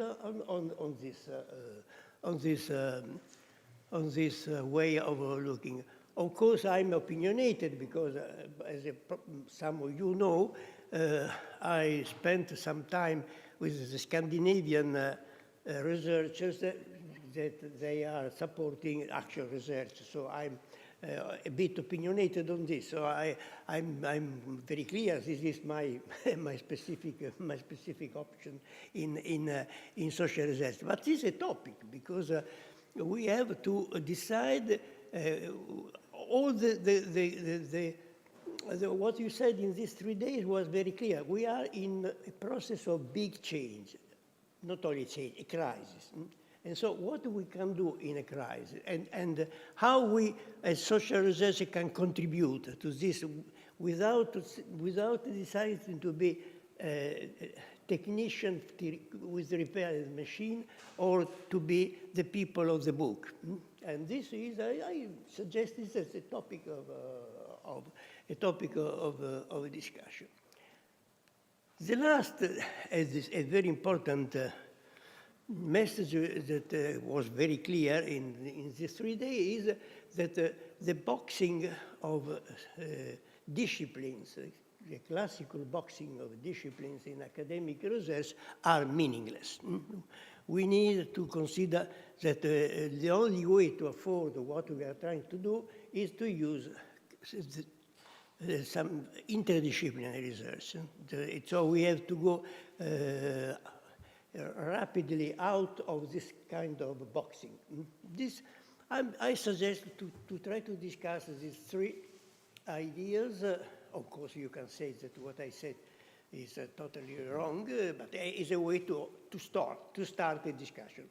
We can utilize it now to 5:10 to discuss this. At 5:10, we will afford the other two topics of the course. Please. We would like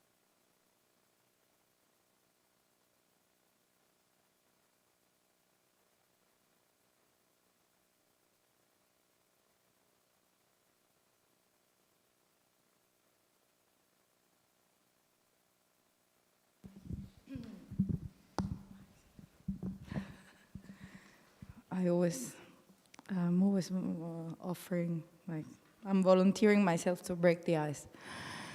I agree with your points, Francesco. I will probably add a couple. So I'll just list my takeaways to engage with yours. So I think, for me, drawing a summary of what we discussed, I think crucial thing, we highlighted very well the idea of varieties of digitalization at country, sector, and company level. So I think there were very interconnected works that highlighted this in an amazing way.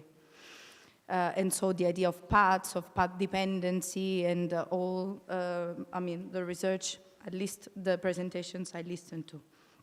Another takeaway that I find is that there was a wealth of empirical research, but there were also very in-depth theoretical discussions that highlighted the conceptual limits of this old discourse.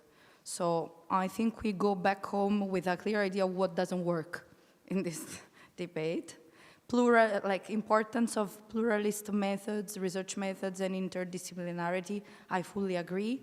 This doesn't always fit academia, countries, but for our understanding it's certainly important.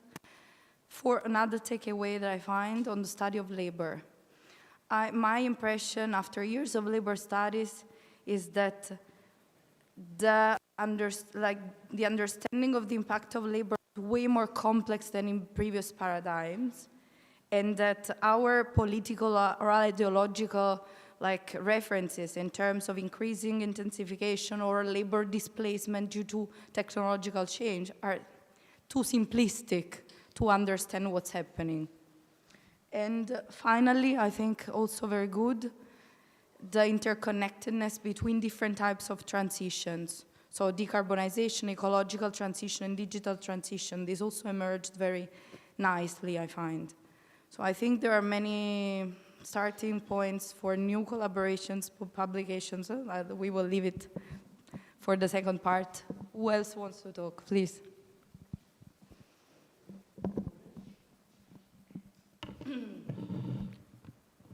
Come on. Someone else?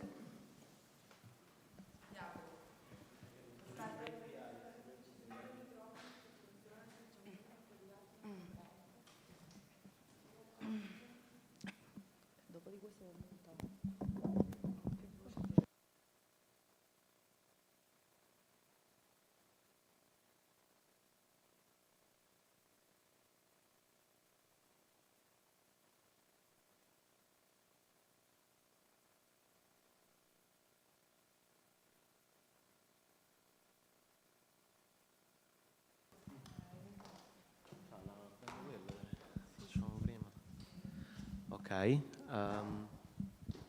Hi. As a young researcher, I think that the conference opened my mind a lot on different methods and depths of analysis that can come out of different qualitative and quantitative studies, and about the importance stressed by Margherita time and again of heterogeneity. We wish to thank her for organizing all this, her and Benedetta, because it was very heterogeneous in a very good way, and I believe it's really interesting. But what I wanted to talk about is policy, in a way, the question of how we spread what we have inside. So they say, well, in Italy we call the university's third mission. I believe that there was a real effort here to bring the territory within academia, and that was said when that was shown by Lamborghini, by unions coming here, and that was great. And Regione Emilia-Romagna. At the same time, maybe the question we can be asking is that we have different depths of analysis, with different levels of analysis. We can help unions with a level of analysis. We can help regions on another level. We can talk about land use, technological implementation, public procurement. So we can ask ourselves how we make connections with the territories to give back again. And we've seen in Emilia, I've witnessed for the first time in Emilia-Romagna a very virtuous cycle in this sense, but it would be particularly interesting as a research avenue to find a strategy, to find an overarching strategy of diffusing knowledge back in a way. And this conference was also great for that, because we got to talk with some people, like Giovanni Danna, who stayed the whole 3 days, and he learned a lot, and he said, okay, we can do something, and so that I think is also is a very nice take-home point. I don't know if that makes a lot of sense. Wasn't very organic, but yeah.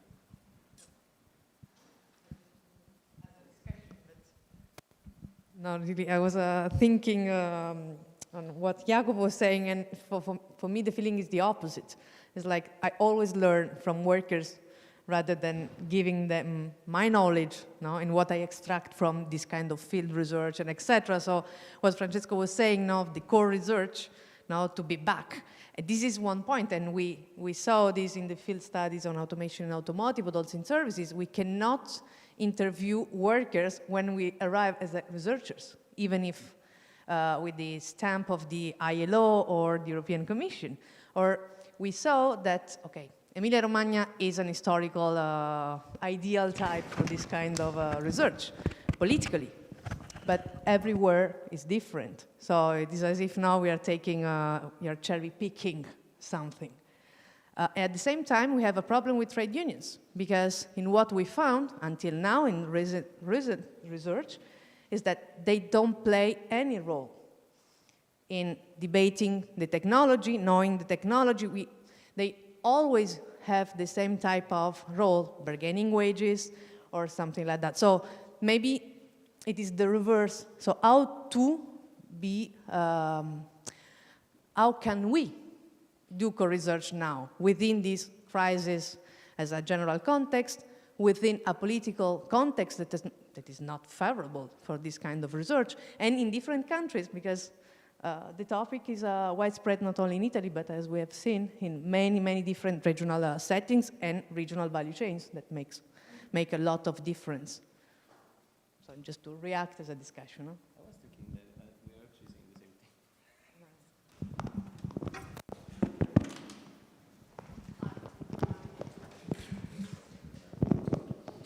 Yes, I will be very short. I will just do, I will try to resume what I heard, because I was a chair and twice a discussant on the discussion here today. I will insist on the positive aspects of heterogeneity, because there is also, of course, the risk of losing oneself in too much diversity of approaches. And one thing that emerged is that one question that emerged was that what should we discuss things like finalization or combination Industry 4.0. And one thing that came out is that the transformation of firms is not only a matter of context, but we're discussing of go together. And this is the case, for example, in transition. However, there is a research question that emerges from this, is that, which is, how we need to explain better the correlation between their strategies and also the changes in the work processes. And so we need to deepen the following question: in what way is technological change linked to financialization of firms and, of course, their platformization? And this is linked to what Matteo called it in his presentation. There is another subject that emerged because I was discussant in 2 panels on workers and trade unions, etc. Which in French you would say it's the $1 million question. It's what can unions do concretely? Everyone agrees that unions can and should intervene more in the decision on technological change, but there is no concrete as to how.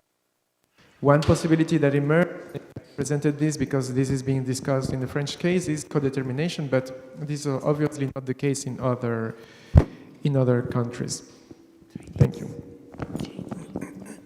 And one last element is that regarding working conditions, skills, etc., I really like the idea of, I think it was you, Jacopo, that said that we're not facing a technological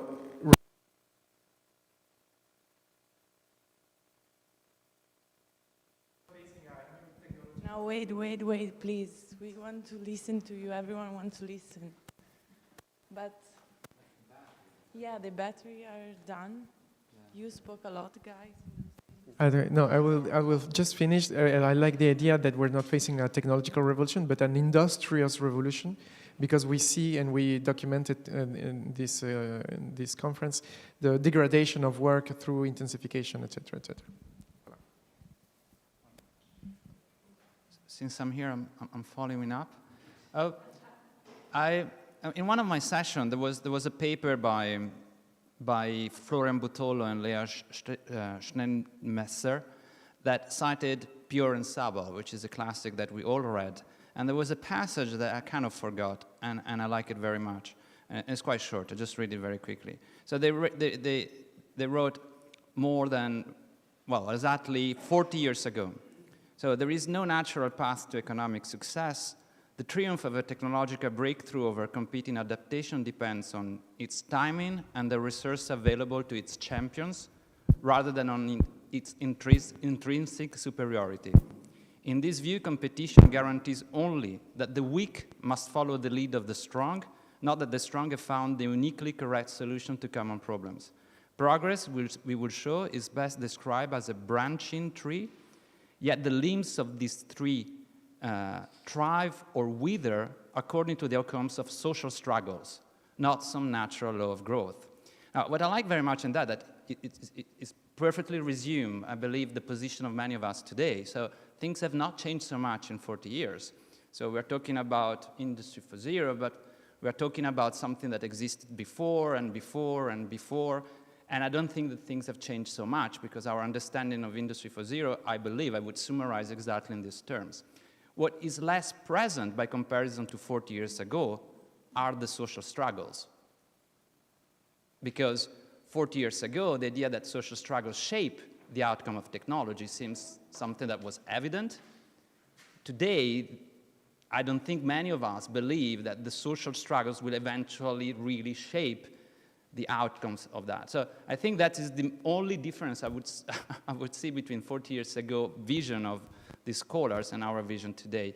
And so I think that it goes back to the role of trade unions and how the discontent of work, so the alternative vision that works have about how they do what they do by comparison of the normative vision of what company try to impose to the activities of what they do, is precisely something that we must and we should work on, because I believe all of us, when we listen to the trade unions, we understand their position, but we were very much disappointed because actually They don't have a vision, they don't have a plan, they don't have nothing. I mean, and that's not just the case of trade unions in Italy. I'm sure that trade unions in France are exactly in the same position. And IG Metall is different, but it's difficult to see what in IG Metall position is different from the point of view of the companies they are negotiating with.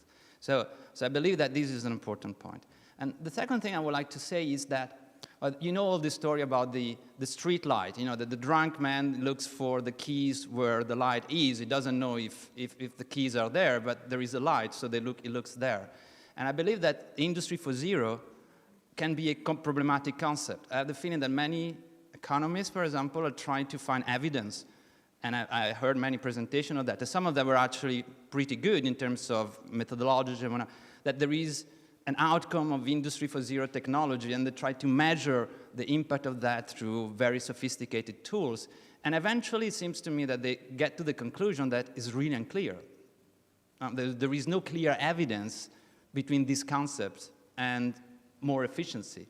And probably because we get to the conclusion that this concept is just an ideological concept, and there is much more continuity, diversity, and so on. So perhaps a good suggestion is also to get rid of that concept and try to think about what more useful concept we can deploy to help interdisciplinary research to ask the good question and find the good evidence out of data. Because clearly, it doesn't seem to me as a fruitful way to say, okay, Industry 4.0 impact, what it is. How do we measure that? I think this fundamentally, in the end of my understanding, is a wrong question. And we deconstruct Industry 4.0, and then we go back to more fruitful and empirically driven question, rather than taking a concept that has been, I mean, we know the story. So I think that we have to be brave enough to say, okay, now we get rid of these, and we try to put something else in place. I do the trouble. Let's try if it's working. That was the intention, but we ran out of battery, so I will change the battery in this one.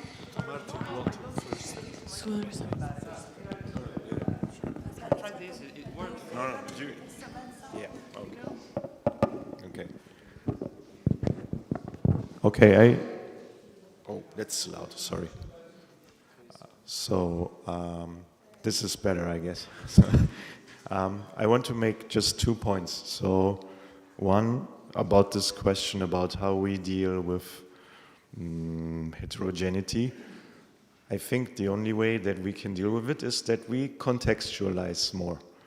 And I think my personal experience is that whenever you try to do that when you try to publish a paper, it's like lots of paper, let's say journals, are not interested in context. They're just interested in methods.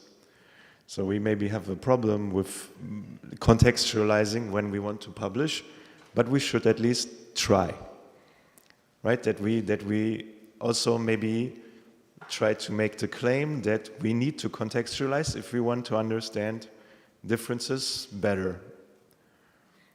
Right? And then the second point about interdisciplinarity, I can only agree. So my personal experience with working with people from management, political science, engineers, is really positive, because then you see things that I don't see usually.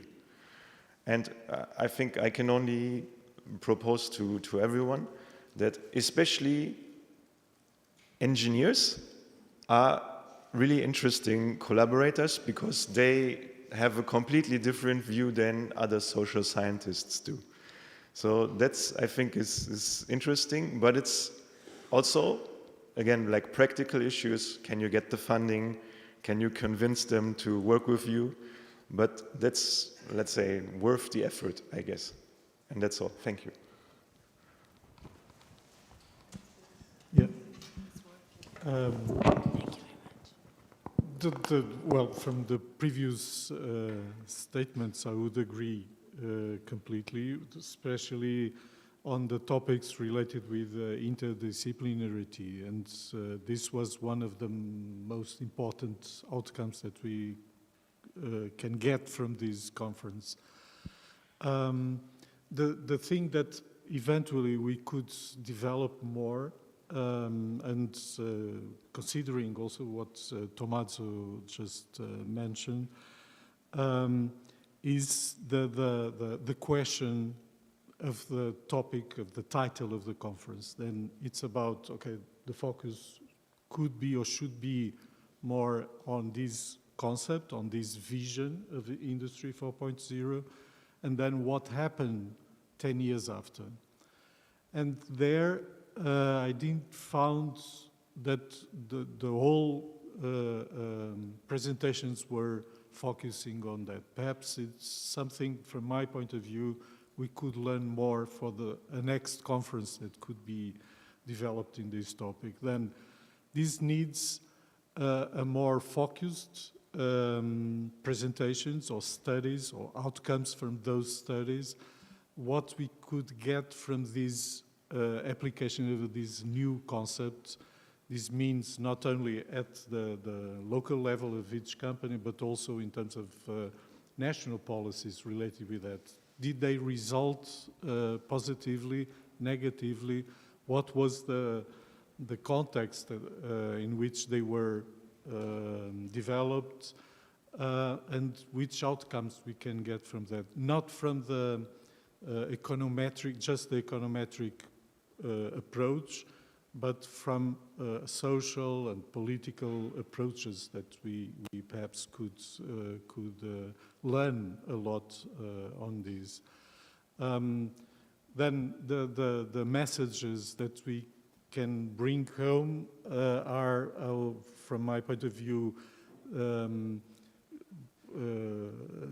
not completely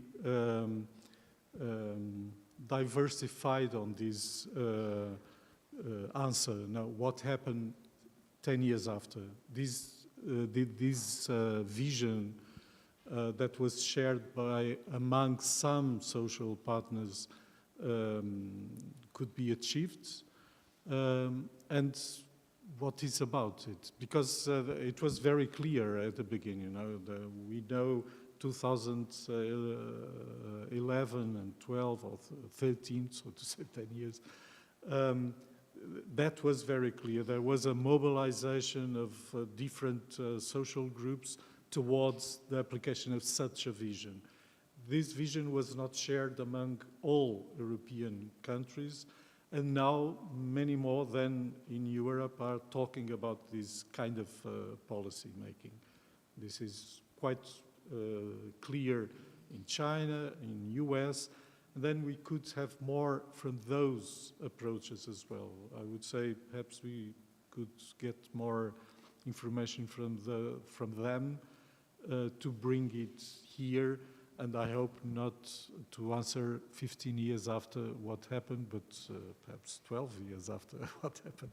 But I think this we could learn perhaps more, even to reflect in the national policies and the work that we can do also with unions, workers' councils, and also employers' associations as well, and policymakers, of course. Thank you. The next one.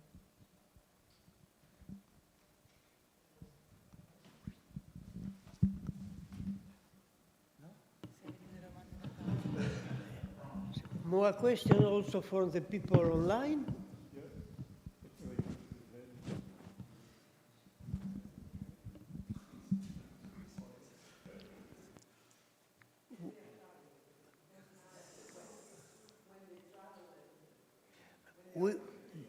We have still 7 minutes to dedicate to this.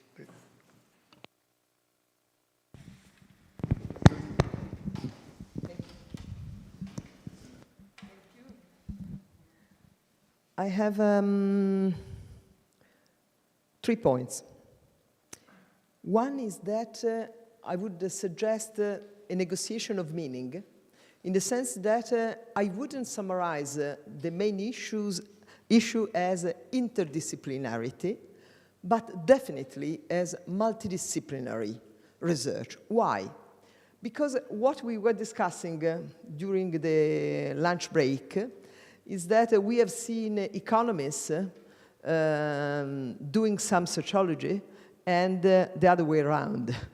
So I think that we must take value from our knowledge and to be able to negotiate different perspectives on the same object of study. When you, Martin, say engage engineers in the research project, this doesn't mean that you and they are sharing the same knowledge because you have the same background that they have. You are sharing a negotiation of meaning in the understanding and interpretation of issues that you have defined to address together.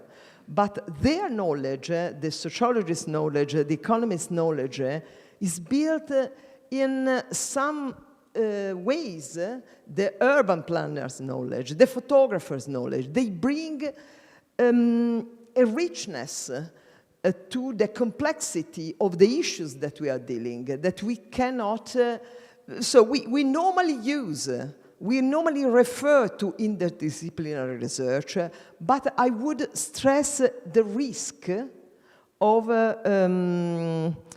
not making clear that we are stressing the contribution, the specific knowledge that we can share in create. So then there is another point with respect to Industry 4.0. When we started this adventure, we had many discussions over the summer, at the beginning of the autumn, with the idea that we wanted to focus on these, on the ongoing changes in work and technologies, and we were challenging the idea that the narrative of Industry 4.0 was to some extent a vision, a revolution, as it was reminded today, a revolution before it started. So nobody would consider historically, tomorrow we'll start a revolution. We say, you are simply an idiot. But that was not the point. They were not idiots, and they were taken seriously because of the reasons that Pardi Tommaso always reminds us very, very clearly, okay? But the idea of having this conference, just summarizing our point of view as a research community on this issue, is extremely important because we were summing up the fact that we deconstruct that as a revolution that now we assess because we look around and the revolution is not there, okay? There are many, many changes within many transitions because in the meantime we recognize the many transitions and the incredible overlapping crises that are occurring, okay? So I think that the challenge of organizing this conference is incredibly important because now we can say, okay, now we need to reframe the theoretical framework that we definitely have to consider when we want to address what. So we have to move to the object of our research. And you were mentioning, Francesco, workers and their changing conditions. But I would say that there is a broad scope because some researchers can be interested also in what's happening in the socio-ecological systems in which workers is one important component in our analysis. And so we have to be brave and move forward.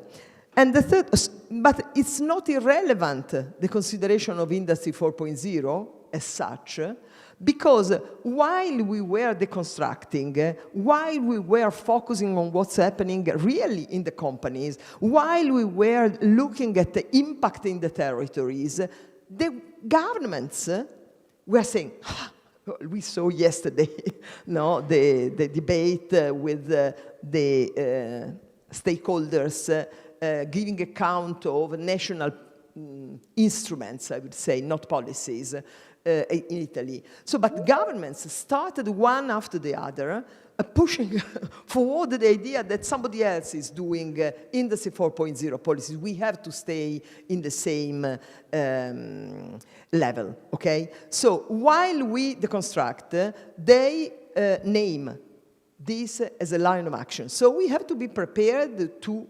contextualize this distance to the fact that when the policymakers state that this is the line, we have to say, so what? What are you really saying? And that was the point yesterday when we commented with Anna that they are simply giving money to the companies with no requirements on any conditions that would be strict to Industry 4.0. And I conclude with what was my light yesterday in the keynote speech that we had with Mark Graham. I was considering that Italy was absent from the Fair Work platform, okay? But I think that as an international team of researchers covering different areas, we could provide not input for the Fair Work platform because it is something very, very specific in that field, and they have already grounded many elements to build and to broaden with more countries, with engagements of more countries, the incredible standards that they are fixing for workers, okay? But we can provide, with an incredible effort, I admit, we can start to provide a cross-country, cross-research teams thread of what has been already available. We have seen, for example, an incredible amount of case studies. Most of them are extremely complementary. Most of them tell stories that contrast results obtained in different contexts. Most of them are complementary in the sense that they look at different aspects. I think that, so I'm moving to the other part of the session, moving towards research projects, being able to build those threads, I think it could be an important enhancement toward, you were mentioning, what is the social engagement of researchers. The people of the book, the social engineer, the people that live the experience, well, we have something that is perhaps a different perspective, an additional one. I don't recognize this proposal in none of the three, that is trying to making our knowledge shareable knowledge. So far it's not for workers and it's not for policymakers. But I don't care very much for policymakers because policymakers are not evidence-based in any event, at whatever latitude, okay, in whatever country you consider. But the European Commission, less than, well, we have here Joint Research Center, but I say that they do a lot of research and Joint Research Center contributes to the European Commission with a lot of research. The point is the other way around. Is the European Commission building their actions on the base of your... Okay, we are registered and visible on YouTube. So the point is that that's critical. But if we wanted to start creating a visibility of... Visibility, that means it is obvious to most of the participants. No, be in top level journal. This is not visibility. This is the professional of the academics. I'm thinking of something different. Making visible the richness of the research that we have proposed in these 3 days, because they provide the complexity of the reality and the complexity of tools. And we have a lot of data. A lot of methods, a lot of case studies that must be joined together to, I would say, to upgrade, to further questions, to further research, building on what is already there, that it is incredible. Well, my ignorance, most of you have proof of my ignorance. And Tommaso was shaking his hands this morning in my admission of ignorance, a very basic issue. But I think that we have to go on in this. Well, I candidate myself in this adventure. So we have already in the second topic. As it was introduced by Margherita. Just to be short clarification. When I was talking of the people of the book, I was not against the theoretical level. What I mean is that I remember when I met here in this university, Brusco, I was a young trade unionist with a strong predefined assumption on how reality is working. And I was very shocked by Sebastiano, because Sebastiano was making clear a message. You cannot deduce the reality from a theory. You should use it as a theory to understand the specificity of the process. This is what I mean to be against the people of the book. What I learned from discussing with Sebastian. So this point we can reflect on the proposal from Margherita. Margherita declared to be available for this, so we can write to Margherita for proposal and whatever. The other point is the point how to make available what we did in these 3 days. So we have two ways. One is a journal. We need to make clear a point about copyright. Please do it. Okay. So first, the copyright. When you participated, when you registered, there was this declaration of copyright. Some of you was consider this as that you signed the copyright for your contribution.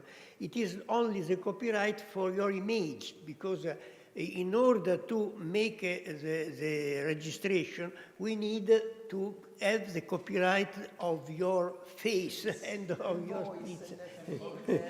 Okay, so there is no copyright of your, just try to make this clear. As to the publication, we can use journal. For journal, we have 3 proposals up to now. One is the International Journal of Automotive and Management. You know, Calabrese is the editor of this. And they said to us that it is available for a special issue. So if one of you are interested, you can directly connect with Calabrese. If you go online, you can find the journal. The second is Economia e Lavoro. We have Simonazzi. Economia e Lavoro is available for the same special issue. You have just to contact Anna Maria. Or some one of us, we are in touch. The third one is Artificial Intelligence Society. That is the journal of Gill. And this can be interested for people more on the side of in between anthropology and science and sociology, because it's a journal with that kind of imprinting. So again, you can write to me. I'm a member of the editorial board, so I can. Then we have books. As to books, we are in touch with Springer Sociology, Cambridge Scholar Publishing, the Humanity and Social Science, the Palgrave Sociology, and the Oxford University Press. We were in touch means that they wrote to ask for publication. And up to now, we didn't make any proposal, but they are asking for publication. Normally they say that are available for free for editing, also the manuscript. So my proposal is very simple. We can help you, but you have to decide what you want to do.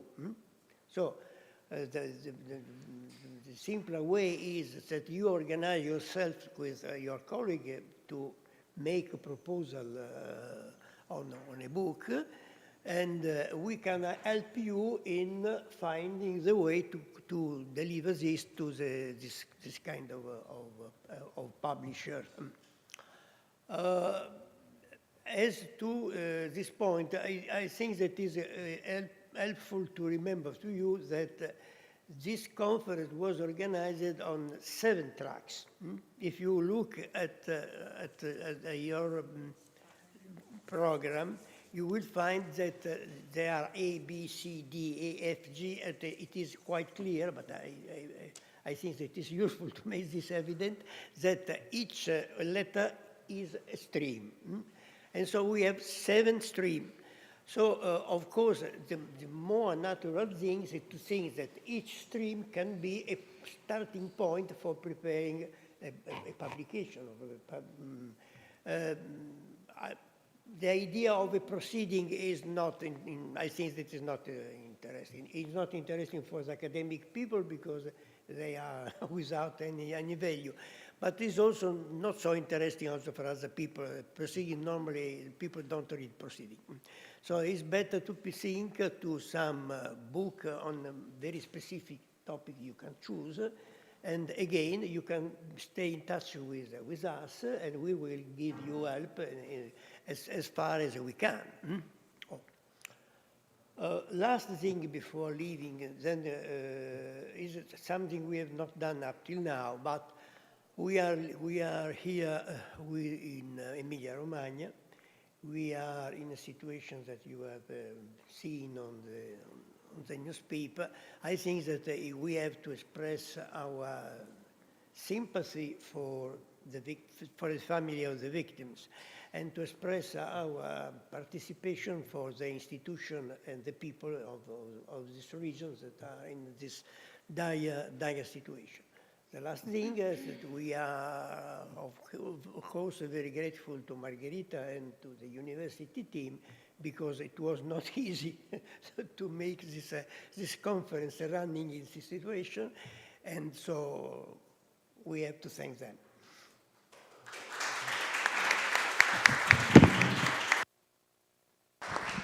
If I may say a few words, because before, just a clarification again about the copyright, because maybe it was not that clear. Like, there was a mistake, so you signed for the copyright, but we won't use it. Just to be clear, because then, like, it's low, so it's not a joke. But all the document you provide me and that are on the platform are only visible to all of us participants, but not like you have to log in ComTool to enter. So for all of us, we will have all the slide and all the abstract and the bio and the short draft paper, just to have like more information after all this contribution. So you can have a look of it whenever you want, but those information are not public. And another general information you will be asking me for attendance confirmation. Then I will write again mails to recap everything. But you can, like, ComTool is a, let's say, old platform, but we try to make our best. So you have all the information there. Maybe are not that clear, but trust, I will explain you how to do that. So please cooperate, and you will have all the things you will need. Thank you.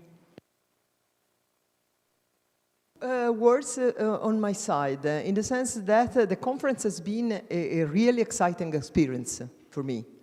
I was embarking in the proposal when at the last year PISA conference there was launched the idea of having this annual meeting in addition to the colloquium in a country hosting in a research, with a research team hosting a topic, a conference on a topic. So Francesco immediately came to Modena saying, I have to talk to you because there is this proposal and we have to think to host this in Italy. Say, well, do it, please. I support this. No, not in Italy, in Modena. Okay, do it. No, not in Modena, in your department. Why I was not so convinced since the beginning to support this proposal? Because I'm very old, but I'm very new in this department, in the sense that I have no research team, I have no consolidated relations, so I'm quite, I have many friends, I admit. I have many friends, many good friends, but I have no research team here. My research team is in several other universities.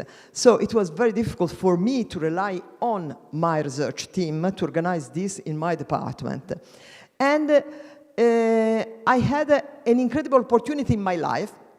And I had the adventure to have an incredible research assistant. Because I was doing research with her since a couple of years. We started incredible funny projects together on battery fair. It was incredible. We went in China before. We went to make interviews in Romania and Spain together for JRC project. And without Benedetta Cerbi, this project here in Modena wouldn't be possible.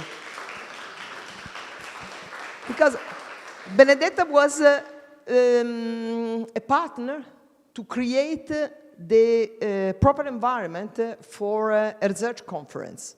She was not just the manager. You wrote her any time of the day and the night, and this morning I reminded her what Francesca Redavid was telling us.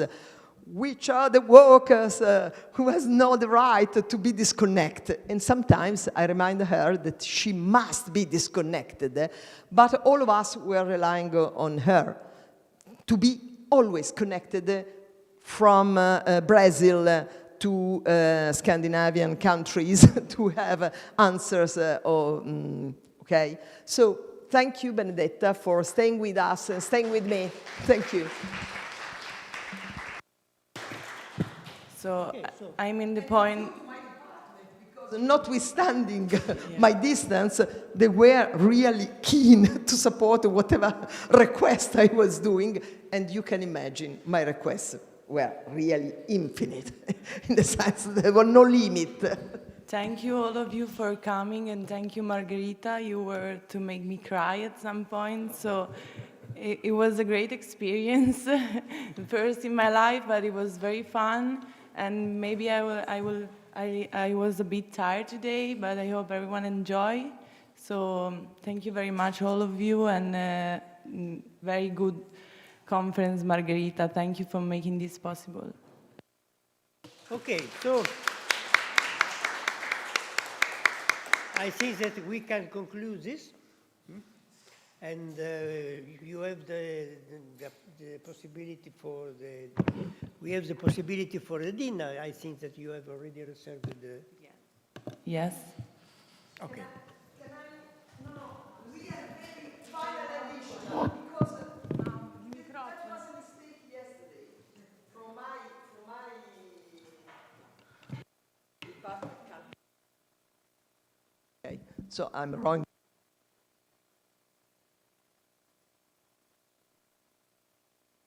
Of being here.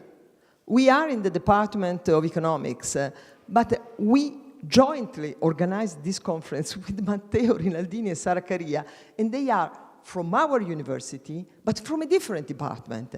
And this was something great, because this department works a lot with the engineering department. It was very visible yesterday, but they are the co-organizers of the conference, and GERPISA obviously was the promoter of the idea, and we had this incredible support that was so strong because we knew that we could rely on Giorpisa.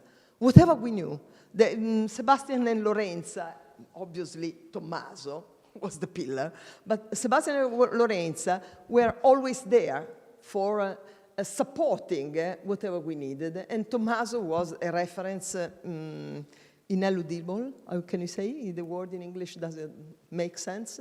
So thank you for the local organizers and the Giorpisa support. That was incredible. Fondazione Brodolini was not supporting so much.